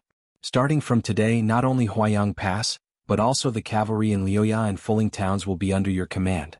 Excluding Beiliang's losses, however many Beimang soldiers you can kill, I'll give you any cavalry other than the Great Snow Dragon cavalry and 2 groups of heavy cavalry. But let me say this first, those cavalry troops are not for you to use to attack Tai and city. They are just helping you to preserve some of West Chu's vitality. Then you have to bring everyone back here. In fact, you and I both know that Guangling Road is not suitable for you, Ko Jianghuai. Beiliang is just right for you. Do you want to make this deal?" Ko Jianghuai's expression was uncertain. Su Fengnian pointed at him and said, all right. It's just a cheap trick. I, Su Fengnian, am also your senior. You, Ko Jianghuai, have been planning for this since the beginning. I didn't try to bargain with you, so you should be content." Ko Jianghuai laughed. "I'm not good at acting, but you, Su Fengnian, shouldn't take advantage of us for granted. Once West Chu is defeated, it's over. Can you really abandon our princess and not save her? Won't you still have to lead your troops to rescue her? I'm just helping you find a way out." Su Fengnian nodded seriously and said, "Well, it seems like neither of us are good people?" Chu Lushan looked at the sudden turn of events and was somewhat speechless. Young people these days. Ko Jianghuai, who was covered in dust, said indifferently, "Is there a place to sleep? I'll sleep for a day and a night first. As for leading troops to kill Beimang barbarians, I'll talk about it after I've had enough sleep." Chu Lushan laughed and scolded, "You're the boss." After Ko Jianghuai was led away, Su Fengnian looked up at the gray sky and fell into deep thought. After walking down the steps, Chu Lushan did not say anything to disturb him. He stood quietly to the side and closed his eyes to rest. After a long while, Su Fengnian said slowly, "Even if Ko Jianghuai uses an alias, it's still hard to say what the pros and cons will be in the future." Chu Lushan was somewhat puzzled. "We don't have to worry about the imperial court. The current situation is pretty much the worst. One Ko Jianghuai can fight against 10,000 cavalry. Actually, that kid isn't bragging. There's Zhou Kong and great ancestor Gu overseeing the front line at Qinghetum, so there's nothing to worry about. But if there really is a big battle at Huayang Pass, Huang Laifu and the others won't be able to handle it, so I'll have to personally take the field. With Ko Jianghuai we'll have a much easier time." "Why do you say that?" Su Fengnian said bitterly, "Maybe I'm thinking too far ahead." Chu Lushan quickly understood and sighed, "It's a bit far. But distant water can't quench a present thirst." Su Fengnian nodded and laughed, that's true. Let's use Ko Jianghuai to deal with the urgent situation first. Chu Lushan hesitated. Su Fengyin patted his shoulder and walked out of the courtyard. Chu Lushan stood in place and muttered to himself, is it because he's afraid that I, Chu Lushan, will really throw 300 caddies of meat onto the battlefield that he agreed to let Ko Jianghuai stay behind? Qingming Festival was approaching. At this time of year there was no rain in Beiliang. The morale of Beiliang Road was also stabilizing. Liangzhou's Huda city was as stable as Mount Tai, and Xiaguang city, which was on the verge of collapse, was also defended. The youths of Liuzhou entered the border army one after another, and a general with the surname Ko suddenly appeared above the heads of the two towns of Liuya and Fuling. In name he was the deputy general of Liangzhou. With Liuzhou's languishing Yuan Saber's illustrious military exploits, Liangzhou's border army was not surprised by this. This also indirectly proved that the young king's control over Beiliang's military and politics was growing. This was definitely not something he could do just because his surname was Su. The Qingming Festival was a festival that occurred between the middle of spring and late spring. It was a time when the qi was clear and the scenery was bright, and all things were visible, hence its name. In previous years, Beiliang and the Central Plains had more or less the same customs. Other than the tradition of sweeping the tombs and offering sacrifices to the ancestors, there were also night lanterns praying for blessings, and planting willows to ward off evil spirits. However, this year, Beiliang Road's various provincial and county officials had specifically ordered that planting willows was not allowed, and no explanation was given. Qingming Festival was one of the ghost festivals, and it was also the time when willows sprouted and turned green. As a result, the saying, when a willow branch grows on the door, 100 ghosts will not enter the house, was very popular.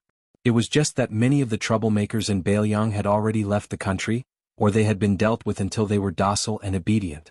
Thus, there was no disturbance or objection to this kind of small matter. In the second year of the auspicious talisman, Liangzhou was bright and clear without rain, and the weather was mild and excellent. However, there was a kind of speechless solemnity in the provincial capital where Mount Qingliang of Liangzhou was located. There were constantly important people rushing into the city with their personal cavalry. Other than the head of the Beiliang Protectorate Chu Lushan, who stayed at Huayang Pass, the commander of the cavalry Yuan Zuozong, who did not go down south, and the commander of the infantry Yan Wenwan, who oversaw the border of Yuzhou, the other generals at the border almost all rushed to this provincial capital without exception. Zhou Kang, great ancestor Gu He Zhonghu Chen Yunchui, Yuzhou provincial governor Hu Kuei, Yuzhou general Huang Fuqiu, and even the administrator Li Gongda and Lingzhou provincial governor Su Beiji all arrived one after another. This was the first time that Mount Qingliang's royal residence had gathered so many generals after Su Fengyin was overthrown as the king of Beiliang. It was an unprecedented grand occasion. The next day was the Qingming Festival.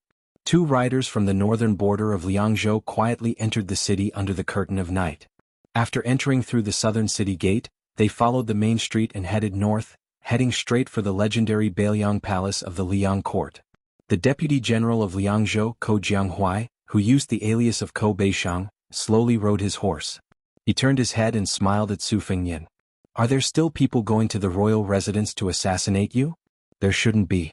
One of the four great grandmasters of the world, Su Fengyin. Regardless of whether he is the king of Beiliang or not, no one dares to seek trouble. Su Fengyin dismissed it with a smile. Chapter 1430. After getting to know this Ko Jianghuai, Su Fengyin realized that despite this guy's cold and unapproachable appearance, he was actually a chatterbox. Once he started talking, he couldn't stop talking. During their journey together, Ko Jianghuai asked almost everything about Su Fengyin's first trip to Jianghu. On the other hand, Ko Jianghuai never took the initiative to ask about Beiliang's military affairs. Occasionally, when he talked about Guangling's military affairs which could affect the hearts of the people, he always had a sloppy attitude. This was an eye-opener for Su Fengyin. It turned out that there was such a kind of general between the unparalleled valiant general who could break through enemy lines and the scholarly general who only had a feather fan and a silk headscarf. Ko Jianghuai, who had been practicing the sword, had seen that Su Fengyin had not only traveled Jianghu with Li Chungang, but had also interacted with Dong Tai. He wanted nothing more than for Su Fengyin to know clearly what the two sword gods liked to wear and what they ate.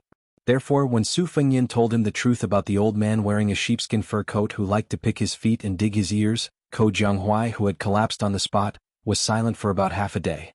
With great difficulty, he pulled himself together and rambled, "So that's the style of an expert. Not wallowing in the mire with the world, No wonder he could practice the world's best sword. It seems like I also have to wear a tattered fur coat. In the end, when Su Fengyin also said that the Peach Blossom Sword God's appearance was not at all like Jade, and that he was actually more approachable than Ko Jianghuai fell silent again. When Ko Jianghuai had finally finished healing his injuries, Su Fengyin said that he had only practiced martial arts for 3 or 4 years, and that he had relied on luck to become a great grandmaster.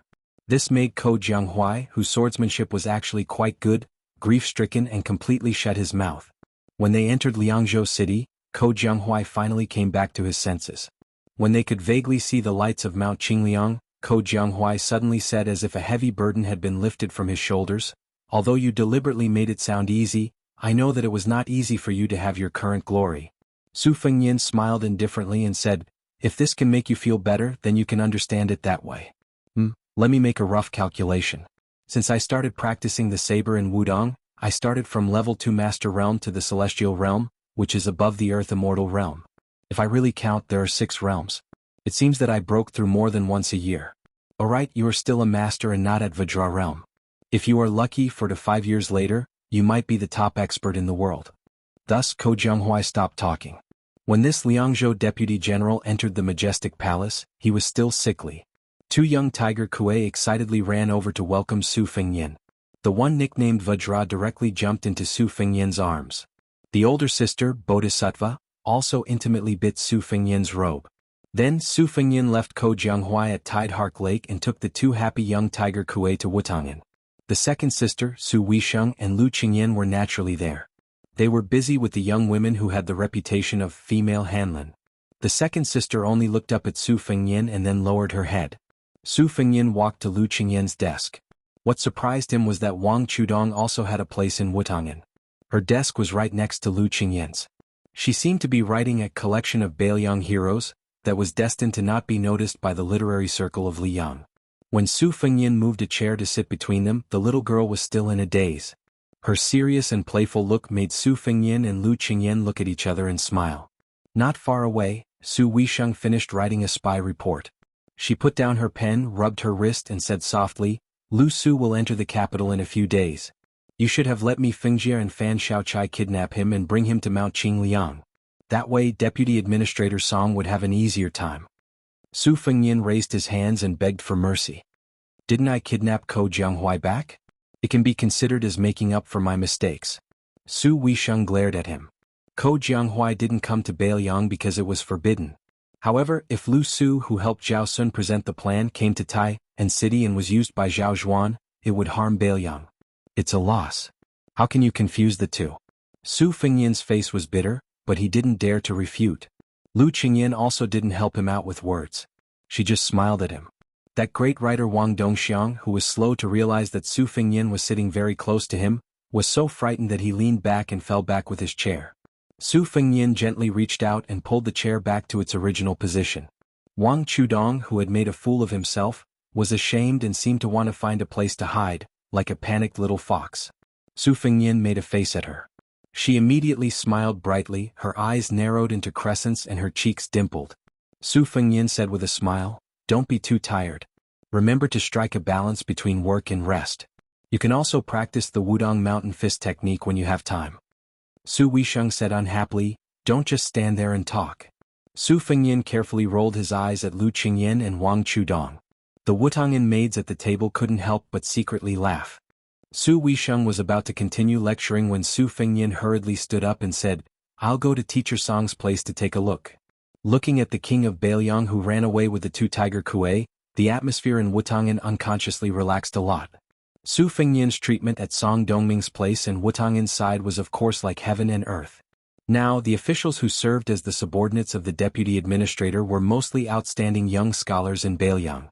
They each had their own strengths.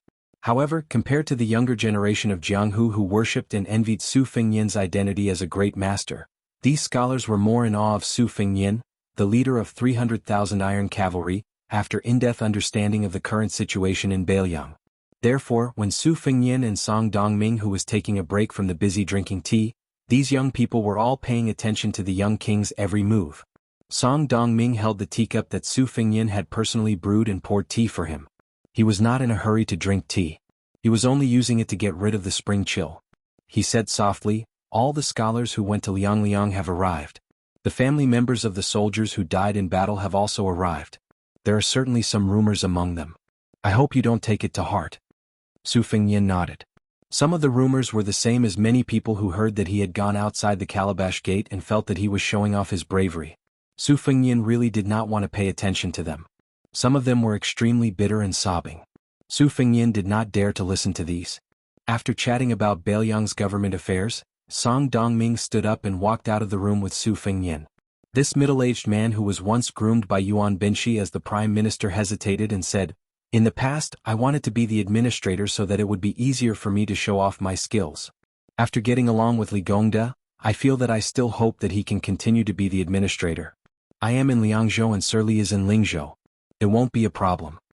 Su Fengyin nodded and said, since Sir Song has said so, then there is no problem. Song Dongming stopped and said with a smile, I still have a lot of business to take care of. I won't see you off. Su Fengyin smiled and said, of course.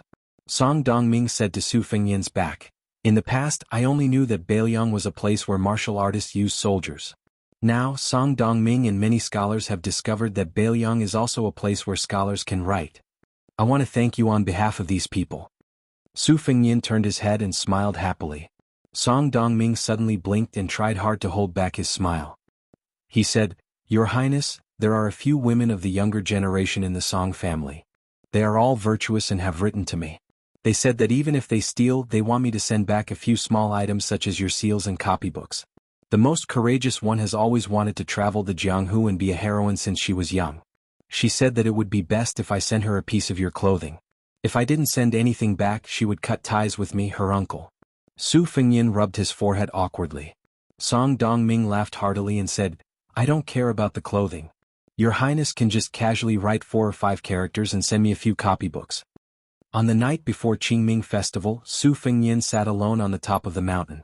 He watched the city lights at the foot of the mountain gradually light up and then extinguish. He finished a jug of green ant wine.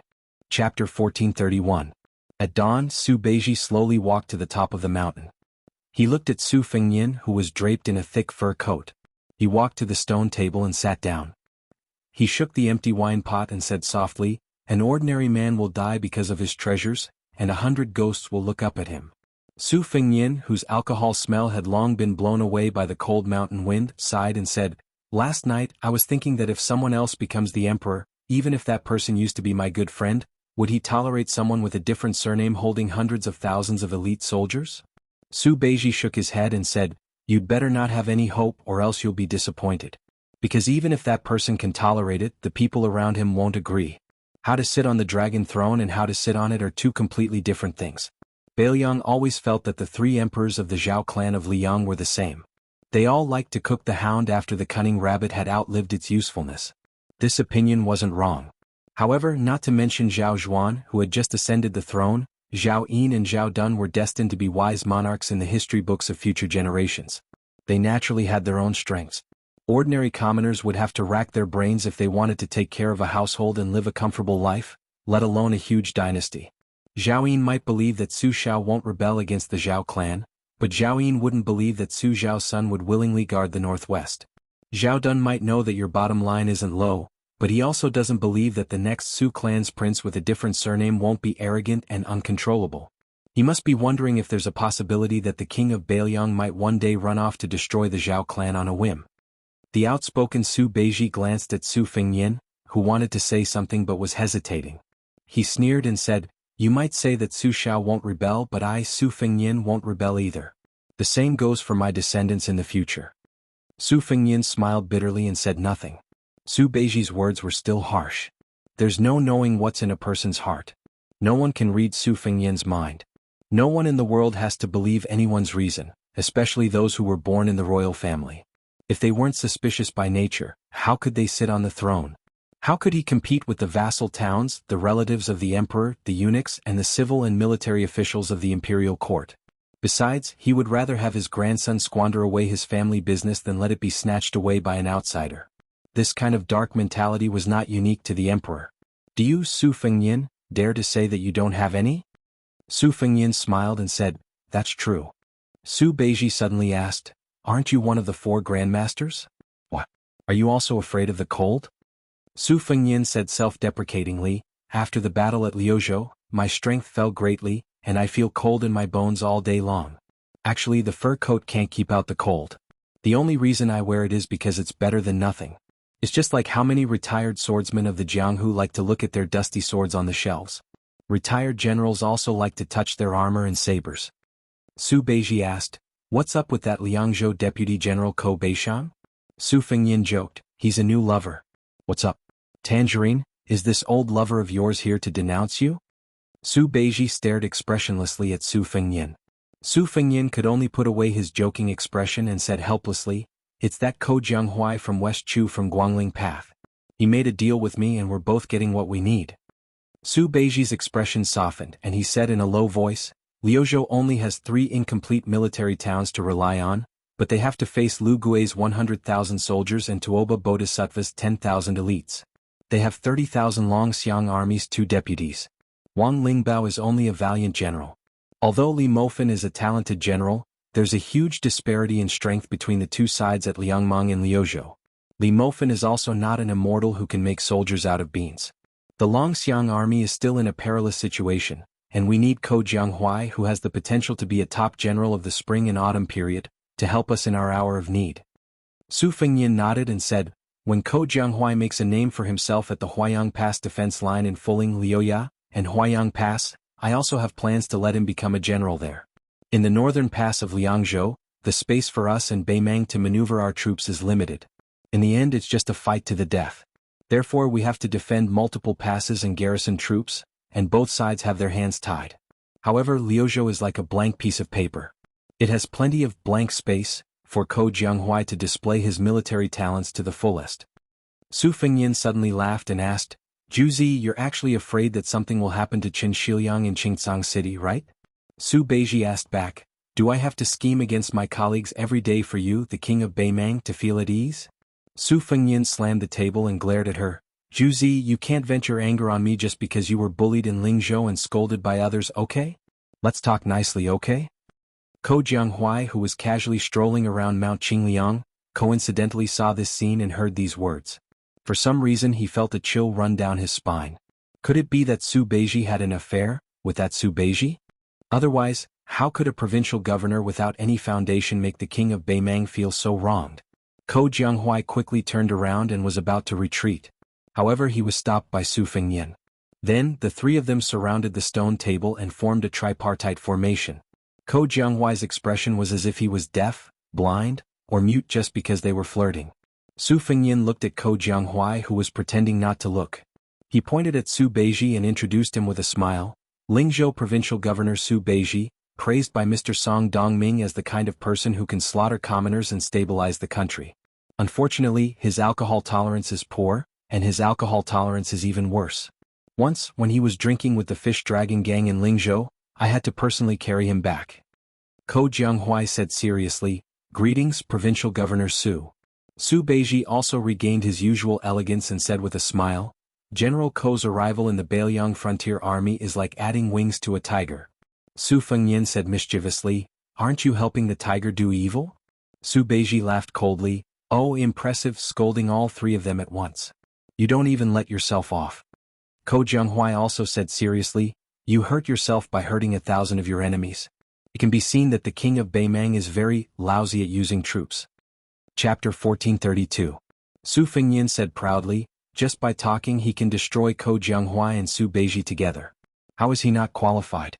If we fight? Chem? Why don't we give it a try? At this time, a large group of people who had just reached the summit of Mount Qingliang began to jeer. Give it a try. You must give it a try. General Ko, I have high hopes for you.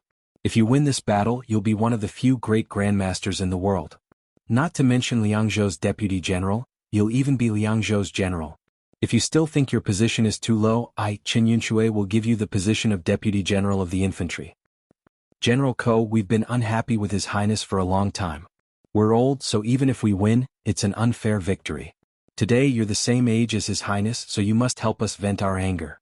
If worst comes to worst, I, He Zhonghu, will personally carry you down the mountain. Turning his head to look at this large group of Beiliang's most powerful officials, Ko Jianghuai, who had just arrived in Beiliang, felt his mouth twitch. For a moment he was not used to it. In Guangling Dao, whether it was in his early years at Shangyin Academy or later in Dechu's court, there would never be a scene like this where old men ganged up to trick a young junior. While he felt that it was ridiculous and funny, Ko Jianghuai also felt an irrepressible emotion in his heart. Perhaps it could be described as intense passion. Among these old men there was the #1 general of the old southern Tang ancestor Gu, the partridge Zhou Kong, He Zhonghu, who had defeated 40,000 later Sui infantry with 8,000 cavalry, and Qin Yunchui, who always put on his armor and charged into battle. Behind the 4 deputy commanders of the Beiliang Frontier Army were the administrator Li Gongda and the deputy administrator Song Dongming, dressed in civil official robes, and Huang Shang, who had the reputation of being the conscience of the Lianyang imperial censor. Other than them, Ko Jianghuai recognized the Liangzhou provincial governor Tian Peifong, the Yuzhou provincial governor Hu Kuei, the Yuzhou provincial governor Hu Kuei, the Lingzhou deputy general Han Laozhan, and the others, based on their official robes and decorations. It was a pity that Ko Jianghuai never got to see the commander of the Beiliang cavalry White Bear Yuan Zuozong, or the infantry commander Yan Wenluan. Of course he didn't get to see the Yu family's proudest weapon Yuan Dao. Ko Jianghuai couldn't help but feel some regret. One had to know that when Ko Jianghuai was studying at the Shangyin Academy, he had spent countless nights reading through great ancestor Gu's theory of war and deducing the classic battles created by Zhou Kong, He Zhonghu, Qin Yunchui, and the others. It was soul-stirring, enough to go with wine. Ko Jianghuai saw that there were 20 to 30 generals standing behind them. Most of them were relatively young, around 34 years old.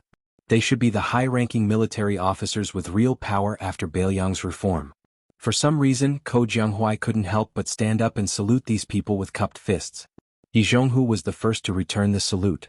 After that, everyone else also smiled and cupped their fists. Ko Jianghuai inadvertently discovered that even a scholar like Tian Peifong didn't hesitate when he cupped his fists with the generals. Then everyone went up the building and looked down at the city.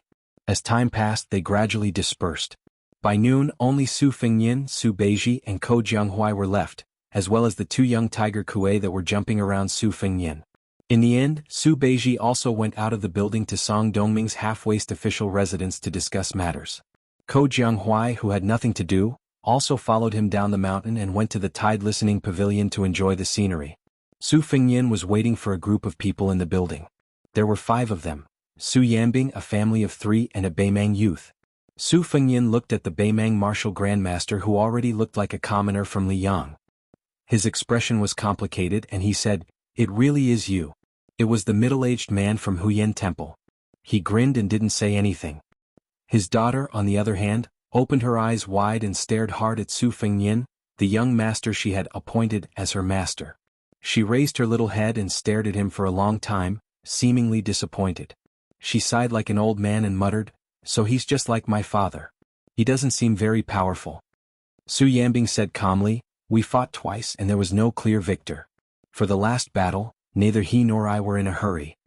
Su Fengyin felt as if a heavy burden had been lifted off his shoulders. He smiled and said, "There's no need to be in a hurry." Su Fengyin looked at Taimu Dai, who was often mentioned in the spies of the Fu Shui chamber. He looked at the ordinary sword at his waist and said with a Beimang accent, "Good sword." Taimu Dai thought it was just a polite remark and only nodded with a cold face. However, this young man's expression was still somewhat uneasy. After all, this vassal king with the strongest military force in the Liang dynasty was not only the mortal enemy of Beimang, but also the martial grandmaster who had defeated Wang Xinji of Wu Wu City. In the corridor outside the building, Huyen Temple supported his daughter and let her stand on the railing. When Su Fengyin saw a figure, he said goodbye and went downstairs. Su Weisheng sat in his wheelchair and glanced at the people upstairs.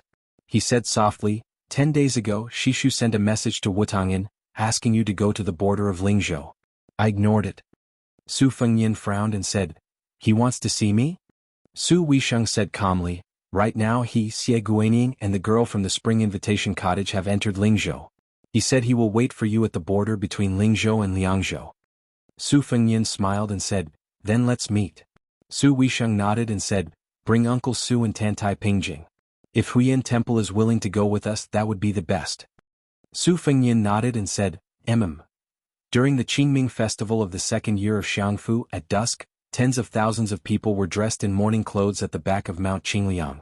The king of Beiliang, Su Fengyin, led nearly 100 civil and military officials, and offered wine to the Longxiang army who died in Lu province, the Serenity cavalry who died in Jibei and outside Huluku, the border army who died in Huluku, and the border army who died in Huluku. In the Forest of Steels, there were 300,000 nameless steels, and 36,872 names were written on them. In the night, wishing lanterns rose slowly in the city of Liangzhou. After the 5 riders left the city, Su Fengnian stopped his horse and looked back. He took off his wine pot and drank a mouthful. 1 year later, how many people in the Beiliang border army would not be able to drink this wine? A few years later, how many of the millions of people in Beiliang would miss this green ant wine before they died? At this moment, the scene in Su Fengnian's eyes was like fire spirits rising in the city. Chapter 1433. Su Fengnian, Su Yanbing, Huyan Daguan, Tantai Pingjing and Tai Madai, 5 riders headed south to Lingzhou. 3 of them were in the top 14. Tantai Pingjing was now the most famous Qi cultivator grandmaster in the world, and the other was the most promising swordsman in Beimang. It was only a matter of time before they were on the rankings. This was an unprecedented lineup. Compared to the 9 swords of the Wu family that had defeated Beimang's 10,000 riders, they were much better. Tai Madai did not know why he had to make this trip south. Deep in his heart he did not like that young king. However, Huyan Daguan wanted him to come along, so Tai Madai could only follow. It was rumored in Beimang that Su Fengnian had not only inherited Li Chuangong's azure dragon sleeves, but Dong Tai had also taught him the flying sword technique. Although Su Fengnian was used to showing people his sword, Tai Madai did not doubt that if Su Fengnian really used a sword, he would not be his match. Tai Madai was silent along the way. There were many times when he wanted to ask Huyan Daguan, who was not willing to admit to being his master, if he could surpass Su Fengnian in swordsmanship. Tai Madai did not realize that he, who had little desire to win since he started practicing swordsmanship, was different now. The 5 riders galloped along the Lingzhou post house known as Jiangnan. Tai Madai had been carefully observing Su Fengnian's words and actions. It was not that he did not find any clues. For example, although Su Fengnian wore his cold sword on his left waist, this king of Beiliang was actually secretly left-handed. When he fought an enemy, whether he wielded his sword in his right hand or his left hand would make a huge difference. Then there was Su Fengnian. Although his qi seemed to be flowing slowly and dry like it was dry season, the water surface was very shallow, almost reaching the bottom. However, Tai Madai knew that if his qi was flowing like a river during flood season and looked fierce, then Su Fengnian was the Guangling River in Liang. The more dry it was, the more lofty it was. The depth and width of the river was terrifying. The 5 riders stopped at the northernmost part of Lingzhou and turned off the post house. They followed a small path and turned into a mountain range. On the mountain path, there were many strong Liang men under the protection of Beiliang soldiers, carrying stone and stone slabs out of the mountains. Under the protection of the Beiliang soldiers.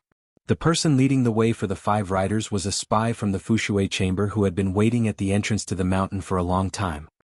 He was a middle-aged man with an ordinary appearance. He did not have the shrewdness that a spy should have. He gave off the rough aura of someone who lived close to the mountains. The man's surname was Lu, and he was a small spy leader in the second-class branch of Wuxia society. He only knew that he was going to pick someone up, but he didn't tell him who he was going to pick up. When he met the 5 riders with different accents, the spy wasn't sure where they came from. However, since the leader of Lingzhou spies, the first-class branch of Wuxia society, had said a few harsh words for the first time, he carefully accompanied the 5 riders into the mountain. Along the way, the man carefully explained the history of the quarry to them.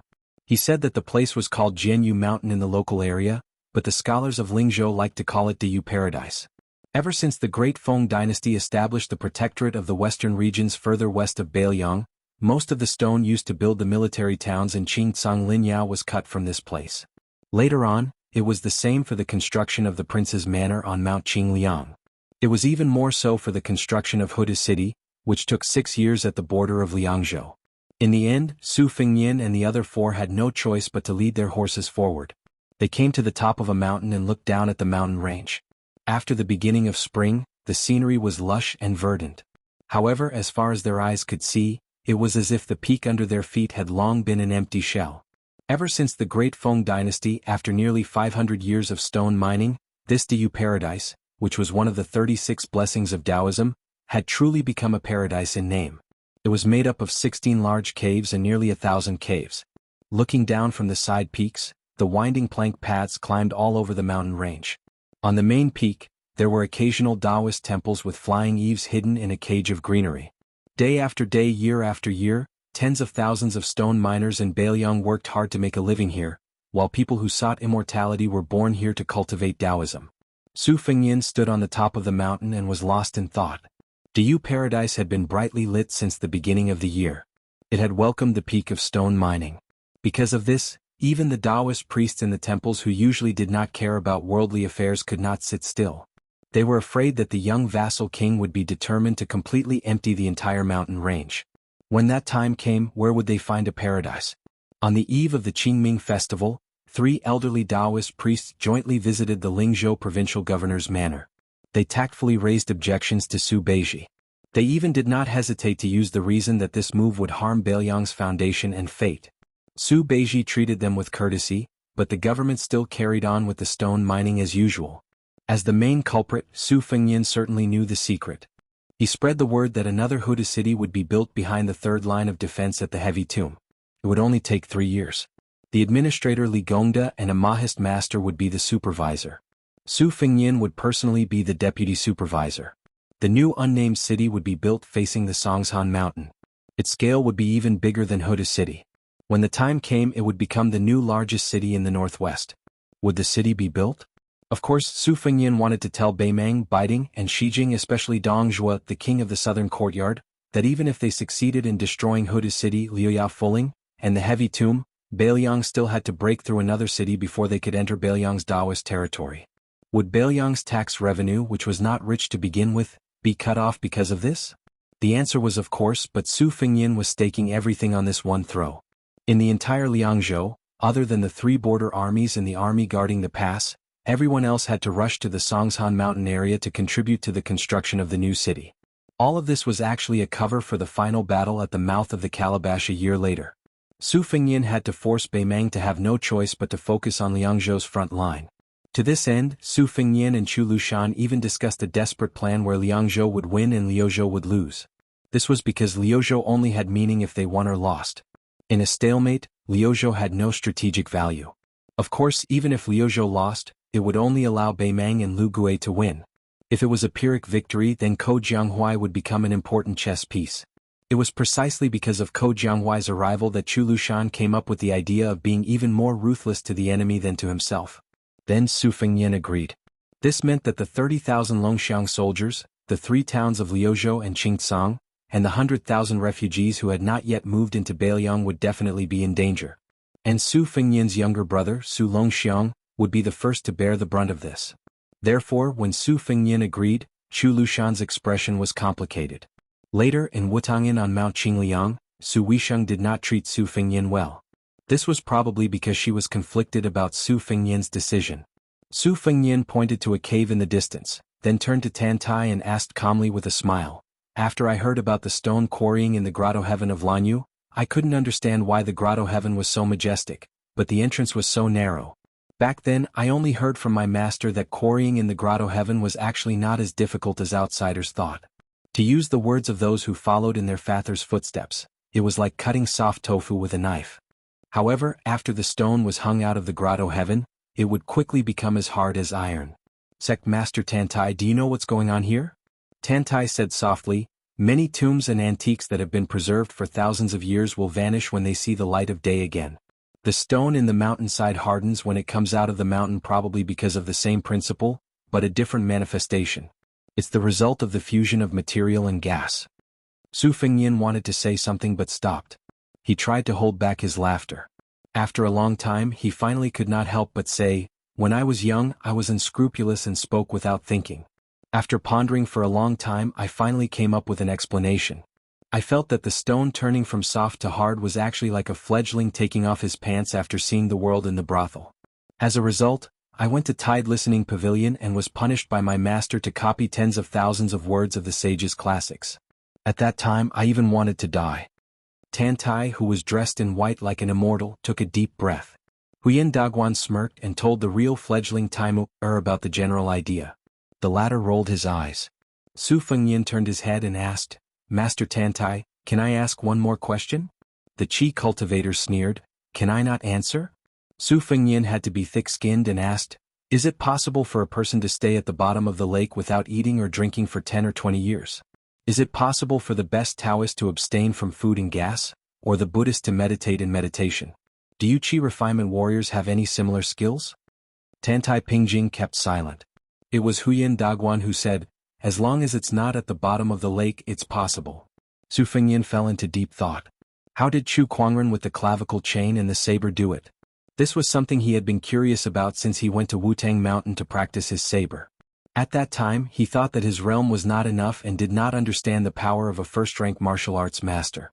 However, when he reached the Vajra realm, he realized that even if he reached the Vajra realm, it was impossible. After that, he advanced to the Shen Finger realm and Celestial Phenomenon realm, but Su Fengnian still could not get a reasonable answer. Later, when Gao Shulu was unsealed and they fought, he achieved the celestial body. Only then did he know that to reach Chu Kuangren's level, only a land immortal who was good at Qi cultivation could barely do it.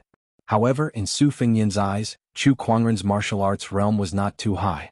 He was at the first rank, but he was definitely not at the celestial phenomenon realm. This was enough to make Su Fengnian puzzled. Back then, the suppression of the old man with two sabers who came from the Beimang princess tomb like Helian Wuwei was done by old Huang.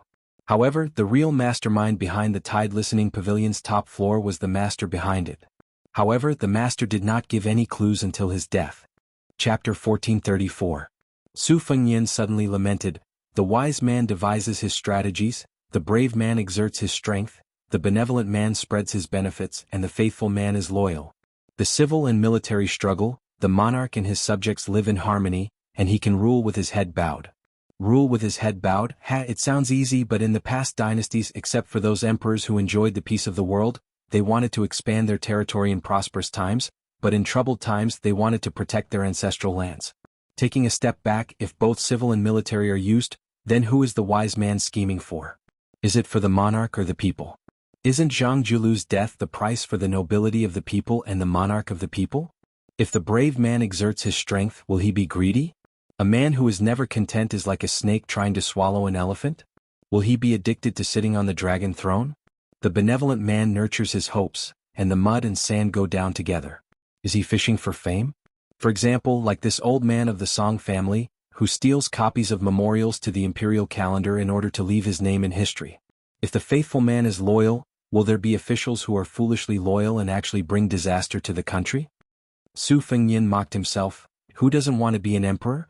When I was young, I often thought that other than the dream of being a hero which is now gone, the next dream was to be an emperor. Once I had the power of the dynasty in my hands, I could kill all the eyesores in the world, and all the women in the world would be mine. How refreshing would that be?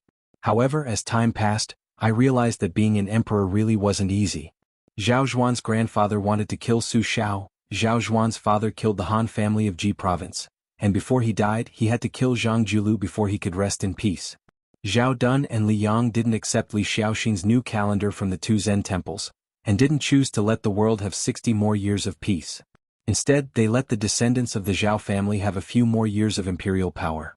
I think it was also at that moment that Zhao Dun and Zhang Julu, a pair of wise monarchs and famous officials who could have been immortalized through the ages, began to truly part ways. Only then could Zhang Julu make up his mind to seek death, and Zhao Dun forced himself to let Bai Yen die. I ask myself, if one day I finally become the emperor, would I feel more and more guilty when faced with so many choices? Would they kill Su Beiji, Chen Shiliang, Chu Lushan, and Yuan Zuozong?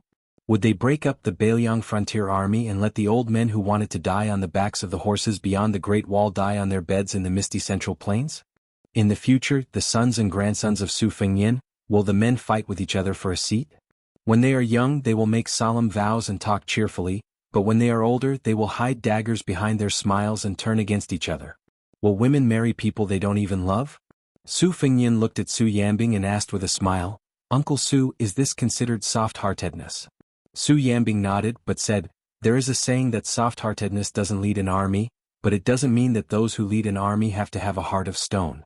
The four great generals of the spring and autumn period who are equally famous as the great general, whether it's Yi Baikue or Gu Jiantang, are usually very amiable and approachable when leading an army. Training an army for 1,000 days to use it for a single day. The time when one is truly ruthless and merciless is when one uses the army. On this point Chu Lushan did very well. Su Fengnian gently looked to the south. Over there was someone who did even better than Chu Lushan. The 5 of them led their horses down the mountain. The spy surnamed Lu, who had been standing far away from them, continued to lead the way. At the foot of the mountain, they happened to run into a large group of quarrymen who had come out of the depths of the mountain. The mountain path paved with crushed stone was only wide enough for 3 or 4 people to walk side by side. The smaller stones were tied up in layers on wheelbarrows and transported out of the mountain. The larger stones were placed on donkey carts and ox carts. There were also many quarrymen carrying stones in groups. Compared to Nanzhao's red sandalwood, which was worth an inch of gold and could be transported by river, the transportation of stone was even more clumsy. When Su Fengnian was about to mount his horse and leave the mountain, he saw a white-haired but tall old quarryman who was physically exhausted. The long piece of stone on his back suddenly tilted, and the old man fell along with the stone onto the path of crushed stones. Fortunately, the old man's body was still healthy and did not hurt his muscles or bones. He sat on the ground awkwardly and smiled bitterly. A Lingzhou quarry supervisor wearing armor and carrying a sword turned a blind eye. He did not arrogantly crack his whip like the government's lackeys in Liang. He allowed a young dark-skinned quarryman to secretly stop and hand the old man a jug of strong wine. The nearby Beiliang soldiers wanted to go forward and stop them, but the supervisor, who looked like a deputy captain, gently shook his head and used his gaze to stop his soldiers from going forward. However, when Su Fengnian approached, 7 or 8 soldiers simultaneously held their swords and glared at him.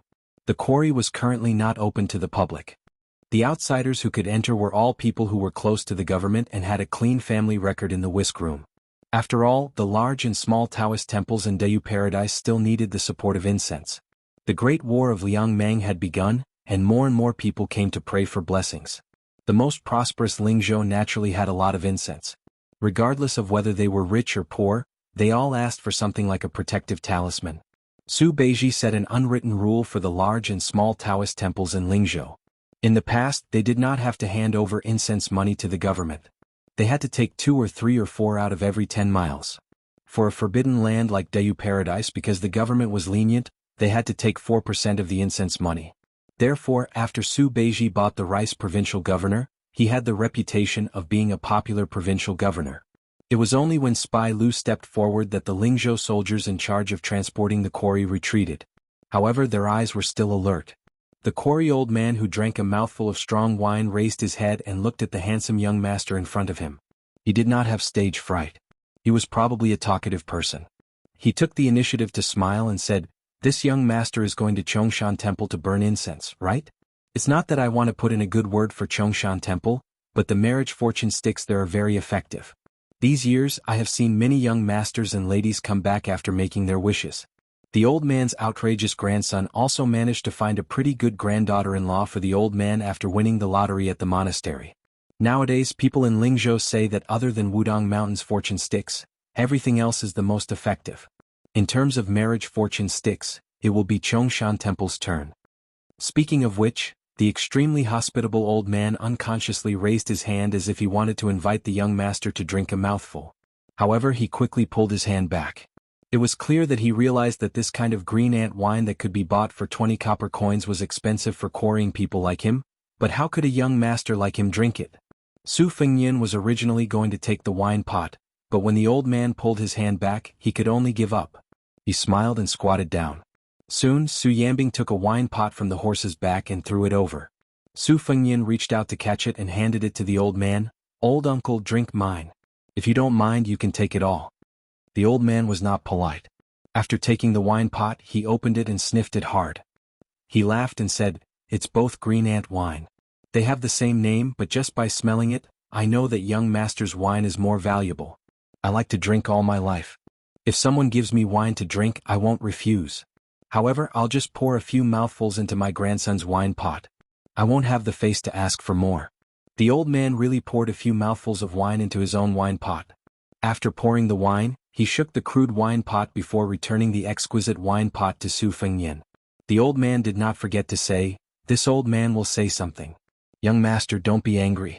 Although young master looks like a rich person from a large family, you can't be so extravagant. No matter how big your family business is, you have to be careful with your spending. If young master doesn't like to hear it, just treat it as this old man farting. Don't ask for the wine back." The dark-skinned young man was a bit nervous. Compared to his grandfather who had spent his entire life dealing with rocks in the deep mountains, he had been to many more counties in Lingzhou and knew the severity of the situation. He had also seen many rich young masters dressed in fine clothes and had heard many rumors about the arrogant young masters. Although everyone in Lingzhou knew about the embroidered roaming cavalry that had locked up many rich young masters, this young stonecutter was still quite nervous when he was in close proximity to someone of the same age who had a high family background. Su Fengnian smiled and said, "The person in charge of the family has to have a way of managing the family." "That's right, old uncle. I heard that your Big Fish Mountain quarry can only mine 80 pounds of rocks a day. Although there are 25 miles of mountain roads in 2 trips, it shouldn't be too tiring. Why does old uncle have to carry 100 pounds of rocks in one trip?"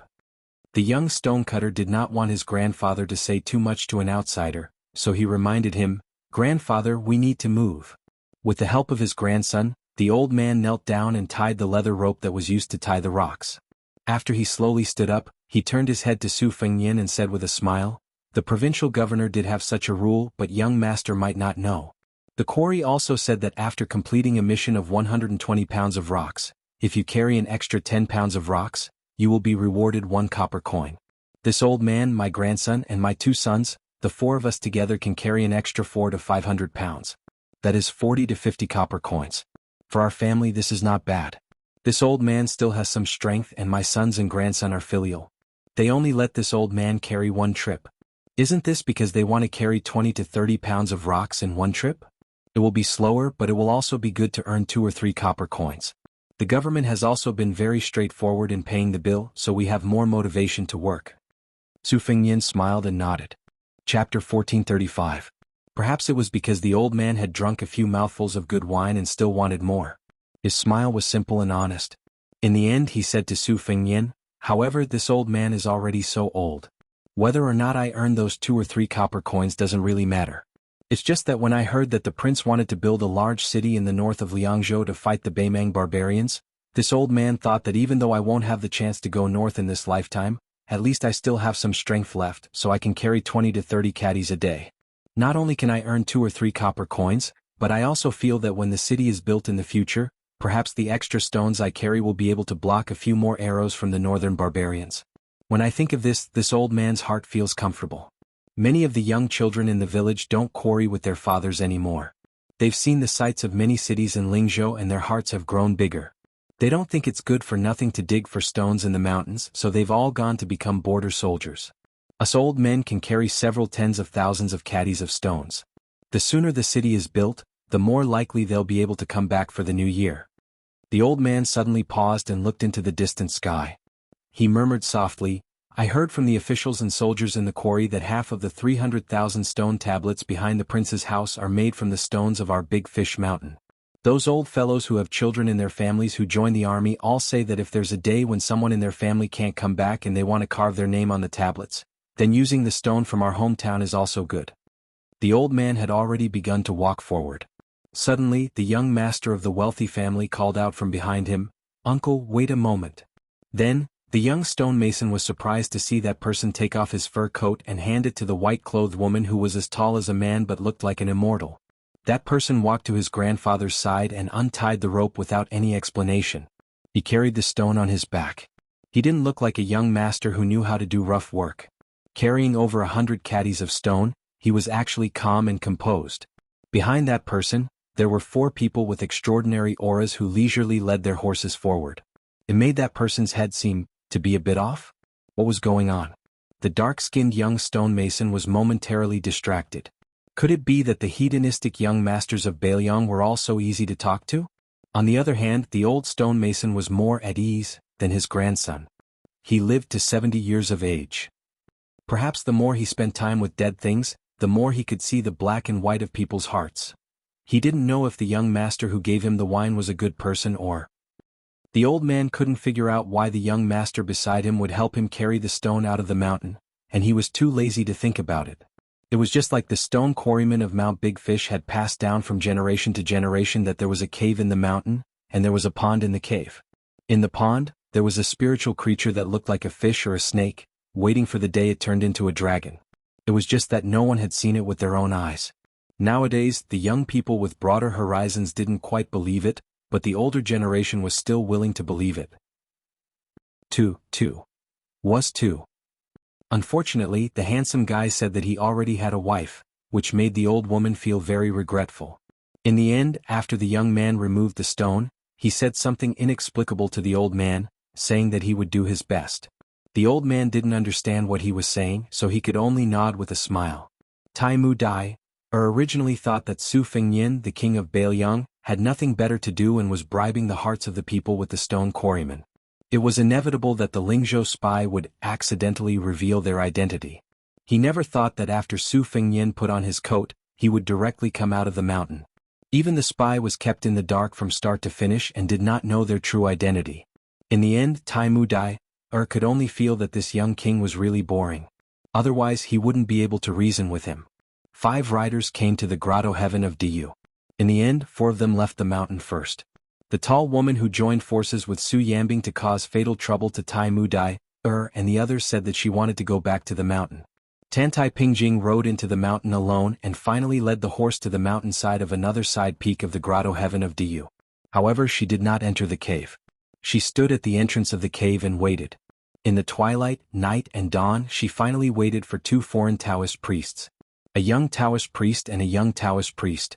Their Taoist robes were obviously different from the Taoist priest of Diyu Mountain that the stone quarrymen often saw. The young Taoist priest greeted Tantai Pingjing gently, "I'm Li Yufu from Wudong. Greetings to Senior Tantai."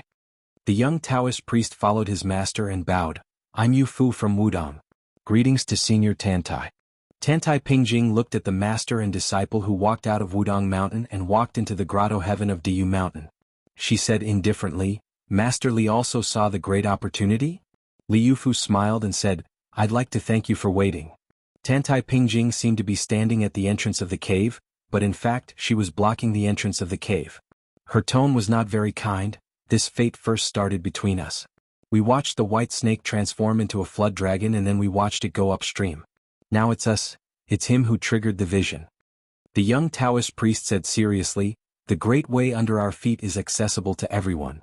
Tantai Pingjing looked at the child who pretended to be a master and smiled. The young Taoist priest blushed slightly when he was stared at. Soon, his momentum weakened and he whispered, "Master said so?" The young Taoist priest who was the current chief of Wudong Mountain had a warm look in his eyes. He raised his hand and touched his disciple's head. "You said so?" Tantai Pingjing looked at the master and disciple with a complicated look in her eyes. She concealed it and said, "Earth Lung Mountain and Guangling River. You also formed 2 fates, but..." Li Yufu waved his hand gently and smiled, "Master Tantai, you can rest assured. We didn't come to the grotto heaven of Diyu Mountain to fight for anything. I just wanted to take Yufu around and have a look." Tantai Pingjing shook her head and said, "You Taoists don't fight but you fight.